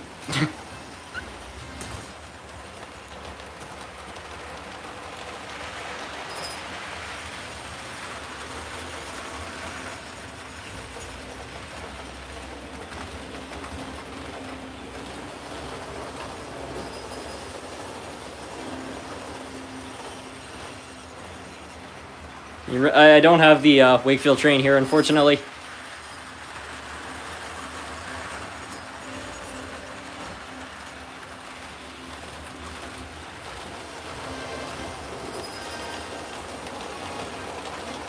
I feel like there's some other things at this show.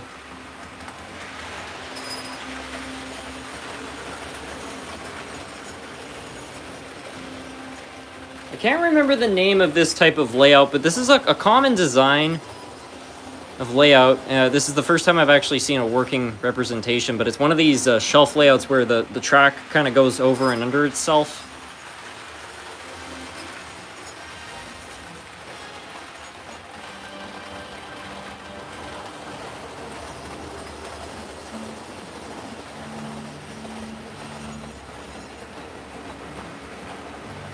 Zigzag layout, that might be the name, but yeah, it's an actual there's a design online you can find for it and make those. This was something that was kind of interesting at that show, is they had it was a British layout, but it was O-scale 2 rail, which is super uncommon.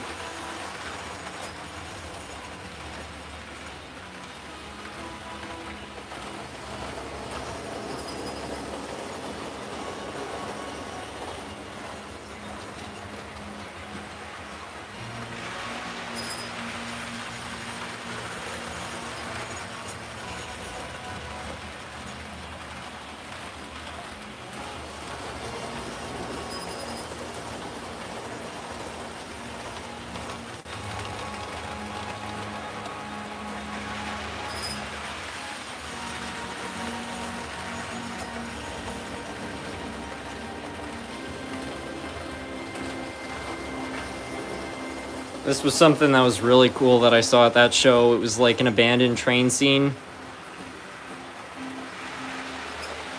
And they had stuck a bunch of Thomas character faces on the front of a lot of these abandoned locomotives. Genuinely very creepy scene.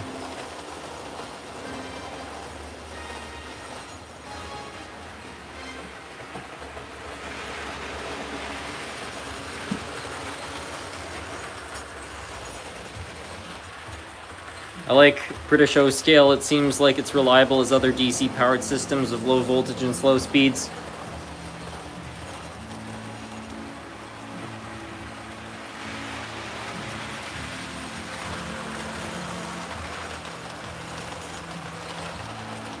Have you been back to see your mom and dad since you moved to the new place? Yeah, I've been back there quite a few times.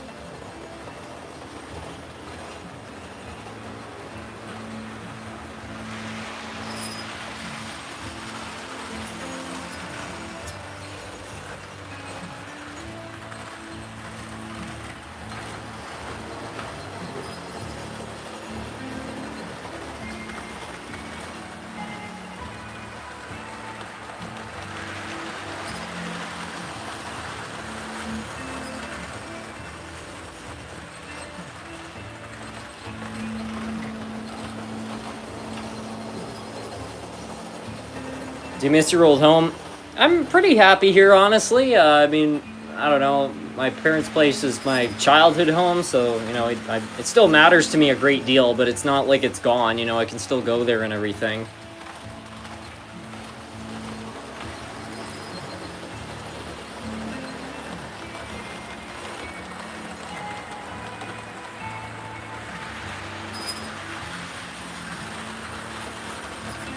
SMT, they're restoring Canadian National 6060. I hope that they do. It'd be great to see that operational again. I don't think it's run since 2012.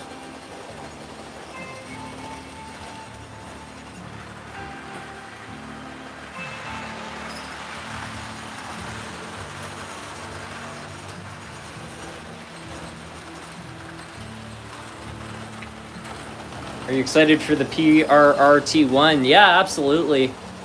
The channel's actually done some fundraisers for the T1.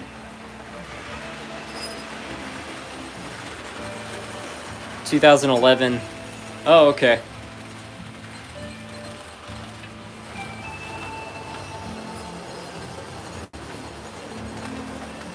Is that locomotive the Walthers GP15-1? Yeah, it sure is. Great locomotive.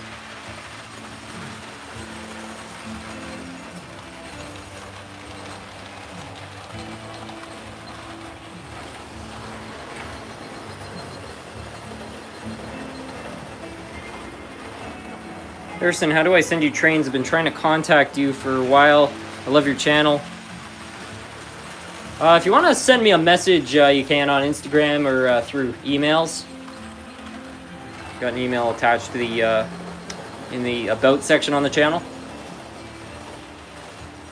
But at the moment, the P.O. box is temporarily closed just because I just did a mail unboxing, and I'm just trying to sort everything out. I just don't want to be, I don't know, going too crazy, like opening stuff up before taking care of other things around here.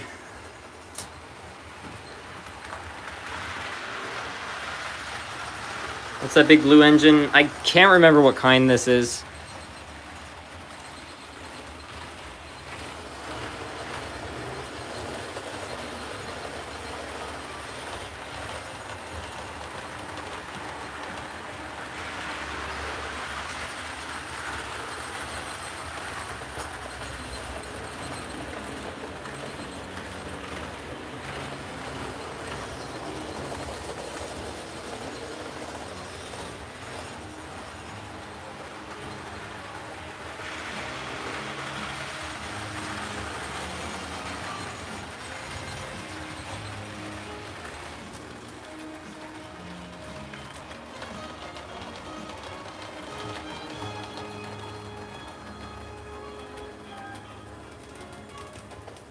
I would love to see the 3-unit Pennsylvania engine.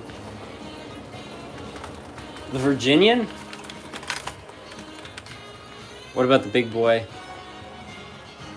Yeah, we could probably run the big boy. I don't even know where it is, though. Let's see if we can find it.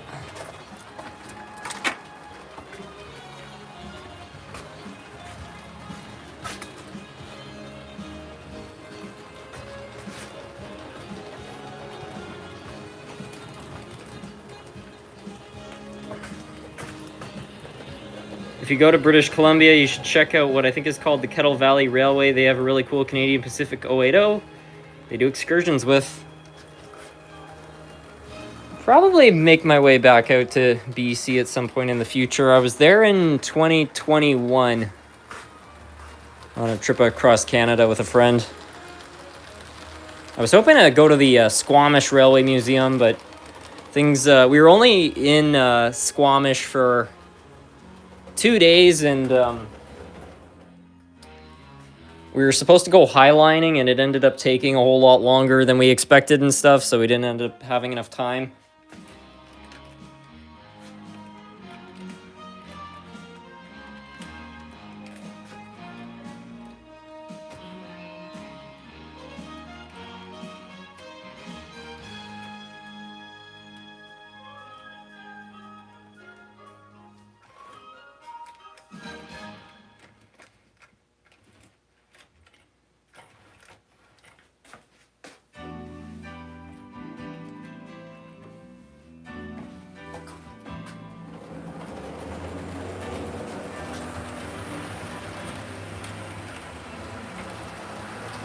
Have you ever been to the Via Rail Museum in Winnipeg? I can't say I have. The only railway attractions I think I've been to in Canada is I've been to Expo Rail in Montreal. I've been to Bytown Railway Society's extension at Science and Tech, as well as the Science and Tech Museum in Ottawa. I feel like I'm missing something.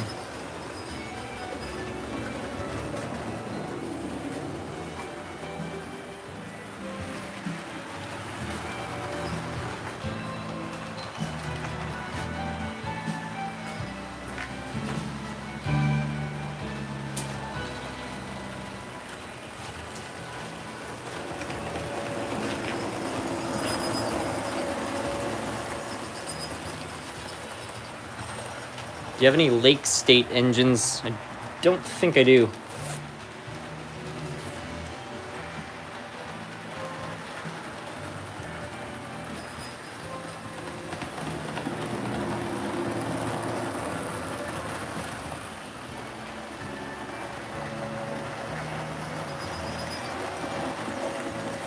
What would you say is one of your greatest saves, such as from a falling table or burning up? I don't know. I've managed to catch a couple engines from falling off the table. If you're talking about repairs, though, I don't know. I did a repair on an RS3 a few years ago. That one was pretty bad. There's been a few repairs I've done where, I don't know, like if I'm working on like an Athearn or something, even if it's completely seized up, usually when I take on one of those projects, I'm pretty confident that it's going to be successful. But there have been a few times where I've, taken on a project and it didn't look that bad on the outside. And then once I got in, I realized, mechanically, whatever it is I was working on was in much worse shape than I expected. And it was very questionable as to whether or not it was going to be savable. And the RS3 was one of them. Like, that one was really kind of testing my limits in terms of, what I know about fixing trains.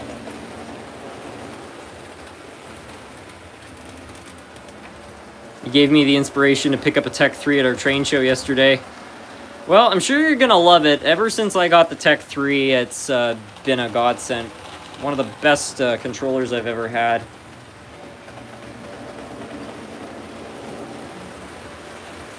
At what point do you abandon a locomotive? Pretty much if I've exhausted every option and parts are not available. Because, theoretically, just about anything is fixable. It's just about how much time and money you want to put into it. So, you know, if there's something that doesn't have any nostalgic value and it doesn't have any monetary value, it's not going anywhere. I just don't really see the point in fixing it. But I don't know. I'll go quite a few miles before I give up on a project. I mean, there have been some live streams where things have gone pretty south with the repair, like that Bachman, and you know, just keep fighting with it. And most of the time, it's a success. There is the, you know, off chance things go wrong, and I'm just like, okay, I'm done with this.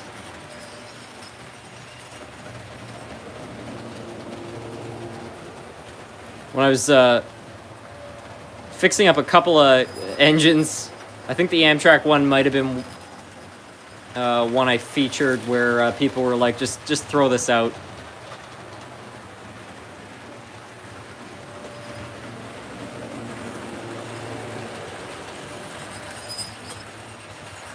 Do you have a Gandy Dancer or do you want one? I definitely own one. I don't know if I brought it over. Maybe not.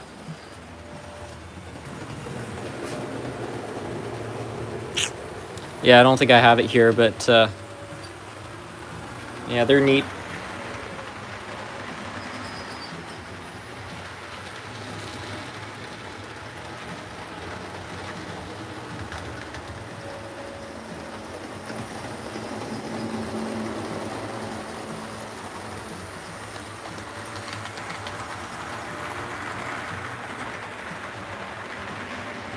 Do you have any Pennsylvania or Reading Northern equipment? I've got a ton of stuff from the Pennsylvania Railroad and a little bit from Reading Northern.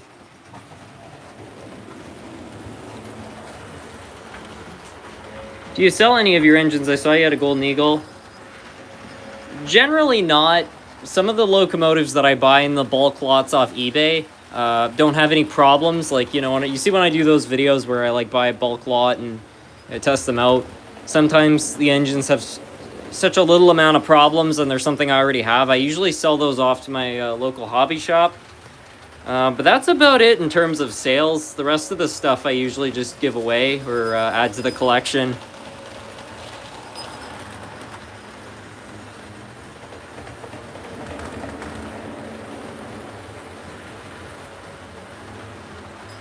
I was wondering if any of the 040 shunter diesels on top shelf work on the trolley line. Some of them do.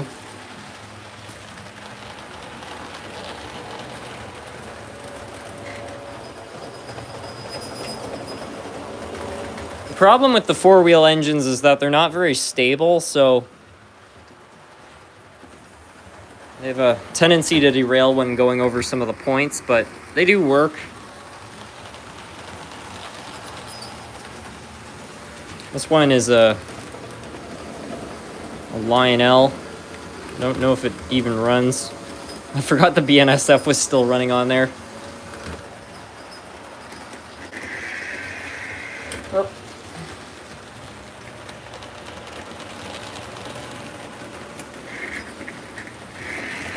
Yeah, that one's not going to work.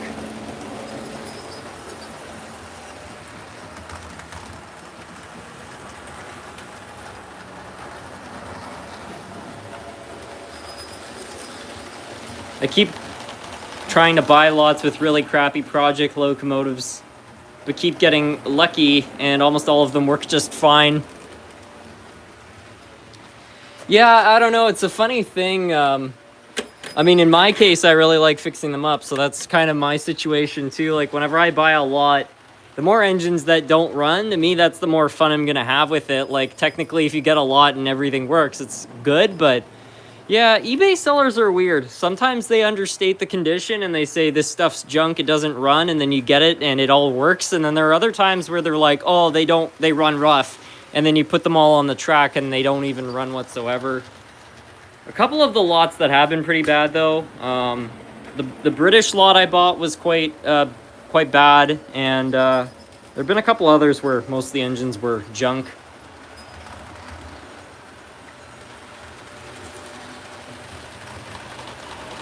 I bought this one lot off eBay though, and I'm really excited to unbox it. It looks like the engines were all involved in some sort of a flood. Because every engine in the lot is rusted, and I can't imagine those are going to run whatsoever. So that's going to be a fun project one. I think I'm going to try some different methods for that. A lot of people have been telling me to try evaporust, so I think I might, if that lot is as bad as it looks, I think it's like, okay, this engine goes in the vinegar, this one goes in the evaporust, this one goes in the ultrasonic parts cleaner. Just try a bunch of stuff, see what recovers engines as best as possible.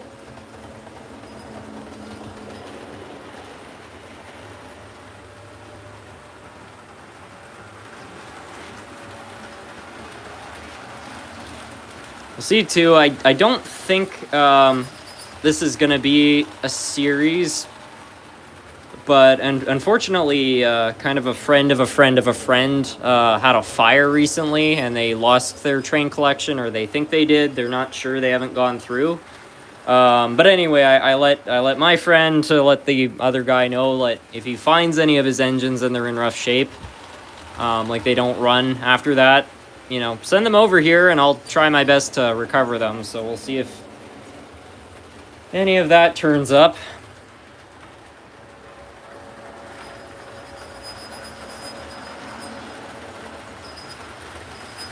Is it locomotive pickling season again? It might be. Evaporust in the ultrasonic parts cleaner is awesome. Yeah, it's like combining forces. There was this one time at a train show where I bought 2 nearly new Intermountain FP7s that didn't run as a pair. For $5 in total, I got home and filmed a video and both things ran. Well, a lot of people are not always like very meticulous when it comes to testing things out. Like they have a short circuit on their layout and they don't realize it, and they think their equipment's bad. Because years ago I used to do repairs for people where they could actually send locomotives into the channel and then I would fix them up for them. And I had several occasions where somebody sent in like 3 or 4 locomotives and they all ran and I couldn't find any problems. And when I emailed them saying your engines are all fine, they said, no, I tried to run all these, they didn't work. And it turned out there was an issue with their layout. And that happened several times, so I don't know. Because sometimes people just don't have the right equipment, or they just don't diagnose something carefully.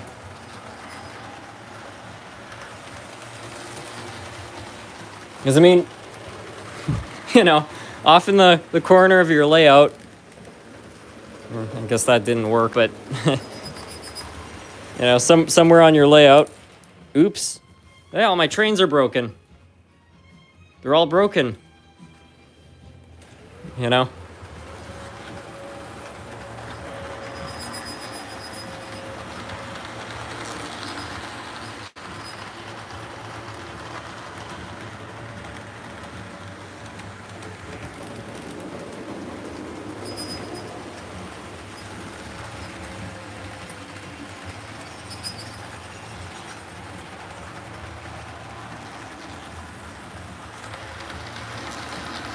Can you run some Canadian Pacific stuff? Yeah.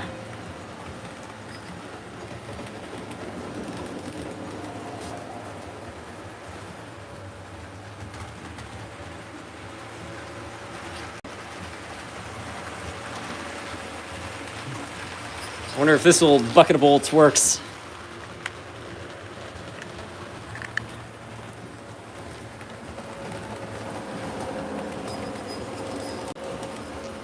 If somebody can, it would be great to come up with some sort of an acronym about reliability that is TYCO.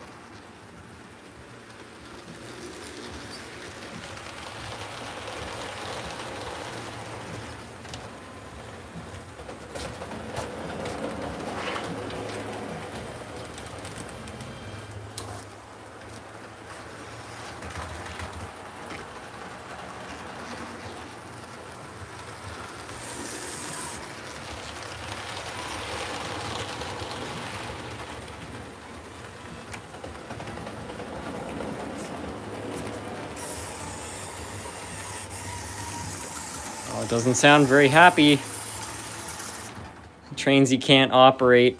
Yeah, speaking of that, it seems like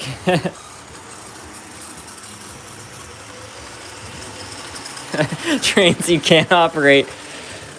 That's pretty funny.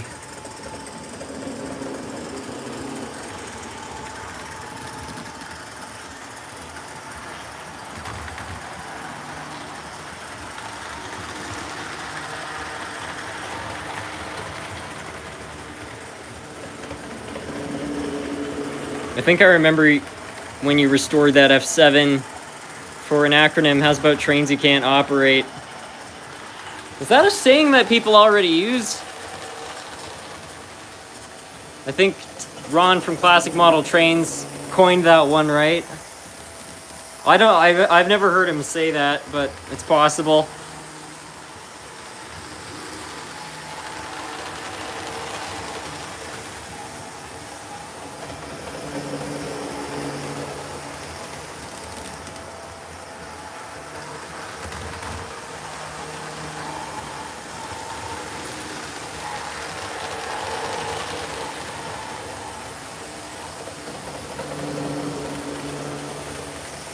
I have no clue. Tycho's foreign to me. It just came up with it after you asked. I wonder if I look it up online if this is something other people have thought of.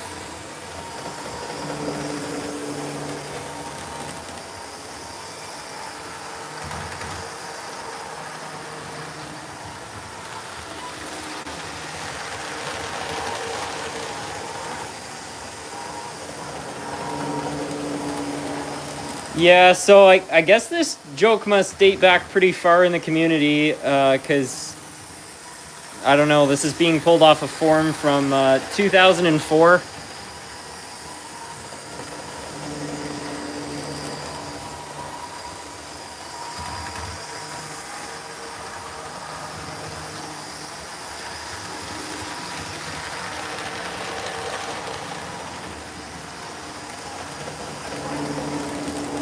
I like the AI's description.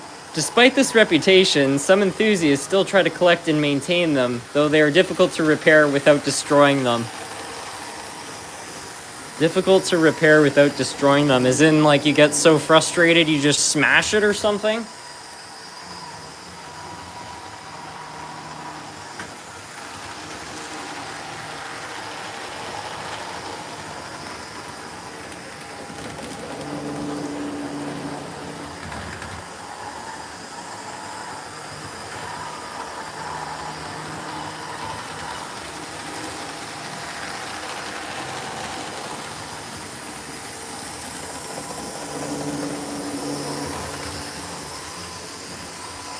I don't know what it is about really crappy model trains, but they just cheer me up. I don't know why, but seeing this junker out here it just puts a smile on my face. I don't know what it is.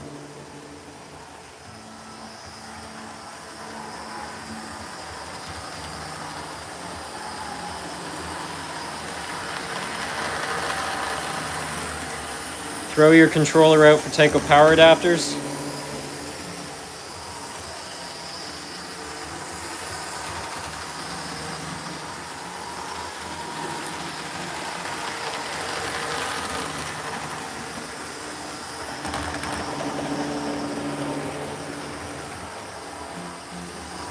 It's in the same vein as Ford, fix it or repair daily.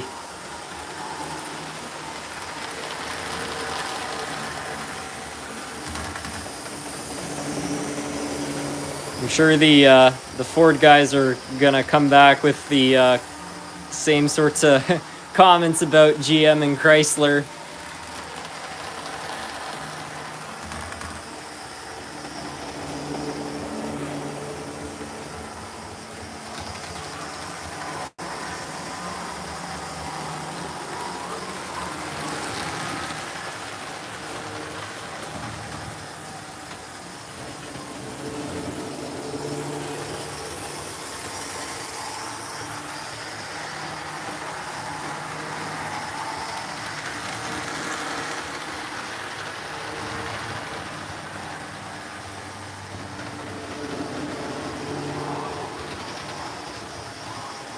Fiat, fix it again, Tony.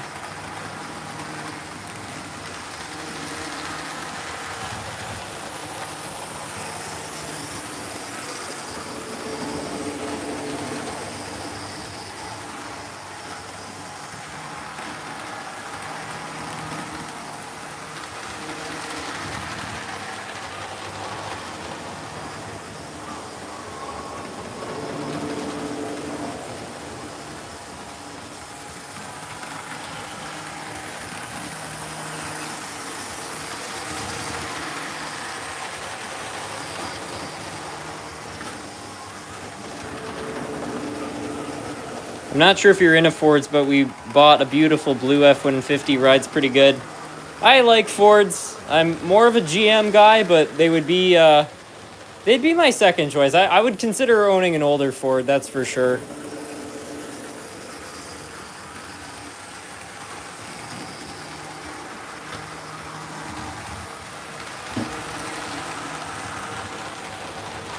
Where'd your girlfriend disappear off to? I think she probably went off to bed. She has to work tomorrow.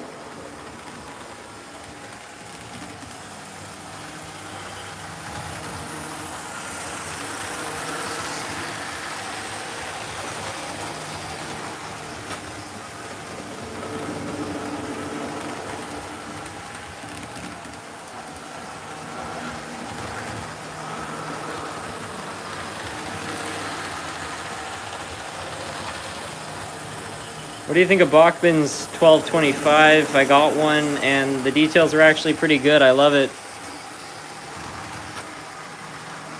I'm not sure. I bet it would probably be better than the Lionel one.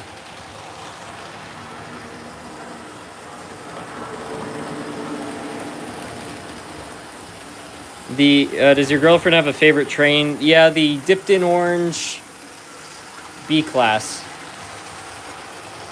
Have you ever dealt with Markland? I found a Halloween glow-in-the-dark train, and I'm considering ordering it for my layout. I haven't worked with a ton of Markland stuff, but everything I have worked with from them has been pretty reliable, and they have a good reputation. I don't hear a lot of complaints about Markland.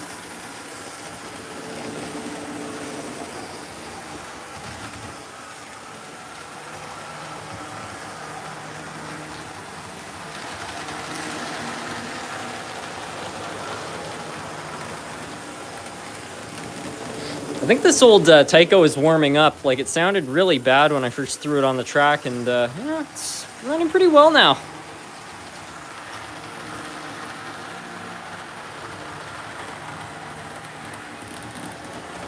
German engineering tends to be top-notch. Definitely with the Markland stuff, they did a good job with it.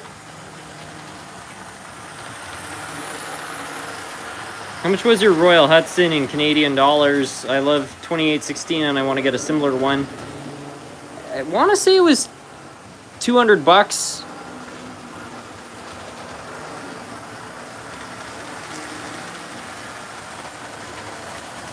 Tyco Red Box in the 60s was their heyday. I loved the way they sounded, like a siren moaning as they kept on running. Yeah, the Tyco with the MU2 drives are, like, they're super reliable. I see a lot of MU2s out there that were barely maintained, like they were not being looked after, and they still run fine.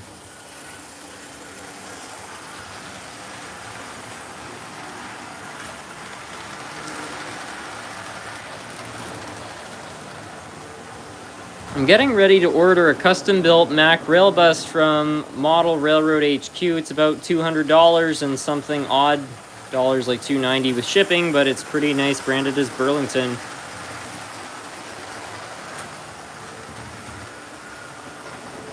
Do you have a collection of cabooses? Yeah, I do.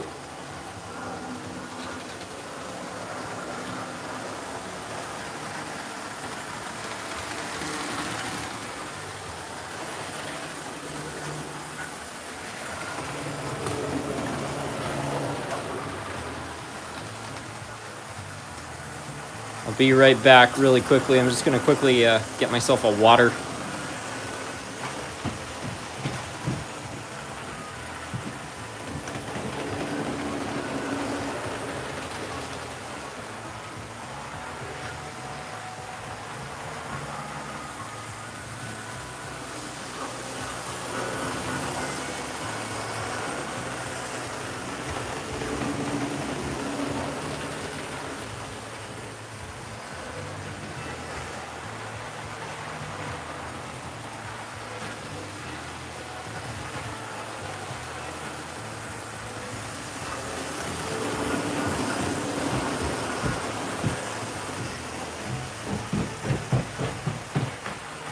Alright, I'm back.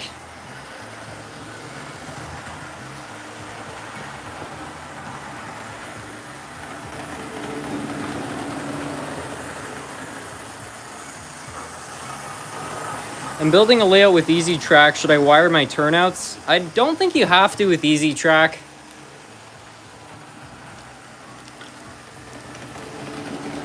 Unless you are talking about adding electric switches, but I think you have to buy those as a complete unit.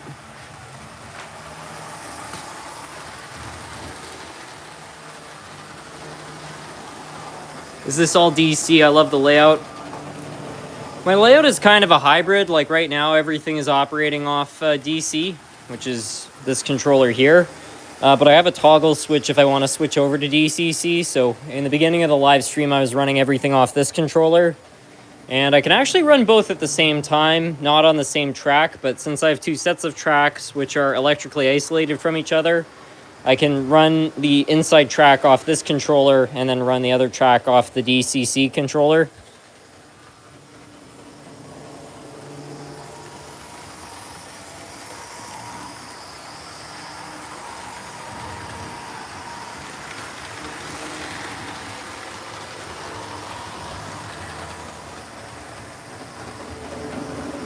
My dad's Markland locomotives from the 60s are still going strong next to my 2000s stuff.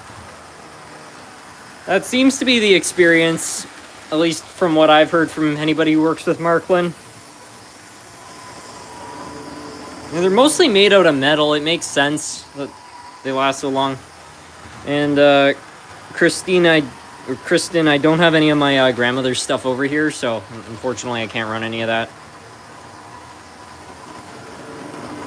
Did Canada ever have a locomotive like the Big Boy or the Challenger? I think the biggest engine Canada ever had was the Selkirk, which is a 210-4. Good morning, Harrison. Update on my model, or good morning. I guess it is the morning now. Good morning, Harrison. Update on my model power HO scale train. I got a Bachmann power track the same day, cleaned my locomotive up, and it runs like a pro.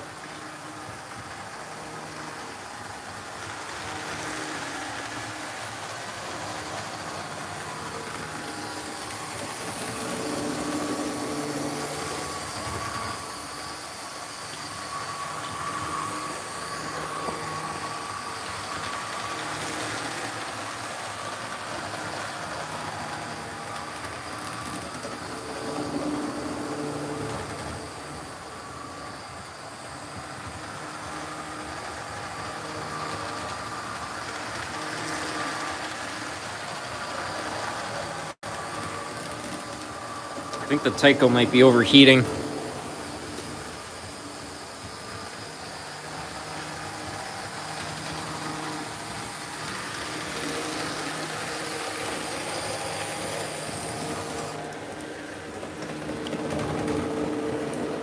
It's definitely not overheating badly, but the engine is warm.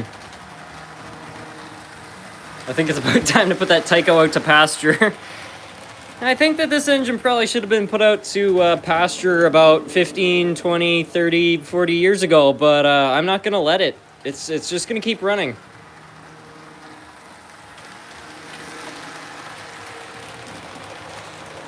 I can just keep feeding it parts and time and money, whatever it needs.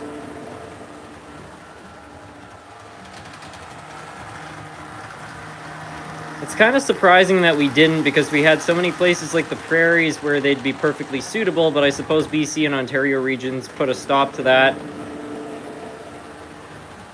Well, I think the Challenger and the Big Boy were both built to haul coal.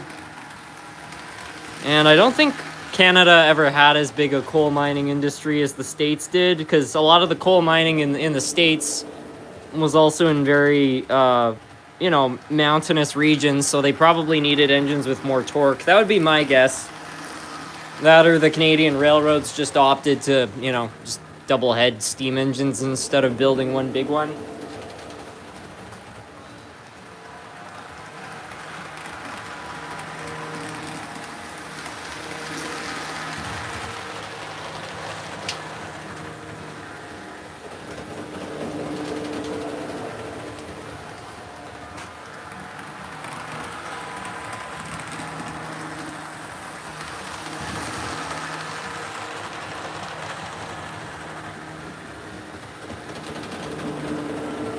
Maybe it just needs to pull less stock cars.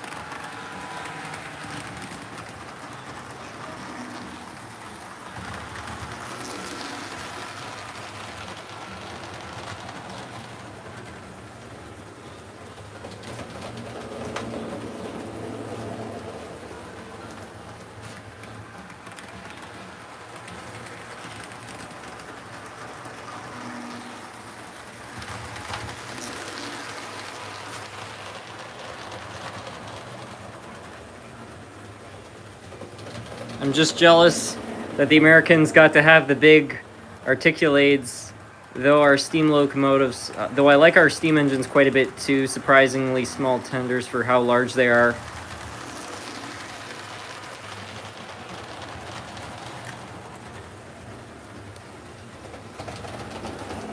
Yeah, I mean, Canadian steam, I think in terms of like power never really had an edge, but I have heard that Canadian engines, steam engines, were incredibly safe. So that's one thing that they had going for them.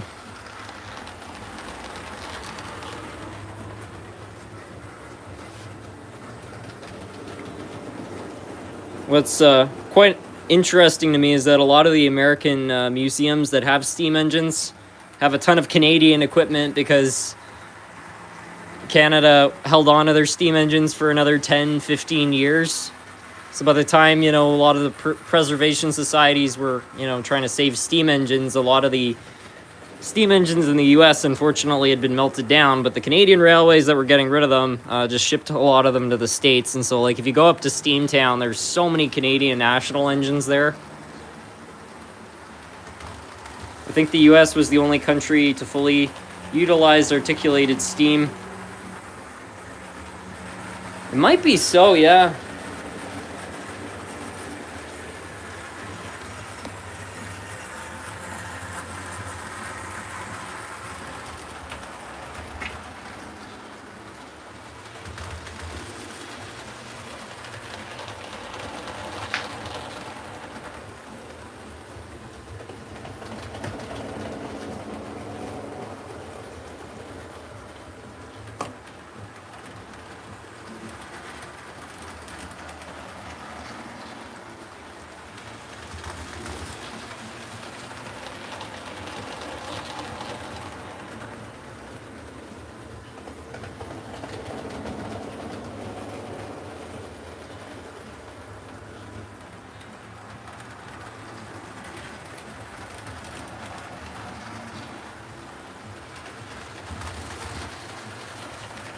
I think the red engine needs a bath or a restoration. It looks a little too weathered. Yeah, something is not quite right with this engine too. Do you see how the truck is springing like that? That's not normal. I don't know a whole lot about this engine. It was sort of a funny situation where one of my dad's coworkers was... I don't know, she had a family member who I guess passed away, and he had a bunch of train stuff, and I guess my dad had mentioned that I was into trains, and so she handed it all to him, and so I got a bunch of really nice pieces of equipment, but I know very little about their history.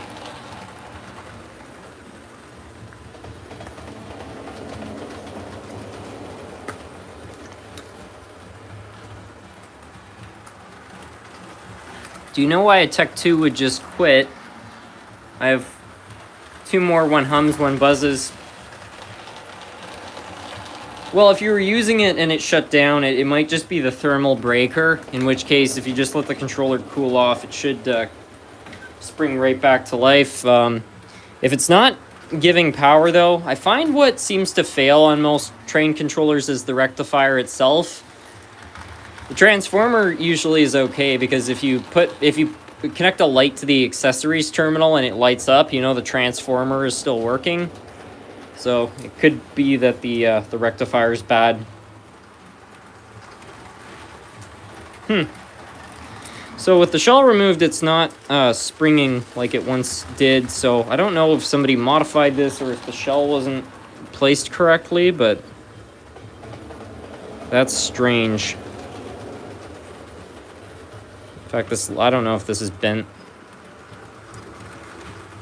bend that down a little more and maybe bend that. See if...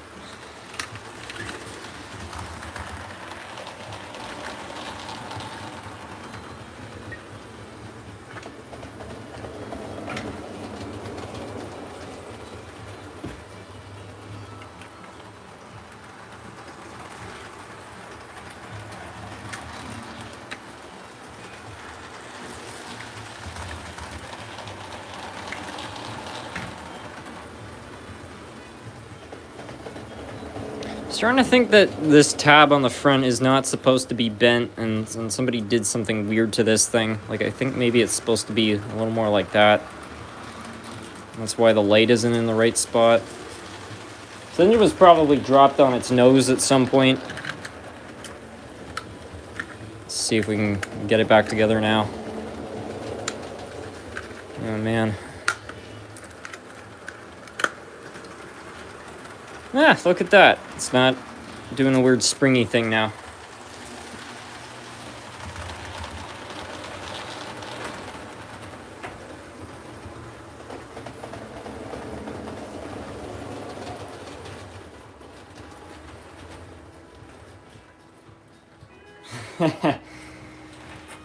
Yeah, one thing leads to another. I fixed the light and now the engine is shorted.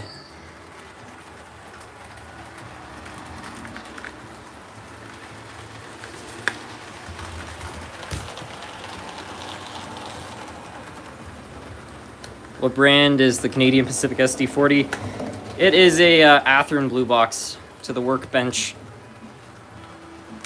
Yep. I have 3 myself. That's all I can afford. Well, having the blue boxes are a good brand to have.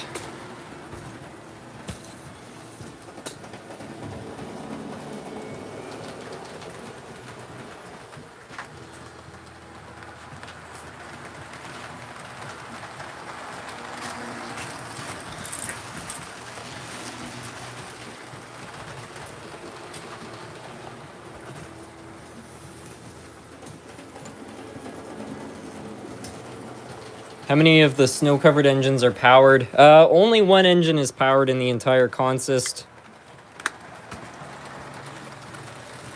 When I put that whole runaway train together, I didn't have enough of a budget, you know, to actually like do it correctly. So that was all built using junk parts. And it's shorting out because now when I put the shell on, it's actually making contact with this. So I'm sort of wondering if maybe this has all been bent in a way it shouldn't have been. I'll try to remove this. Or actually, I don't need to remove it. I just need to bend it out. I feel like somebody was trying to do something with this. All these different bends are not really making a lot of sense to me. I'm just gonna try to kind of bend that like so. But then I'm gonna try to straighten out this piece, and then I think that's gonna solve a lot of our funny lighting issues.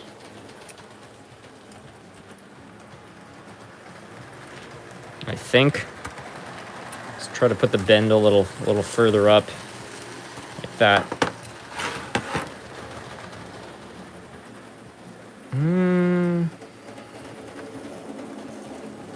Maybe if I fold that under there. Nope.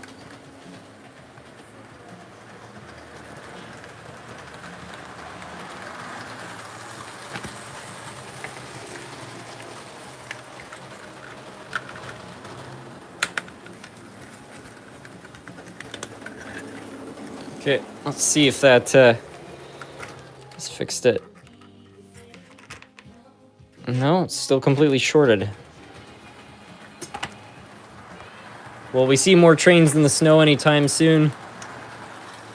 Maybe so. I have some footage which I still haven't released from when I was running trains in the snow, but I can't make another video like that because the deck that I was filming those videos on has now been demolished.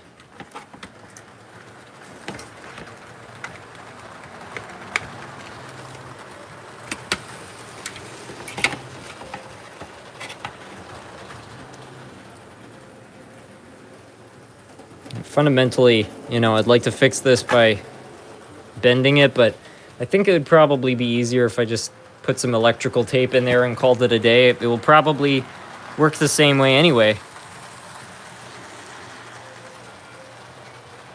My blue box smells like smoke. Find service the motor. It's really tricky to burn out an Athearn motor, so even if it is burning a little, it will probably run for a while.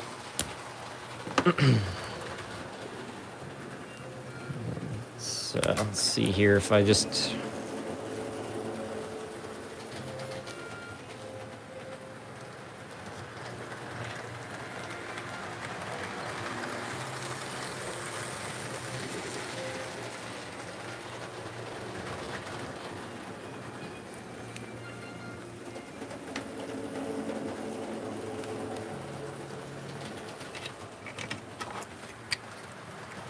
I was gonna say maybe some electrical tape.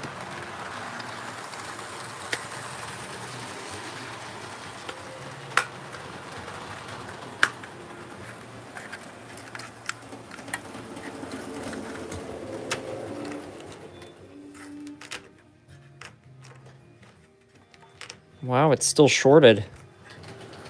What did I do to this thing? It was running fine earlier. Okay. I don't want to spend all night working on this because it's almost 1 a.m. and I should probably wrap up this live stream pretty soon, but I would just like to figure out why this has just mysteriously shorted out completely because it was running fine earlier, so I don't understand why just removing the shell would cause that unless it's somehow still making contact.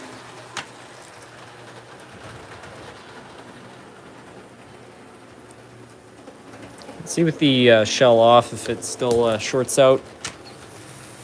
And it doesn't. So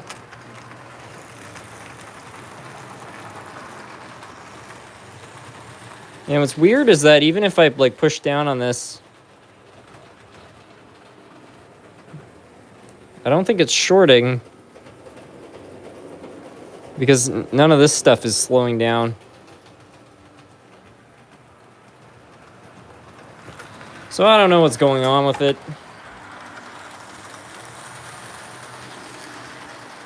Who needs sleep when there's trains to watch? Yeah, just need a cup of instant coffee and things will go forever.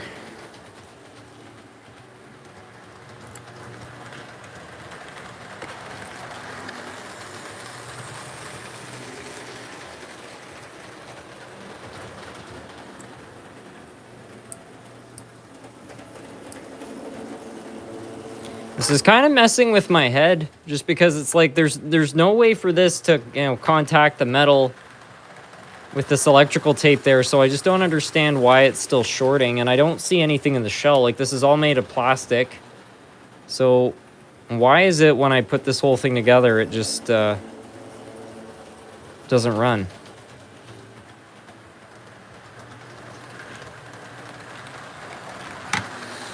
Doesn't make very much sense there, Scooby. Make a whole pot of Timmy's coffee and stay up all night. Find if you drink a lot of coffee and stay up to wee hours of the night, your mind starts to do funny things with you.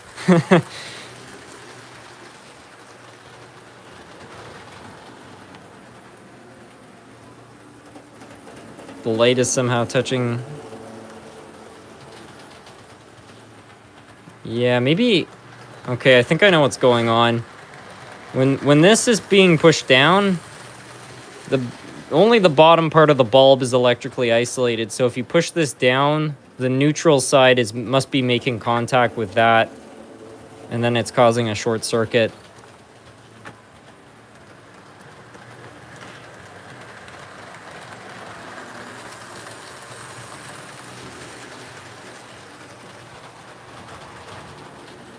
I wonder if like I tilted the fixture so it was like facing upward, if that would work.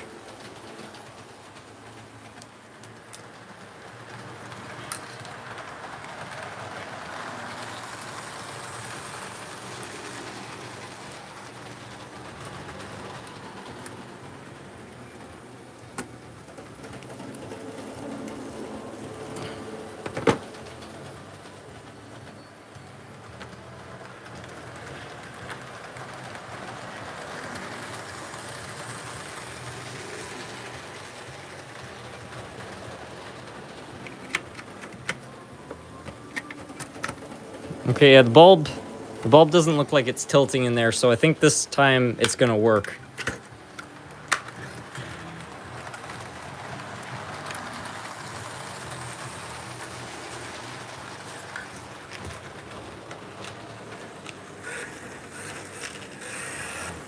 It does. So I think we'll leave it there while we're ahead. I have a lot of blue box. Have you ever heard of Broadway Limited? I've worked with some Broadway Limited stuff. It's pretty expensive, but nice.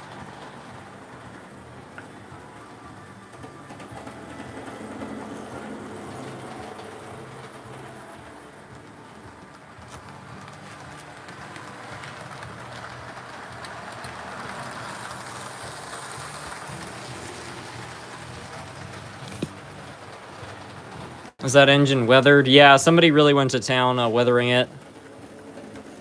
I think it could also be dusty too.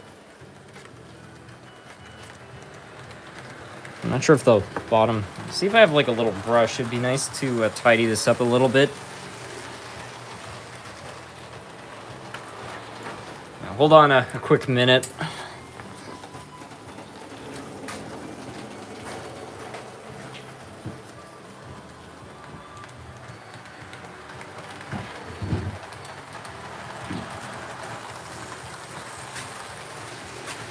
Just curious if all this... Yeah.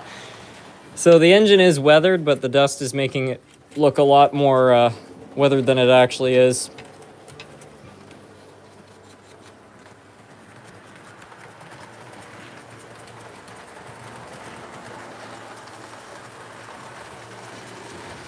For anybody wondering too, you can find these really cheap paintbrushes at the dollar store, and the bristles are just incredibly soft, and like, you know, you can like brush around small details and it won't break them. So it's a pretty nice way if you need to dust off your engines doing so.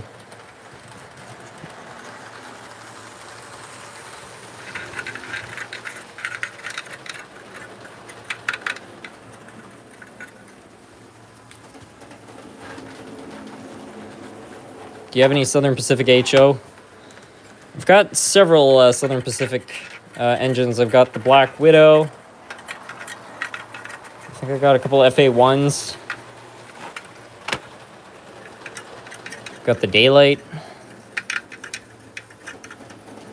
Lots of SP equipment around here. I've got one really kind of obscure Southern Pacific engine that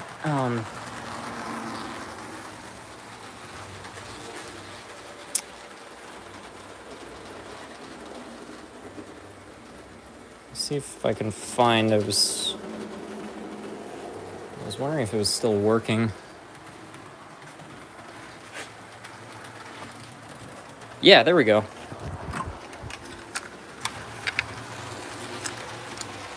The dust was making the weathering more authentic. Yeah. I've ruined it.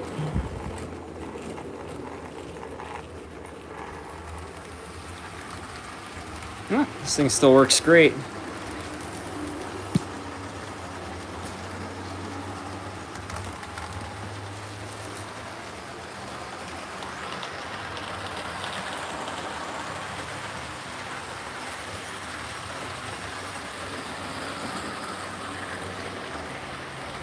What do you think of Bachmann Spectrum locomotives? I got one for 70 bucks Canadian. It's quite nice. Well, I think for a Spectrum engine, 70 bucks is not a bad deal. They're okay. Find most Bachmann Spectrum engines. I mean, it's just a slightly nicer Bachmann. It's not a night or day difference in my opinion.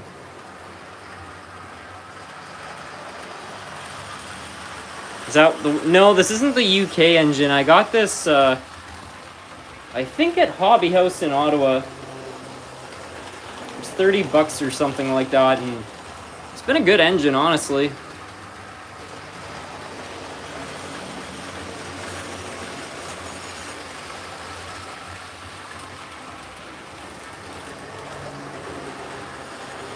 What's the steam engine that was on your workbench? Oh, yeah, I don't know. It's some River Rossi. I was trying to run this earlier, but it keeps popping out of gear.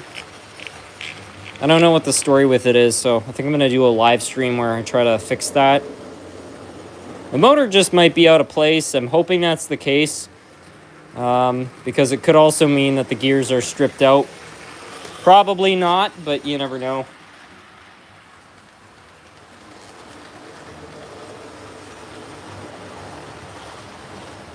What's the gray engine you have running right now? I don't know what this is. Trainmaster diesel, maybe? Somebody will know.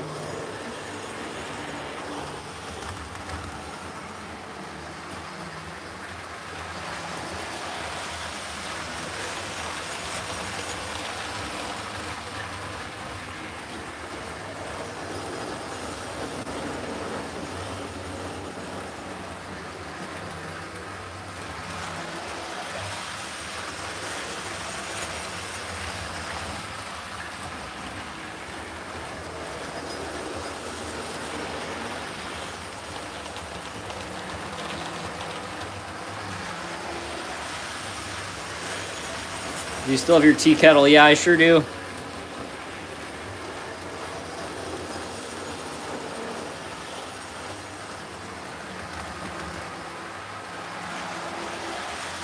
How's the new setup? It's not bad. It's not bad. I meant the group of 4 engines on your main line, inner main line. Group of 4 engines on the inner main line. I don't know. Anyway, I think I'll start wrapping up the live stream here. I'll read a few last comments, but it's almost 1 a.m., so we'll call it a night.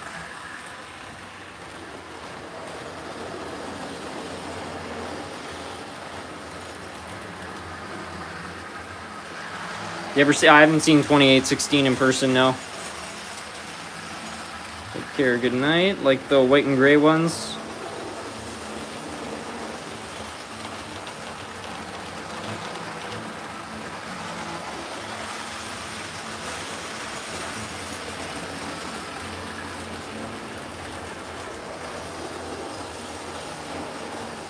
Do you still have your green engine with the blown armature? Green engine with the blown armature. That fixed it. Oh, the GG1. No, that thing never had a bad armature. I think I might have misdiagnosed that. This was an enjoyable marathon. Thank you. 4:30 p.m. in South Australia.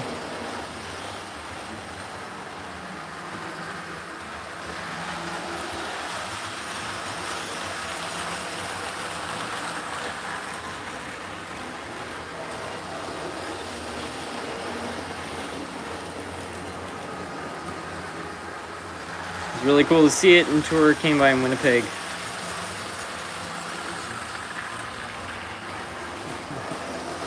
Alright, well, I think I'm going to call it a night. Thank you all so much for stopping in, as usual. I had a lot of fun running all these different trains and chatting with all of you out there, and I hope you enjoyed as well. And yeah, I don't know, we'll see. I might do a repair pretty soon on the steam engine, which is actually right there. And yeah, there should be a video pretty soon on the way of unboxing some more trains. So yeah, stay tuned for that. Anyway, have a great night, everyone.